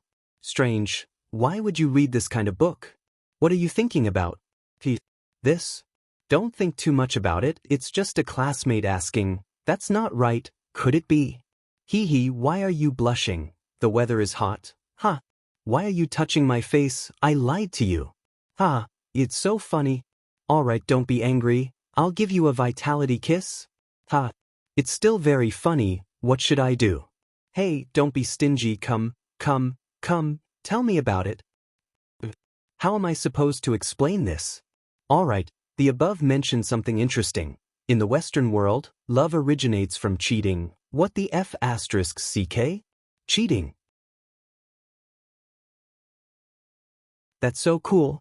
For example, in Celtic mythology, the story of Lancelot and Guinevere is like this. The marriage of King Arthur and Queen Guinevere was only a political function, and there was never any love to speak of. True love is the taboo love between a knight and a queen. That is emotional, impulsive, and pure love. Another example is in Don Quixote. One of the dreams of the protagonist is to be a knight and have a true love with the wife of the king he serves, the mistress. This originated from the Middle Ages, especially the Crusades. Alright, you can shut up now. I'm still on the side of the king and Lon as a couple. Coyote, get lost. Queen Lily, get lost. I'm going to see it again. Oh, right, so are we having an affair now? Different social situations can't be compared like this, sister. The memory fragment slowly faded away. Thales looked at Merc before him and could not help but sigh deeply. Merc continued to sob on the ground. God knows how much I regret it. But Adele. Soria began to suspect not long after Alex was born. Soon he found out the truth. The administrator gently brushed his daughter's hair aside and said in a hoarse voice, I could see the pain and hesitation in his eyes. I really wanted him to kill me with a sword. That night, Soria told me that he was willing to let me and Adele go. He would clean up and cover up. Merc said as he hammered the ground in grief and indignation. Nuven listened quietly. The next day, Soria took us out with him to finally resolve this matter. It was that day the assassin, Thales, felt little rascal trembling behind him. The assassin's first strike wasn't fatal. The assassin saw Alex and didn't strike a second time, but Adele. Merc opened his mouth and howled in pain. Adele didn't know Soria's intentions. She thought His Highness wanted to execute us. So, when she saw Soria fall, she picked up a dagger. Hearing this, King Nuven seemed to have lost all his strength. He sat down on the steps weakly. In the Hall of Heroes, only Merc was left sobbing in grief. At that moment, Thales, who saw the indescribable scene before him, felt a chill in his heart. Different social situations can't be compared like this, sister. The memory fragment slowly faded away. Thales looked at Merc before him and could not help but sigh deeply. Merc continued to sob on the ground. God knows how much I regret it. But Adele. Soria began to suspect not long after Alex was born. Soon he found out the truth. The administrator gently brushed his daughter's hair aside and said in a hoarse voice, I could see the pain and hesitation in his eyes. I really wanted him to kill me with a sword. That night, Soria told me that he was willing to let me and Adele go. He would clean up and cover up, Merc said as he hammered the ground in grief and indignation. Nuven listened quietly. The next day, Soria took us out with him to finally resolve this matter. It was that day the assassin, Thales, felt little rascal trembling behind him again. The assassin's first strike wasn't fatal. The assassin saw Alex and didn't strike a second time, but Adele. Merc opened his mouth and howled in pain. Adele didn't know Soria's intentions. She thought His Highness wanted to execute us. So, when she saw Soria fall, she picked up a dagger. Hearing this, King Nuven seemed to have lost all his strength. He sat down on the steps weakly. In the Hall of Heroes, only Merc was left sobbing in grief. At that moment, Thales, who saw the indescribable scene before him, only felt a chill in his heart. You can't use this analogy in different social situations, sister. The memory fragment slowly faded. Thales looked at Merc before him and could not help but sigh deeply. Merc continued sobbing on the ground. God knows how much I regret it. But Adele, Soria began to suspect not long after Alex was born. Soon he found out the truth. The administrator gently brushed his daughter's hair aside and said in a hoarse voice, I could see the pain and hesitation in his eyes. I really wanted him to kill me with a sword. That night, Soria told me that he was willing to let me and Adele go. He would clean up and cover up, Merc said as he hammered the ground in grief and indignation. Nuven listened quietly. The next day, Soria took us out with him to finally resolve this matter. It was that day the assassin, Thales, felt little rascal trembling behind him again. The assassin's first strike wasn't fatal. The assassin saw Alex and didn't strike a second time, but Adele. Merc opened his mouth and howled in pain. Adele didn't know Soria's purpose. She thought His Highness wanted to execute us. So, when she saw Soria fall, she picked up a dagger. Hearing this, King Nuven seemed to have lost all his strength. He sat down on the stairs weakly. In the Hall of Heroes, only Merc was left sobbing in grief. At that moment, Thales, who saw the indescribable scene before him, felt a chill in his heart. You can't use this analogy in different social situations, sister. The memory fragment slowly faded. Thales looked at Merc before him and could not help but sigh deeply. Merc continued sobbing on the ground. God knows how much I regret it. But Adele, Soria began to suspect not long after Alex was born. Soon he found out the truth. The administrator gently brushed his daughter's hair aside and said in a hoarse voice, I could see the pain and hesitation in his eyes. I really wanted him to kill me with a sword. That night, Soria told me that he was willing to let me and Adele go.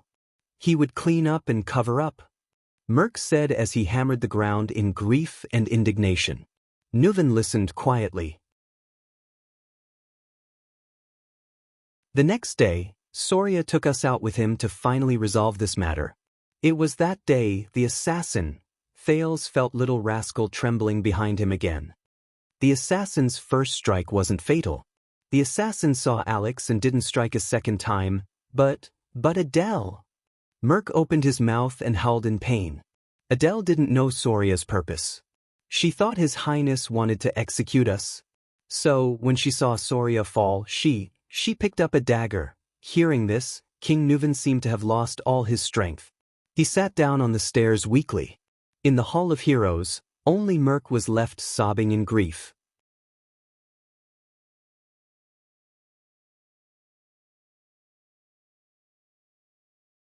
Chapter 189. Outside Dragon Cloud City, in a small house in a village.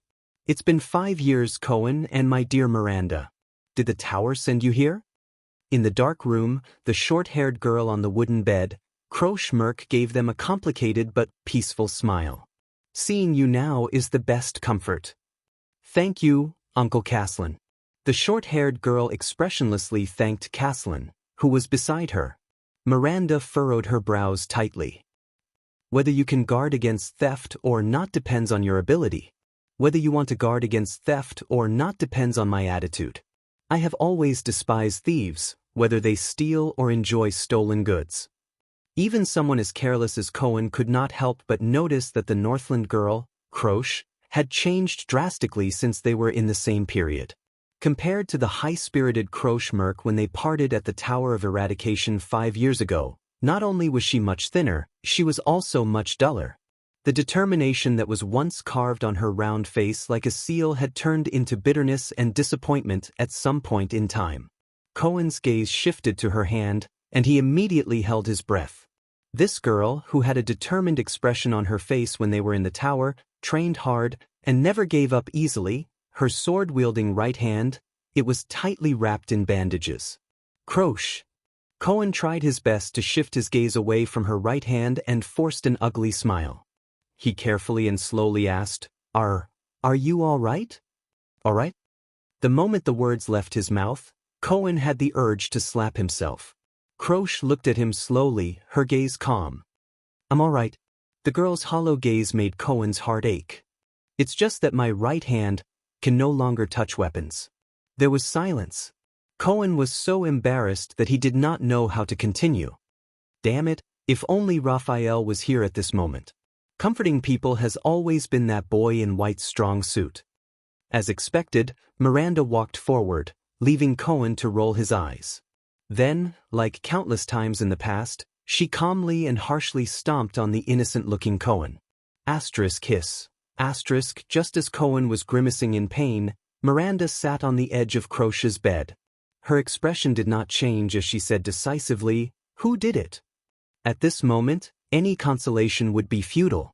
Miranda thought to herself, I might as well get straight to the point so that she doesn't have to think about those useless things. Beside them, Caslin coughed. The former leader of the White Blade Guards did not have much to say in front of Croche. He had seen this kind of situation in too many retired soldiers. Caslin sighed deeply in his heart. And they, the soldiers, would never know how lucky they were to be able to retire after being injured. Croche snapped out of her daze and flashed an ugly smile. I think all of you should know some of the causes and consequences. Croche's tone had calmed down. She did not sound like a swordsman who had just lost hope in using a sword. A military officer named Hardy was lurking in Black Sand Region's army and almost assassinated your prince with a mystic gun under the fortress. Cohen nodded. I saw that scene on Broken Dragon Fortress, but I didn't see it clearly. I thought it was just a test shot to demonstrate, Miranda replied quietly. By the way, Miranda, you are now a capable subordinate of the Fortress Flower in Constellation, right? Croche smiled at her former classmate. She then glanced at her right hand. Her expression darkened and she spat out a few words. She said, Congratulations. Miranda's expression was indifferent. She did not speak. She only silently extended her hand and held Croche's left hand tightly. Feeling the warmth of Miranda's hand, Croche trembled slightly. Cohen, who was scratching his ears and cheeks at the side, was about to speak when Miranda elbowed him with an expressionless face, making him swallow all the words he was about to say. With a face full of grief and indignation, Cohen continued to bare his teeth soundlessly. At the same time, he continued to protest at Miranda with his gaze. Must you do this? Croche snickered. This scene reminded her of what had happened in the Tower of Eradication in the past. Caslin, who was standing by the side with his arms crossed, looked at Miranda approvingly. What an attentive and considerate girl. She has unknowingly lifted Croche's mood. The Arund family's daughter is just a little too cold. It would be better if she could smile more. According to the Archduke's instructions, we tracked down the arms dealer of that officer, Hardy. Croche maintained the smile that had appeared on her face after much difficulty and continued to say, They sold the mystic gun parts that Hardy replaced from the army and were supposed to be destroyed to the south and the west. Hardy used this to exchange for more funds, and then used these funds back on the training of the troops and social relations. In a few years, perhaps His Grace's Mystic Gun Squad would be under the control of those people. Fortunately, we discovered it early and intercepted his underground arms dealer. That officer, what did you find out about him? Miranda asked softly. Not much, Croche said faintly. Hardy came from a small village further north. It's the territory of Archduke Letko in Defense City. He was a person who personally experienced the war between Ekstedt and Constellation 11 or 12 years ago. He survived the tragic attack in defense of Broken Dragon Fortress, but he lost a hand and half of his face under the bombardment of the Mystic Gun. Miranda's face paled. It was the war from 12 years ago again. Cohen sighed and walked forward. Carefully avoiding the range of Miranda's unarmed attacks, he asked slowly, "The Archduke of Defense City, one of the two archdukes in the north of Ekstedt? The Letko family." So, Archduke Letko was the mastermind behind the conspiracy to murder the Prince of Constellation with the help of the Mystic Gun? Krosh shook her head. It's not that simple. Hardy came to Black Sand region after the war and has been living there ever since. He hasn't come into contact with anyone related to Defense City, so we can't be sure that it's him. But there is one thing that makes us very suspicious. We interrogated Hardy's arms dealer and found out that Hardy mentioned once that he had a daughter named Lucy. Cohen's eyes brightened. You found his daughter? Is there something wrong with her? Not only is there something wrong with her. Krosh pursed her lips tightly and shook her head. There's no such person. There's no such person? Cohen asked, puzzled. Hardy has been single for more than 40 years. This is what we confirmed from his neighbors. He doesn't even have a wife or a lover, let alone a child, Krosh said faintly. We traced the name Lucy, and found that he mentioned her name to more than one person. From the arms market in Black Sand region to the transport team in Prestige Orchid region, when we followed the trail to Dragon Cloud City, we were intercepted. The short-haired girl raised her head, her expression frightening.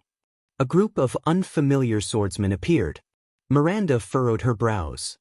Disaster swords? Krosh lowered her eyelids and nodded. How were they? How many of them were there? Cohen's expression changed. Ignoring Miranda's displeased expression, he rushed forward and asked anxiously, what kind of power of eradication did they use? How did you recognize them as disaster swords? Caslin, who was listening quietly, frowned. There were many of them. Their faces were covered, and it was dark, so we couldn't see their figures and faces clearly. But their power of eradication is just like what Teacher Chartier described, Krosh said flatly.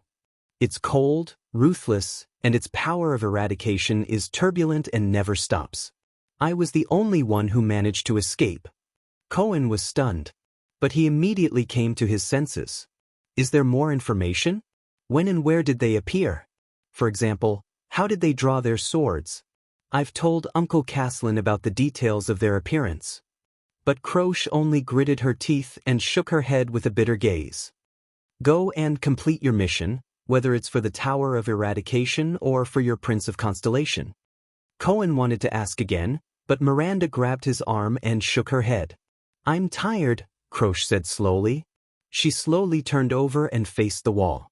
I want to rest for a while. Cohen and Miranda looked at each other, then at Krosh. Finally, under Caslin's gaze, they bade farewell and left. Cohen. Before leaving, Krosh suddenly called out to Constellation's guard. Cohen turned around in shock. She turned her head and raised her eyes.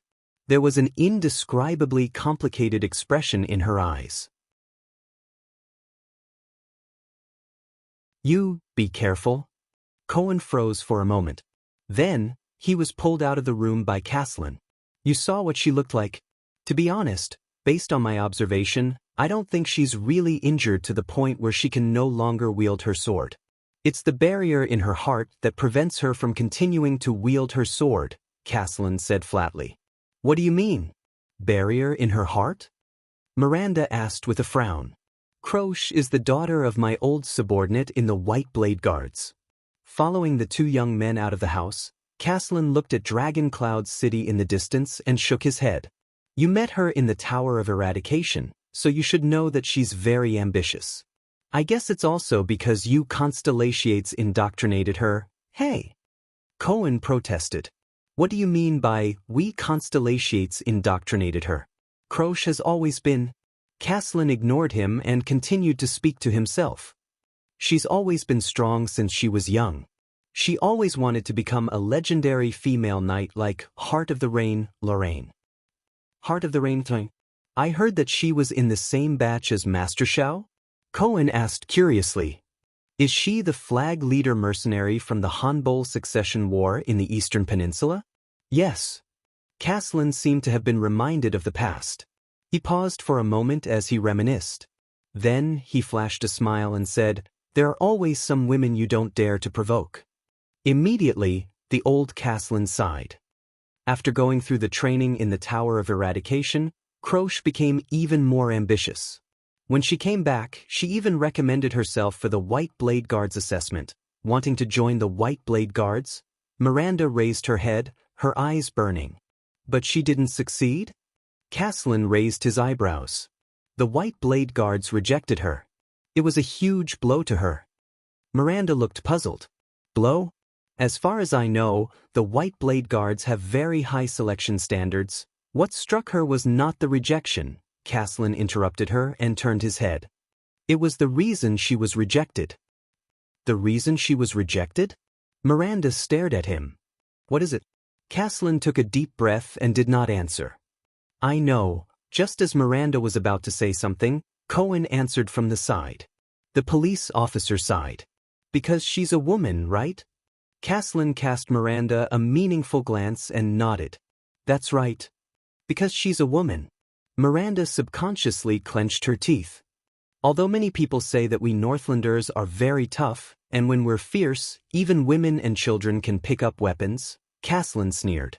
But according to my wife, most Northlanders still believe that territories, politics, wars, and aristocratic inheritance are all men's matters. Women should stay at home and wait for their husbands to return. Just like that, Croche brought her sword and went to various suzerains, but she ran into walls everywhere. A woman who had gone through the complete training in the Tower of Eradication, a superclass swordsman, could not even get a position with a count. There were a few viscounts and barons who were willing to take her in, on the condition that she would marry them after her term was up. Without a doubt, it was all because of her father's position in the White Blade Guards. Miranda tightened her grip on the hilt of the sword at her waist. Compared to my smooth-sailing life in Constellation, my father's care, and Sonia's care. Is this what Croche faced in Northland, and what happened to her in Ekstedt? According to her father, Croche even considered going to the southwest, to Brambleland, Dragon-Kissed Basin, or even the Great Desert to become a mercenary. But in the end, she went to Black Sand region and used her father's name to work for my good-for-nothing nephew, a viscount named Kentvida. She got a position in his territory. Caslin sighed. Caslin sighed and said, I suspect that this is one of the methods Chapman Lampard used to draw me to his side, but looking at Croche, and this time, Caslin shook his head. So you know why, little Arun girl? The old man raised his gaze and looked at Miranda. To be honest, your attire is too eye-catching in Northland. Miranda did not say a word. She only stared at the distant Dragon Cloud city. When I was at the Western Front line, due to the occasional shortage of soldiers, there were some female soldiers there, Cohen said slowly. There were female mercenaries from the southwestern countries who joined the army due to various reasons such as being unable to survive. Most of them were female mercenaries, but they were usually not welcomed. Cohen's eyes sparkled as he said, born with less strength and weight than men, a special requirement for the style of armor on the upper body, and an absolute disadvantage in height. These are often fatal when facing orcs, because you have to jump to attack their vital parts. Of course, there's also the monthly, Their status in the military camp is very low. Sometimes they often have to rely on. Cohen lowered his head and furrowed his brows. To please their superiors and colleagues. And once they fall into the hands of the enemy, especially the Baron Bone people, they often end up much worse than men. So, even I usually avoid female soldiers when choosing soldiers for the commandos. Miranda still did not say a word. I guess this is also the consideration of the White Blade Guards. Caslin sighed. Learning the sword in the Tower of Eradication is one thing, but women are naturally not suited for the battlefield. Excuses. Miranda raised her head abruptly and snorted coldly. All of you. Men only see the disadvantages of female soldiers on the battlefield and deliberately ignore their advantages. Advantages? Caslin furrowed his brows. Cohen raised his eyebrows helplessly. At an angle that Miranda could not see, he spread his hands at Caslin. Less exhaustion than men, endurance that far surpasses men, flexibility and agility beyond imagination, meticulous and keen observation skills, and calmness in the face of danger, these are all women's advantages, Miranda said indignantly. Even in terms of strength and height, take the kingdom's wrath for example, I saw with my own eyes that his height and strength are not comparable to Lady Sonia's. Besides, we have the power of eradication. And I am also a woman, Miranda said coldly. In the Tower of Eradication, I am stronger than you, Raphael, Miss Adun, and every single one of you who were in the same period as me. Not to mention the legendary Valkyrie like the Heart of the Rain from 30 years ago, Knight Lorraine.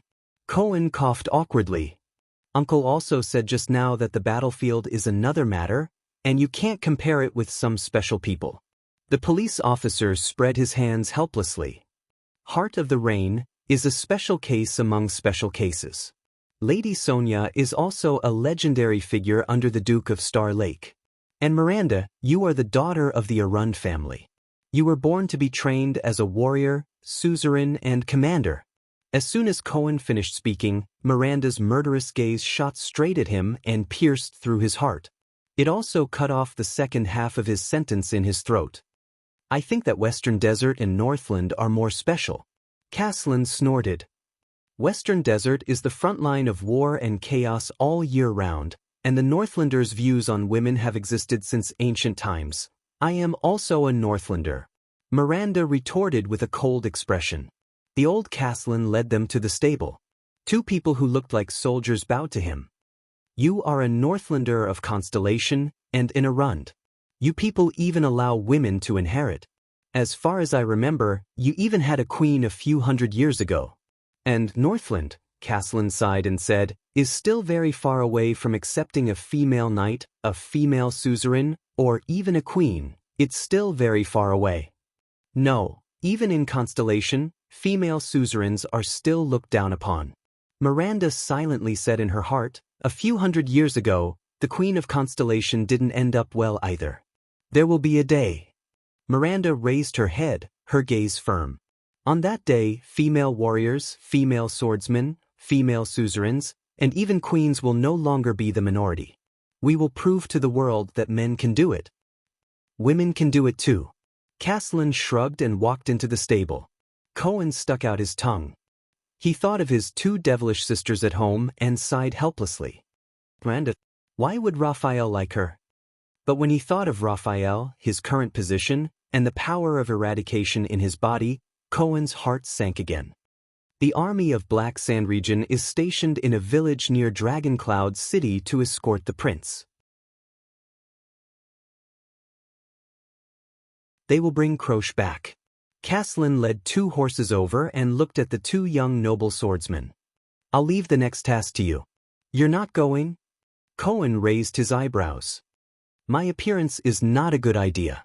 Caslin's expression darkened. It will alarm too many people. Fortunately, I still know some people in Dragon Cloud City, some old acquaintances. They can provide you with information, but when it comes to specific investigations and inquiries, identifying the disaster swords from the Sword of Eradication. Caslin handed the reins to the two men. No one is more experienced in this field than you and the seeds of the Tower of Eradication this time. Whether it is the innate insight of nobles, superclass combat power that adapts to the battlefield, or the ability to sense the disaster swords. You know some people in Dragon Cloud City? Cohen revealed a doubtful expression. Uncle, haven't you been running a tavern in Black Sand Region for 20 years? About that. Caslin touched his white hair awkwardly. At least I lived in Dragon Cloud City for many years. Are the people still usable after 20 years? Cohen furrowed his eyebrows. I've been keeping in touch. Caslin looked around and chuckled. And for a long time, Many of the old subordinates of the White Blade Guard stayed in Dragon Cloud City after they retired. When they were trying to make a living, I helped them out a little. Making a living? Cohen's doubts grew stronger. When some of the retired soldiers were having a hard time, I would act as a middleman for them and find them some work. Caslin coughed unnaturally. You know, there are always some jobs that require people who know how to fight to do. You could have just said that you introduced them to the gang. Miranda had a contemptuous look on her face. It'll be easier for us to understand. Caslin coughed loudly and drowned out Miranda's words. For the past 10 years or so, the gang in Constellation, the Brotherhood or whatever it is, has been causing a lot of trouble. They even expanded their business here. Some of my old friends are always short of manpower and wanted me to introduce them to them, so... What? Cohen widened his eyes. After all this time, Uncle, you're actually the contact and introducer for the gang in Dragon Cloud City? Caslin's coughing grew louder. Under the doubtful gazes of the two young men, he raised his head in a righteous manner and patted their shoulders. Anyway, whether it's the mission of the Tower of Eradication, giving Croce an explanation, or the truth behind the assassination of the Prince of Constellation, I'll leave it to you. Miranda and Cohen revealed a contemptuous look, while the other clicked his tongue and shook his head. Remember, your mission is only to investigate, not to throw your lives away for an unverified piece of information. Before they left, Caslin became serious. But all of you have the ability to come into contact with the disaster swords, and even survive their attacks. As long as you don't run into a supreme-class swordsman. I believe in your abilities. The two of them looked at each other and nodded seriously. My people will help you, but if you make a big deal out of this, remember to hide yourself well. Although your prince is currently on a diplomatic mission to Extet, and the tension between the two countries has largely been reduced by his arrival, it is not a good thing for Constellations, especially the family members of Constellation nobles, to recklessly expose their identities here. Also, what you need to pay attention to and worry about is not as simple as the disaster swords on the surface. Caslin narrowed his eyes. The disaster swords may be working with an extension suzerain, such as an archduke. No matter what, to deliberately ally with a suzerain and assassinate the Prince of Constellation, I'm afraid their goal is not simple. I understand. Cohen inhaled and mounted his horse. We'll find out their background and the truth, whether it's a plot to assassinate the prince or an intention to harm the Tower of Eradication. Miranda did not say anything else. She nodded slightly and immediately rode away. Cohen followed closely behind her. Caslin watched the two of them leave, then looked at Dragon Cloud City in the distance. There was a hint of nostalgia in his eyes. Back then, I also stepped into Dragon Cloud City from here. The two of them looked at each other and nodded seriously. My people will help you, but if you make a big deal out of this, remember to hide yourself well. Although your prince is currently on a diplomatic mission to Extet, and the tension between the two countries has largely been reduced by his arrival, it is not a good thing for Constellations, especially the families of Constellation nobles, to recklessly expose their identity here. Also, what you need to pay attention to and worry about is not as simple as the disaster swords on the surface. Caslin narrowed his eyes. The disaster swords may be working with an extension suzerain, such as an archduke. No matter what, to deliberately ally with a suzerain and assassinate the Prince of Constellation, I'm afraid their goal is not simple. I understand. Cohen inhaled and mounted his horse. We'll find out their background and the truth, whether it's a plot to assassinate the prince or an intention to harm the Tower of Eradication. Miranda did not say anything else. She nodded slightly and immediately rode away. Cohen followed closely behind her. Caslin watched the two of them leave, then looked at Dragon Cloud City in the distance. There was a hint of nostalgia in his eyes. Back then, I also stepped into Dragon Cloud City from here. The two of them looked at each other and nodded seriously. My people will help you, but if you make a big deal out of this, remember to hide yourself well. Although your prince is currently on a diplomatic mission to Extet, and the tension between the two countries has largely been reduced by his arrival, it is not a good thing for constellations, especially the families of constellatiate nobles, to recklessly expose their identity here. Also, what you need to pay attention to and worry about is not as simple as the disaster swords on the surface. Caslin narrowed his eyes. The disaster swords may be working with an extension suzerain, such as an archduke. No matter what, to deliberately ally with a suzerain and assassinate the Prince of Constellation, I'm afraid their goal is not simple. I understand. Cohen inhaled and mounted his horse. We'll find out their background and the truth, whether it's a plot to assassinate the prince or an intention to harm the Tower of Eradication. Miranda did not say anything else. She nodded slightly and immediately rode away. Cohen followed closely behind her. Caslin watched the two of them leave, then looked at Dragon Cloud City in the distance. There was a hint of nostalgia in his eyes. Back then, I also stepped into Dragon Cloud City from here. The two of them looked at each other and nodded seriously. My people will help you, but if you make a big deal out of this, remember to hide yourself well. Although your prince is currently on a diplomatic mission to Extet, and the tension between the two countries has largely been reduced by his arrival, it is not a good thing for constellatiates, especially the families of constellatiate nobles, to recklessly expose their identity here. Also, what you need to pay attention to and worry about is not as simple as the disaster swords on the surface. Caslin narrowed his eyes. The disaster swords may be working with an extension suzerain, such as an archduke. No matter what, to deliberately ally with a suzerain and assassinate the Prince of Constellation, I'm afraid their goal is not simple. I understand. Cohen inhaled and mounted his horse. We'll find out their background and the truth, whether it's a plot to assassinate the prince or an intention to harm the Tower of Eradication. Miranda did not say anything else. She nodded slightly and immediately rode away. Cohen followed closely behind her. Caslin watched the two of them leave, then looked at Dragon Cloud City in the distance. There was a hint of nostalgia in his eyes. Back then, I also stepped into Dragon Cloud City from here.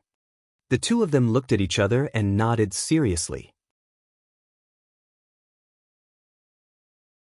My people will help you, but if you make a big deal out of this, remember to hide yourself well. Although your prince is currently on a diplomatic mission to Extet, and the tension between the two countries has largely been reduced by his arrival, it is not a good thing for constellatiates, especially the families of constellatiate nobles, to recklessly expose their identity here. Also, what you need to pay attention to and worry about is not as simple as the disaster swords on the surface. Caslin narrowed his eyes. The disaster swords may be working with an extension suzerain, such as an archduke. No matter what, to deliberately ally with a suzerain and assassinate the Prince of Constellation, I'm afraid their goal is not simple. I understand. Cohen inhaled and mounted his horse. We'll find out their background and the truth, whether it's a plot to assassinate the prince or an intention to harm the Tower of Eradication. Miranda did not say anything else. She nodded slightly and immediately rode away. Cohen followed closely behind her. Caslin watched the two of them leave, then looked at Dragon Cloud City in the distance. There was a hint of nostalgia in his eyes. Back then, I also stepped into Dragon Cloud City from here. The two of them looked at each other and nodded seriously. My people will help you, but if you make a big deal out of this, remember to hide yourself well. Although your prince is currently on a diplomatic mission to Extet, and the tension between the two countries has largely been reduced by his arrival, it is not a good thing for constellatiates, especially the families of constellatiate nobles, to recklessly expose their identity here.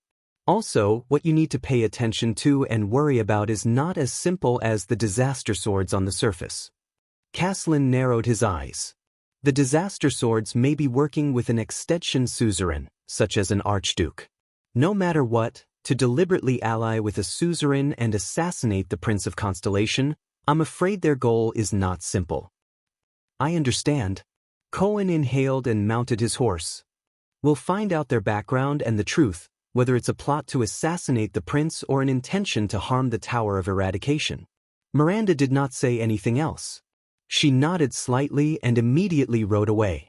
Cohen followed closely behind her. Caslin watched the two of them leave, then looked at Dragon Cloud City in the distance. There was a hint of nostalgia in his eyes. Back then, I also stepped into Dragon Cloud City from here. The two of them looked at each other and nodded seriously.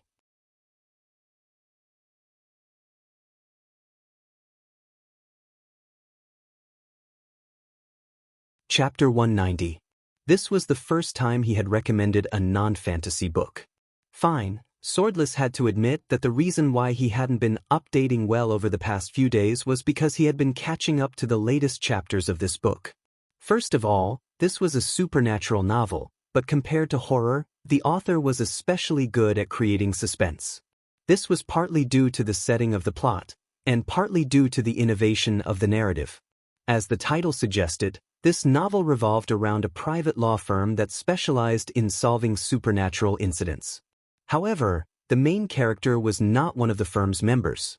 Instead, he was a latecomer who reviewed the case files of the firm and used this perspective to narrate the story. These files were all cases that the firm had accepted and handled. Some were completed perfectly, some were left with loose ends, and some were completely clueless with terrifying blanks. Some even ended up with the client's death, which in turn endangered the firm's members. Because of this, when the main character, as a latecomer, read the files, the indirect records created a particularly strong sense of suspense. When he read these files, he had the same interest as reading the stories of the SCP Foundation, and he even felt like he was watching a fake documentary film. Secondly, these past supernatural files were not isolated histories. They were closely connected to the main character's current life, especially the unsolved cases. They revealed the inevitable interactions between the main character and the firm's members step by step, pulling him into the bizarre and often creepy world. The story unfolded using two alternating plots. One was the firm's files with serial numbers and time as the axis, giving a glimpse into the suspense adventures of the people before him.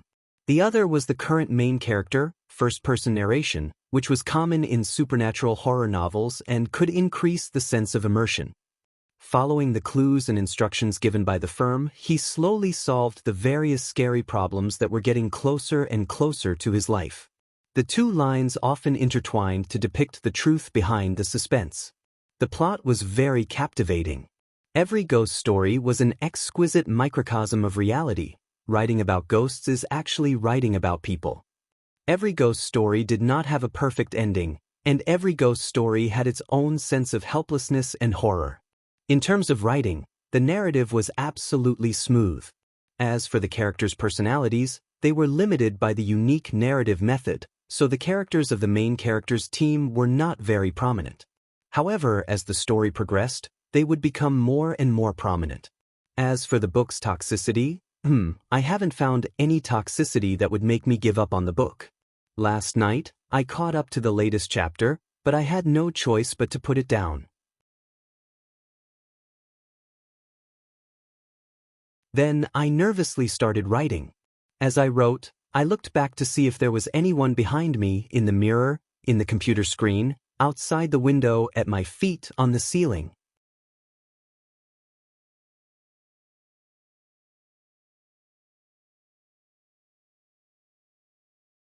Chapter 191. Your Grace. Under the morning glow, the disciplinary officer, Vlad, stared at Nicholas and Gleeward with a stern expression. What are you waiting for? But the Star Killer and the veteran did not move. Then, Nicholas pressed down on his severing soul's blade without saying a word. Vlad, I just asked you if His Majesty had ordered for martial law to be lifted. The Star Killer's expression was cold as he said softly, Your answer is a little strange. Gleeward let out a faint, cold laugh. Vlad was slightly startled. But martial law has not been lifted. That's not the point, the Star Killer interrupted the disciplinary officer and said coldly. The point is, you followed up without hesitation, word for word. His Majesty has not ordered for martial law to be lifted. Vlad's expression immediately changed. Nicholas' sharp gaze swept past every patrol member behind Vlad. Seeing their sparkling gazes, he continued speaking solemnly. If it's an order to lift martial law, it would have been issued by Prime Minister Count Leespan and delivered to the Chief Garrison Officer of the capital, Viscount Lysden. The disciplinary hall of each district would only receive a warrant signed by Lysden before arranging for martial law to be lifted. He snorted coldly. A mere disciplinary officer in the capital would only receive specific tasks such as clearing the roadblocks and restoring passage. He would not know if His Majesty had ordered for martial law to be lifted. Vlad furrowed his brows. Nicholas did not stop. His gaze made Vlad feel as if he was suffocating. You were in such a hurry to escort us, to the point that you didn't even hesitate to make up an excuse to go along with my words. Behind Vlad, the patrol members exchanged glances. Their expressions varied, and all of this was seen by the Star Killer. It also caused his heart to sink. It's too suspicious. What happened? It was just a slip of the tongue. Vlad sighed. Besides, in this situation, the first order must have been issued by His Majesty. But Nicholas still did not speak. Glee Ward, who was supported by him, spoke in a nonchalant manner. I say, Vlad, since when did you care so much about the kingdom's affairs? The limping Lemeter exhaled. It's been more than 10 years. From the time you recruited soldiers to the time you cleared the city, your first reaction would be to hide and avoid any trouble in the capital. You're afraid that your interests will be harmed. As he listened to Gleeward's words, Nicholas' expression became more and more terrifying. As for leading troops to rescue the Emperor in times of danger? Gleeward arched an eyebrow. The expression on his face was as if he had seen a mouse that could fly. Stop joking. Vlad's expression turned extremely unsightly. Old cripple. He gritted his teeth. I don't want to quarrel with you right now, but at this moment, a clear male voice came from the crowd. Enough. They've already seen through us. Vlad sighed deeply and moved to the side, making room for the man who walked out from the crowd. This time, it was the Star Killer and Gleeward's expressions that changed. The newcomer was tall and straight. His footsteps were heavy, and his aura was oppressive. There was a strong smell of blood and iron from the battlefield on him. A ruthless character. Gleeward exhaled. You know him? Nicholas did not respond to Gleeward. He stared straight at the newcomer. It's you. Nicholas narrowed his eyes and his expression was grave. The Fire Knight. Rum Tolja. The person stopped and stood in front of them. It's an honor to meet you again, Lord Nicholas. Tolja, one of Ekstet's 5 war generals, said with a cold expression. The knight from Black Sand region had long since taken off his gray helmet, but the gray armor was still on his body. Together with the horse-drawn saber at his waist, he gave off an oppressive aura. Nicholas snorted softly with an unpleasant expression. If the Archduke of Black Sand region wanted to attend the banquet, he could have told us beforehand so that we could send invitations. Tolja met Nicholas' gaze without showing any signs of weakness. Kentvita mentioned to me that you told him in the suburbs yesterday. The Fire Knight's expression did not change. So, in response to your invitation, we brought more than 1,000 people to take a stroll in Dragoncloud City. Nicholas sized up the patrol team. His pupils slowly narrowed. You are asking for your own deaths, the Star Killer said coldly. The number of soldiers that can be urgently recruited in Dragoncloud City alone is 7,000 to 8,000. There are also the patrols and the regular guards of the palace, not to mention the vassals in the suburbs. But Tolja cut him off nonchalantly. Yes, Dragoncloud City is very powerful. The number of soldiers recruited is innumerable, and the combat power of the regular army is astonishing, the Fire Knight said flatly. But who has the right to recruit them? Nicholas' heart sank. A bottomless chill crept into his heart. He remembered what Vlad had said at the beginning. Someone is trying to assassinate His Majesty. What do you mean? He asked solemnly. There was a hint of anxiety in his tone that he did not realize. Impossible. The people guarding His Majesty are the most valiant White Blade Guards. Every one of them has superclass skills and rich experience. They are also willing to sacrifice their lives. Even the kingdom's wrath can't. How dare they bring so few troops? What does Lampard want? Nicholas and Tolja's gazes met in the air, as if sparks were about to fly. What I mean is that you don't have to worry about this problem. The knight from Black Sand region was expressionless. Extet will soon welcome a new life. Nicholas forced himself to calm down. Mole, right? The Star Killer tightened his grip on his blade. He said coldly, "How long have you been planning this? To be able to bring 2,000 people into Dragon Cloud City? Be it the chaos caused by the calamities or a mere gang leader, they are far from being able to do this. Who else did you bribe? Chief Garrison Officer Lysden? Even Prime Minister Leespan?" But Tolja did not answer his question. "Sir Gleeward." The Fire Knight turned to the lame veteran with a respectful expression. "I have heard of your name, and I know that you have always been dissatisfied with the Walton family's rule." Nicholas furrowed his brows slightly. But Gleeward's reaction was faster than he thought. "There's no need to say anything else." Gleeward exhaled and said in a relaxed manner, "I really don't like that Nuven, and our king is indeed a bastard." Tolja's eyes brightened. "Then you, but Chapman Lampard?" Gleeward did not give him a chance to interrupt. The veteran flashed his yellow teeth and chuckled like a street ruffian. "I may be poor and illiterate, but I am still a Northlander. No matter how dissatisfied I am with my king, I will not lead an army into the capital."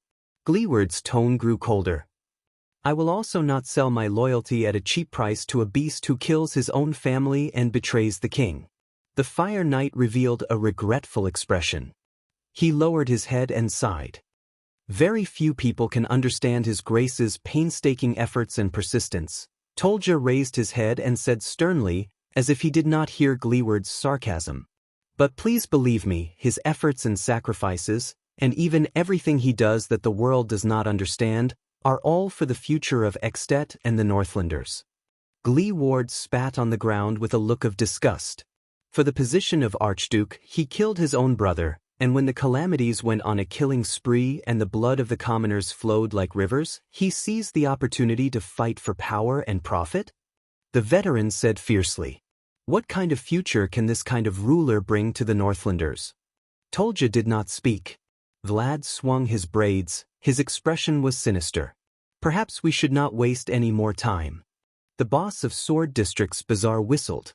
His gaze was contemplative. "According to the Archduke's orders, if we cannot deceive them, we will have to execute Plan B. This might be a little painful," Vlad said eerily. As soon as he said that, the atmosphere suddenly became tense. It was as if the balance of the scales had been broken. Tolja nodded slowly. "You know, Your Grace, I really want to spar with you. To make up for the regret of not being able to wield the sword of reversing light with my own hands." "Then your wish will be fulfilled today." Those 2 blows in the snow were indeed not satisfying enough, Nicholas answered flatly as he drew his knife. Nicholas' gaze swept across the patrolmen. Fortunately, there were not many soldiers in Black Sand region, less than a quarter of them.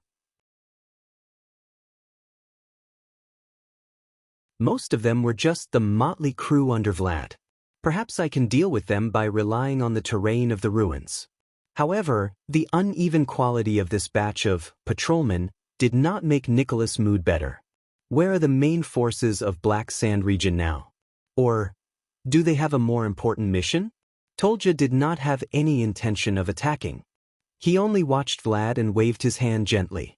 The expressions of the patrolmen became more and more solemn. "Can you still fight?" The Star Killer let go of Gleeward and let the veteran stand on his own. "Cripple? Stop joking, dead face." Gleeward's expression was extremely pale. He coughed violently and wiped away the blood at the corner of his mouth. He gritted his teeth and said, "Now? I can still kill 100 calamities." But the veteran's words came to an abrupt halt. As Vlad waved his hand, nearly 50 people came to the front of the patrolmen. They formed 2 rows in a semicircle, squatting in front and standing at the back. The 50 soldiers raised the weapons in their hands and aimed them at the 2 supreme-class elites. Nicholas' breathing suddenly froze. Gleeward widened his eyes. "Those are 50 crossbow infantry crossbows. Against the 2 of us?" All of Gleeward's words converged into one word at that moment. A word that Nicholas agreed with all his heart. "F***ck." The man with 8 braids turned his body slightly and retreated into the formation of his subordinates. My lords, brave and famous in the kingdom, please allow me to introduce myself one last time. Child Vlad. I run a small business in Dragon Cloud City. Vlad laughed as if he was very happy. From infantry crossbows to mystic guns, they are all part of my business. Nicholas and Gleeward stared at the densely packed crossbow machines and sighed.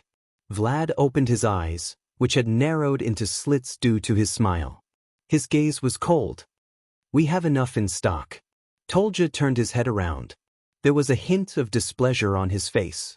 In the next moment, 50 crossbow arrows flew towards the 2 Supreme Class elites without any blind spots.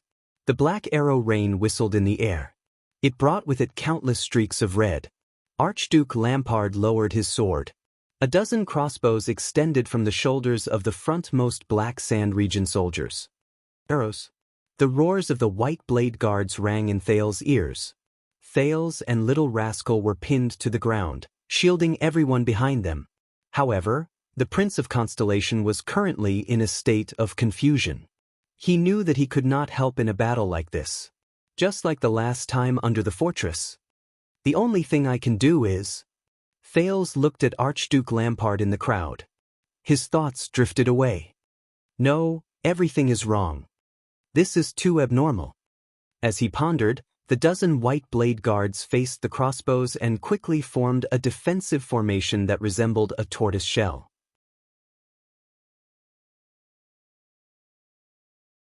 They knelt on one knee and leaned sideways against each other. They raised the arm shields on their forearms and placed them diagonally in front of their bodies, blocking their heads and bodies. Asterisk whoosh whoosh. Asterisk the crossbow arrows whistled in their direction. Thales still could not understand. After King Nuven's death, Lampard appeared. He even tacitly admitted that he was the mastermind. But, asterisk clang. Asterisk multiple crossbow arrows collided with the arm shields and bounced off with a sharp, piercing sound.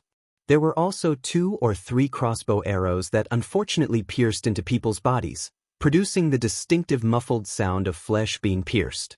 However, none of the White Blade Guards made a sound. They only exchanged glances with each other coldly. After the first round of crossbow arrows, the White Blade Guards instantly rose. Their leader let out a furious roar. Charge! 10 White Blade Guards charged towards the soldiers of Black Sand region without hesitation. They were outnumbered. Thales breathed in a daze. He did not even notice that he and Little Rascal were being carried away by a few White Blade Guards from the battlefield. His mind was filled with questions. But why did Lampard come to Dragon Cloud City?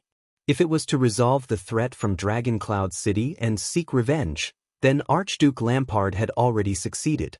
The king was dead, and Extet would descend into chaos.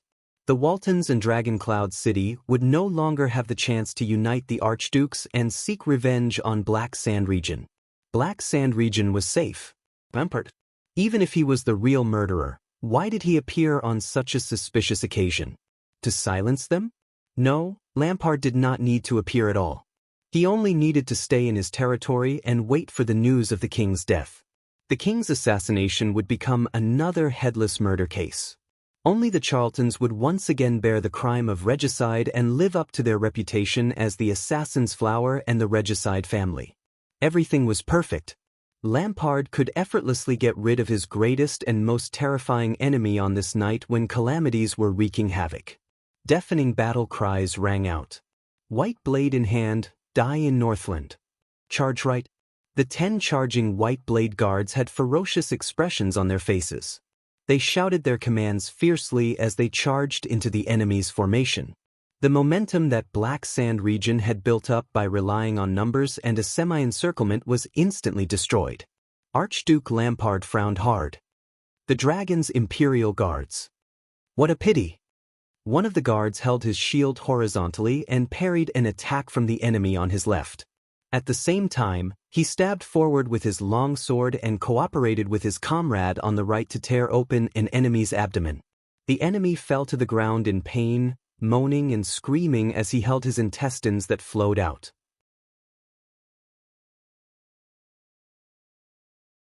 However, the White Blade Guards did not have the slightest intention of ending his life. They just stepped over him and continued moving forward. They charged towards the next wave of enemies. The Black Sand Region soldiers had no choice but to split up and drag their comrade back into the formation. This reminded Thales of the kingdom's wrath and the scene of his Fury Guards charging forward. Blood splattered among the crowd. The White Blade Guards formed groups of two. One blocked the attack from the left, and the other tore apart the enemy from the right. The two advanced with tacit understanding. They exchanged positions and responsibilities back and forth in a rhythm where one was fast while the other was slow. Even if they were occasionally injured, they did not care. It was as if they only had eyes for the enemy in front of them. Under the unexpected counterattack of the White Blade Guards, Black Sand Region's side instantly lost 5 or 6 corpses. The Dragon's Imperial Guards, who were few in number but exceptionally ferocious, acted as the rear guard. The moment they counterattacked, they even forced Black Sand Region's formation to retreat. The White Blade Guards brandished their blades in a frenzy.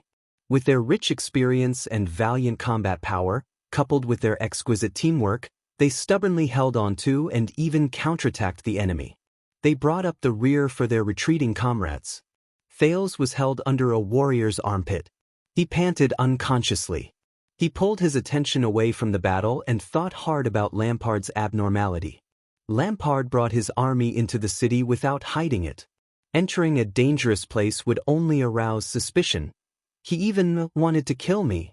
Not only would he expose himself and bring trouble upon himself, but he might also be accused of a crime that would be difficult to escape. Everyone in Extet would not let go of the murderer of the common elected king. The breathing space that Black Sand Region had painstakingly earned would only disappear. This was not in Lampard's interest at all. Thales really did not understand. He did not understand why Lampard would make such an unwise choice. It was just like the ambush at Broken Dragon Fortress when they were caught off guard. Compared to King Nuven, who was unfathomable, this Archduke Lampard gave him a feeling that he could not fathom and understand. Thales could not help but wonder again, is Lampard crazy? But then he remembered Putre's words. Lampard is not crazy. Chapman Lampard, what do you want? The White Blade Guards who brought him and Little Rascal to retreat suddenly stopped when they crossed an abandoned roof. Thales looked up and his hair immediately stood on end. In front of them stood Black Sand Region's vassal, the Viscount of the city of Halting Light, the tall Ilasa Kenvida, whom he had met once before. There was also a row of soldiers beside him.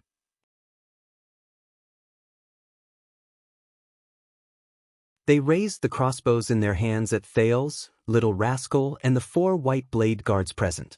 Thales sighed. Crossbows again. The scene of Yodel facing the Duke of the Northern Territories' assassin and being shot by a crossbow appeared before his eyes. What a detestable weapon! Thales thought in despair. He turned his head to look at Little Rascal. Her eyes were also filled with fear. Archduke Lampard's strategist, Viscount Kenvida, smiled and said, "As the Archduke said, Your Highness, please choose your enemies and friends carefully. It is a great taboo for a king to fail to see the situation clearly." In the next second, the Viscount waved his arm. You're tuning in to the Wandering Hero YouTube channel. Don't forget to subscribe and join us on this journey to catch the most captivating stories.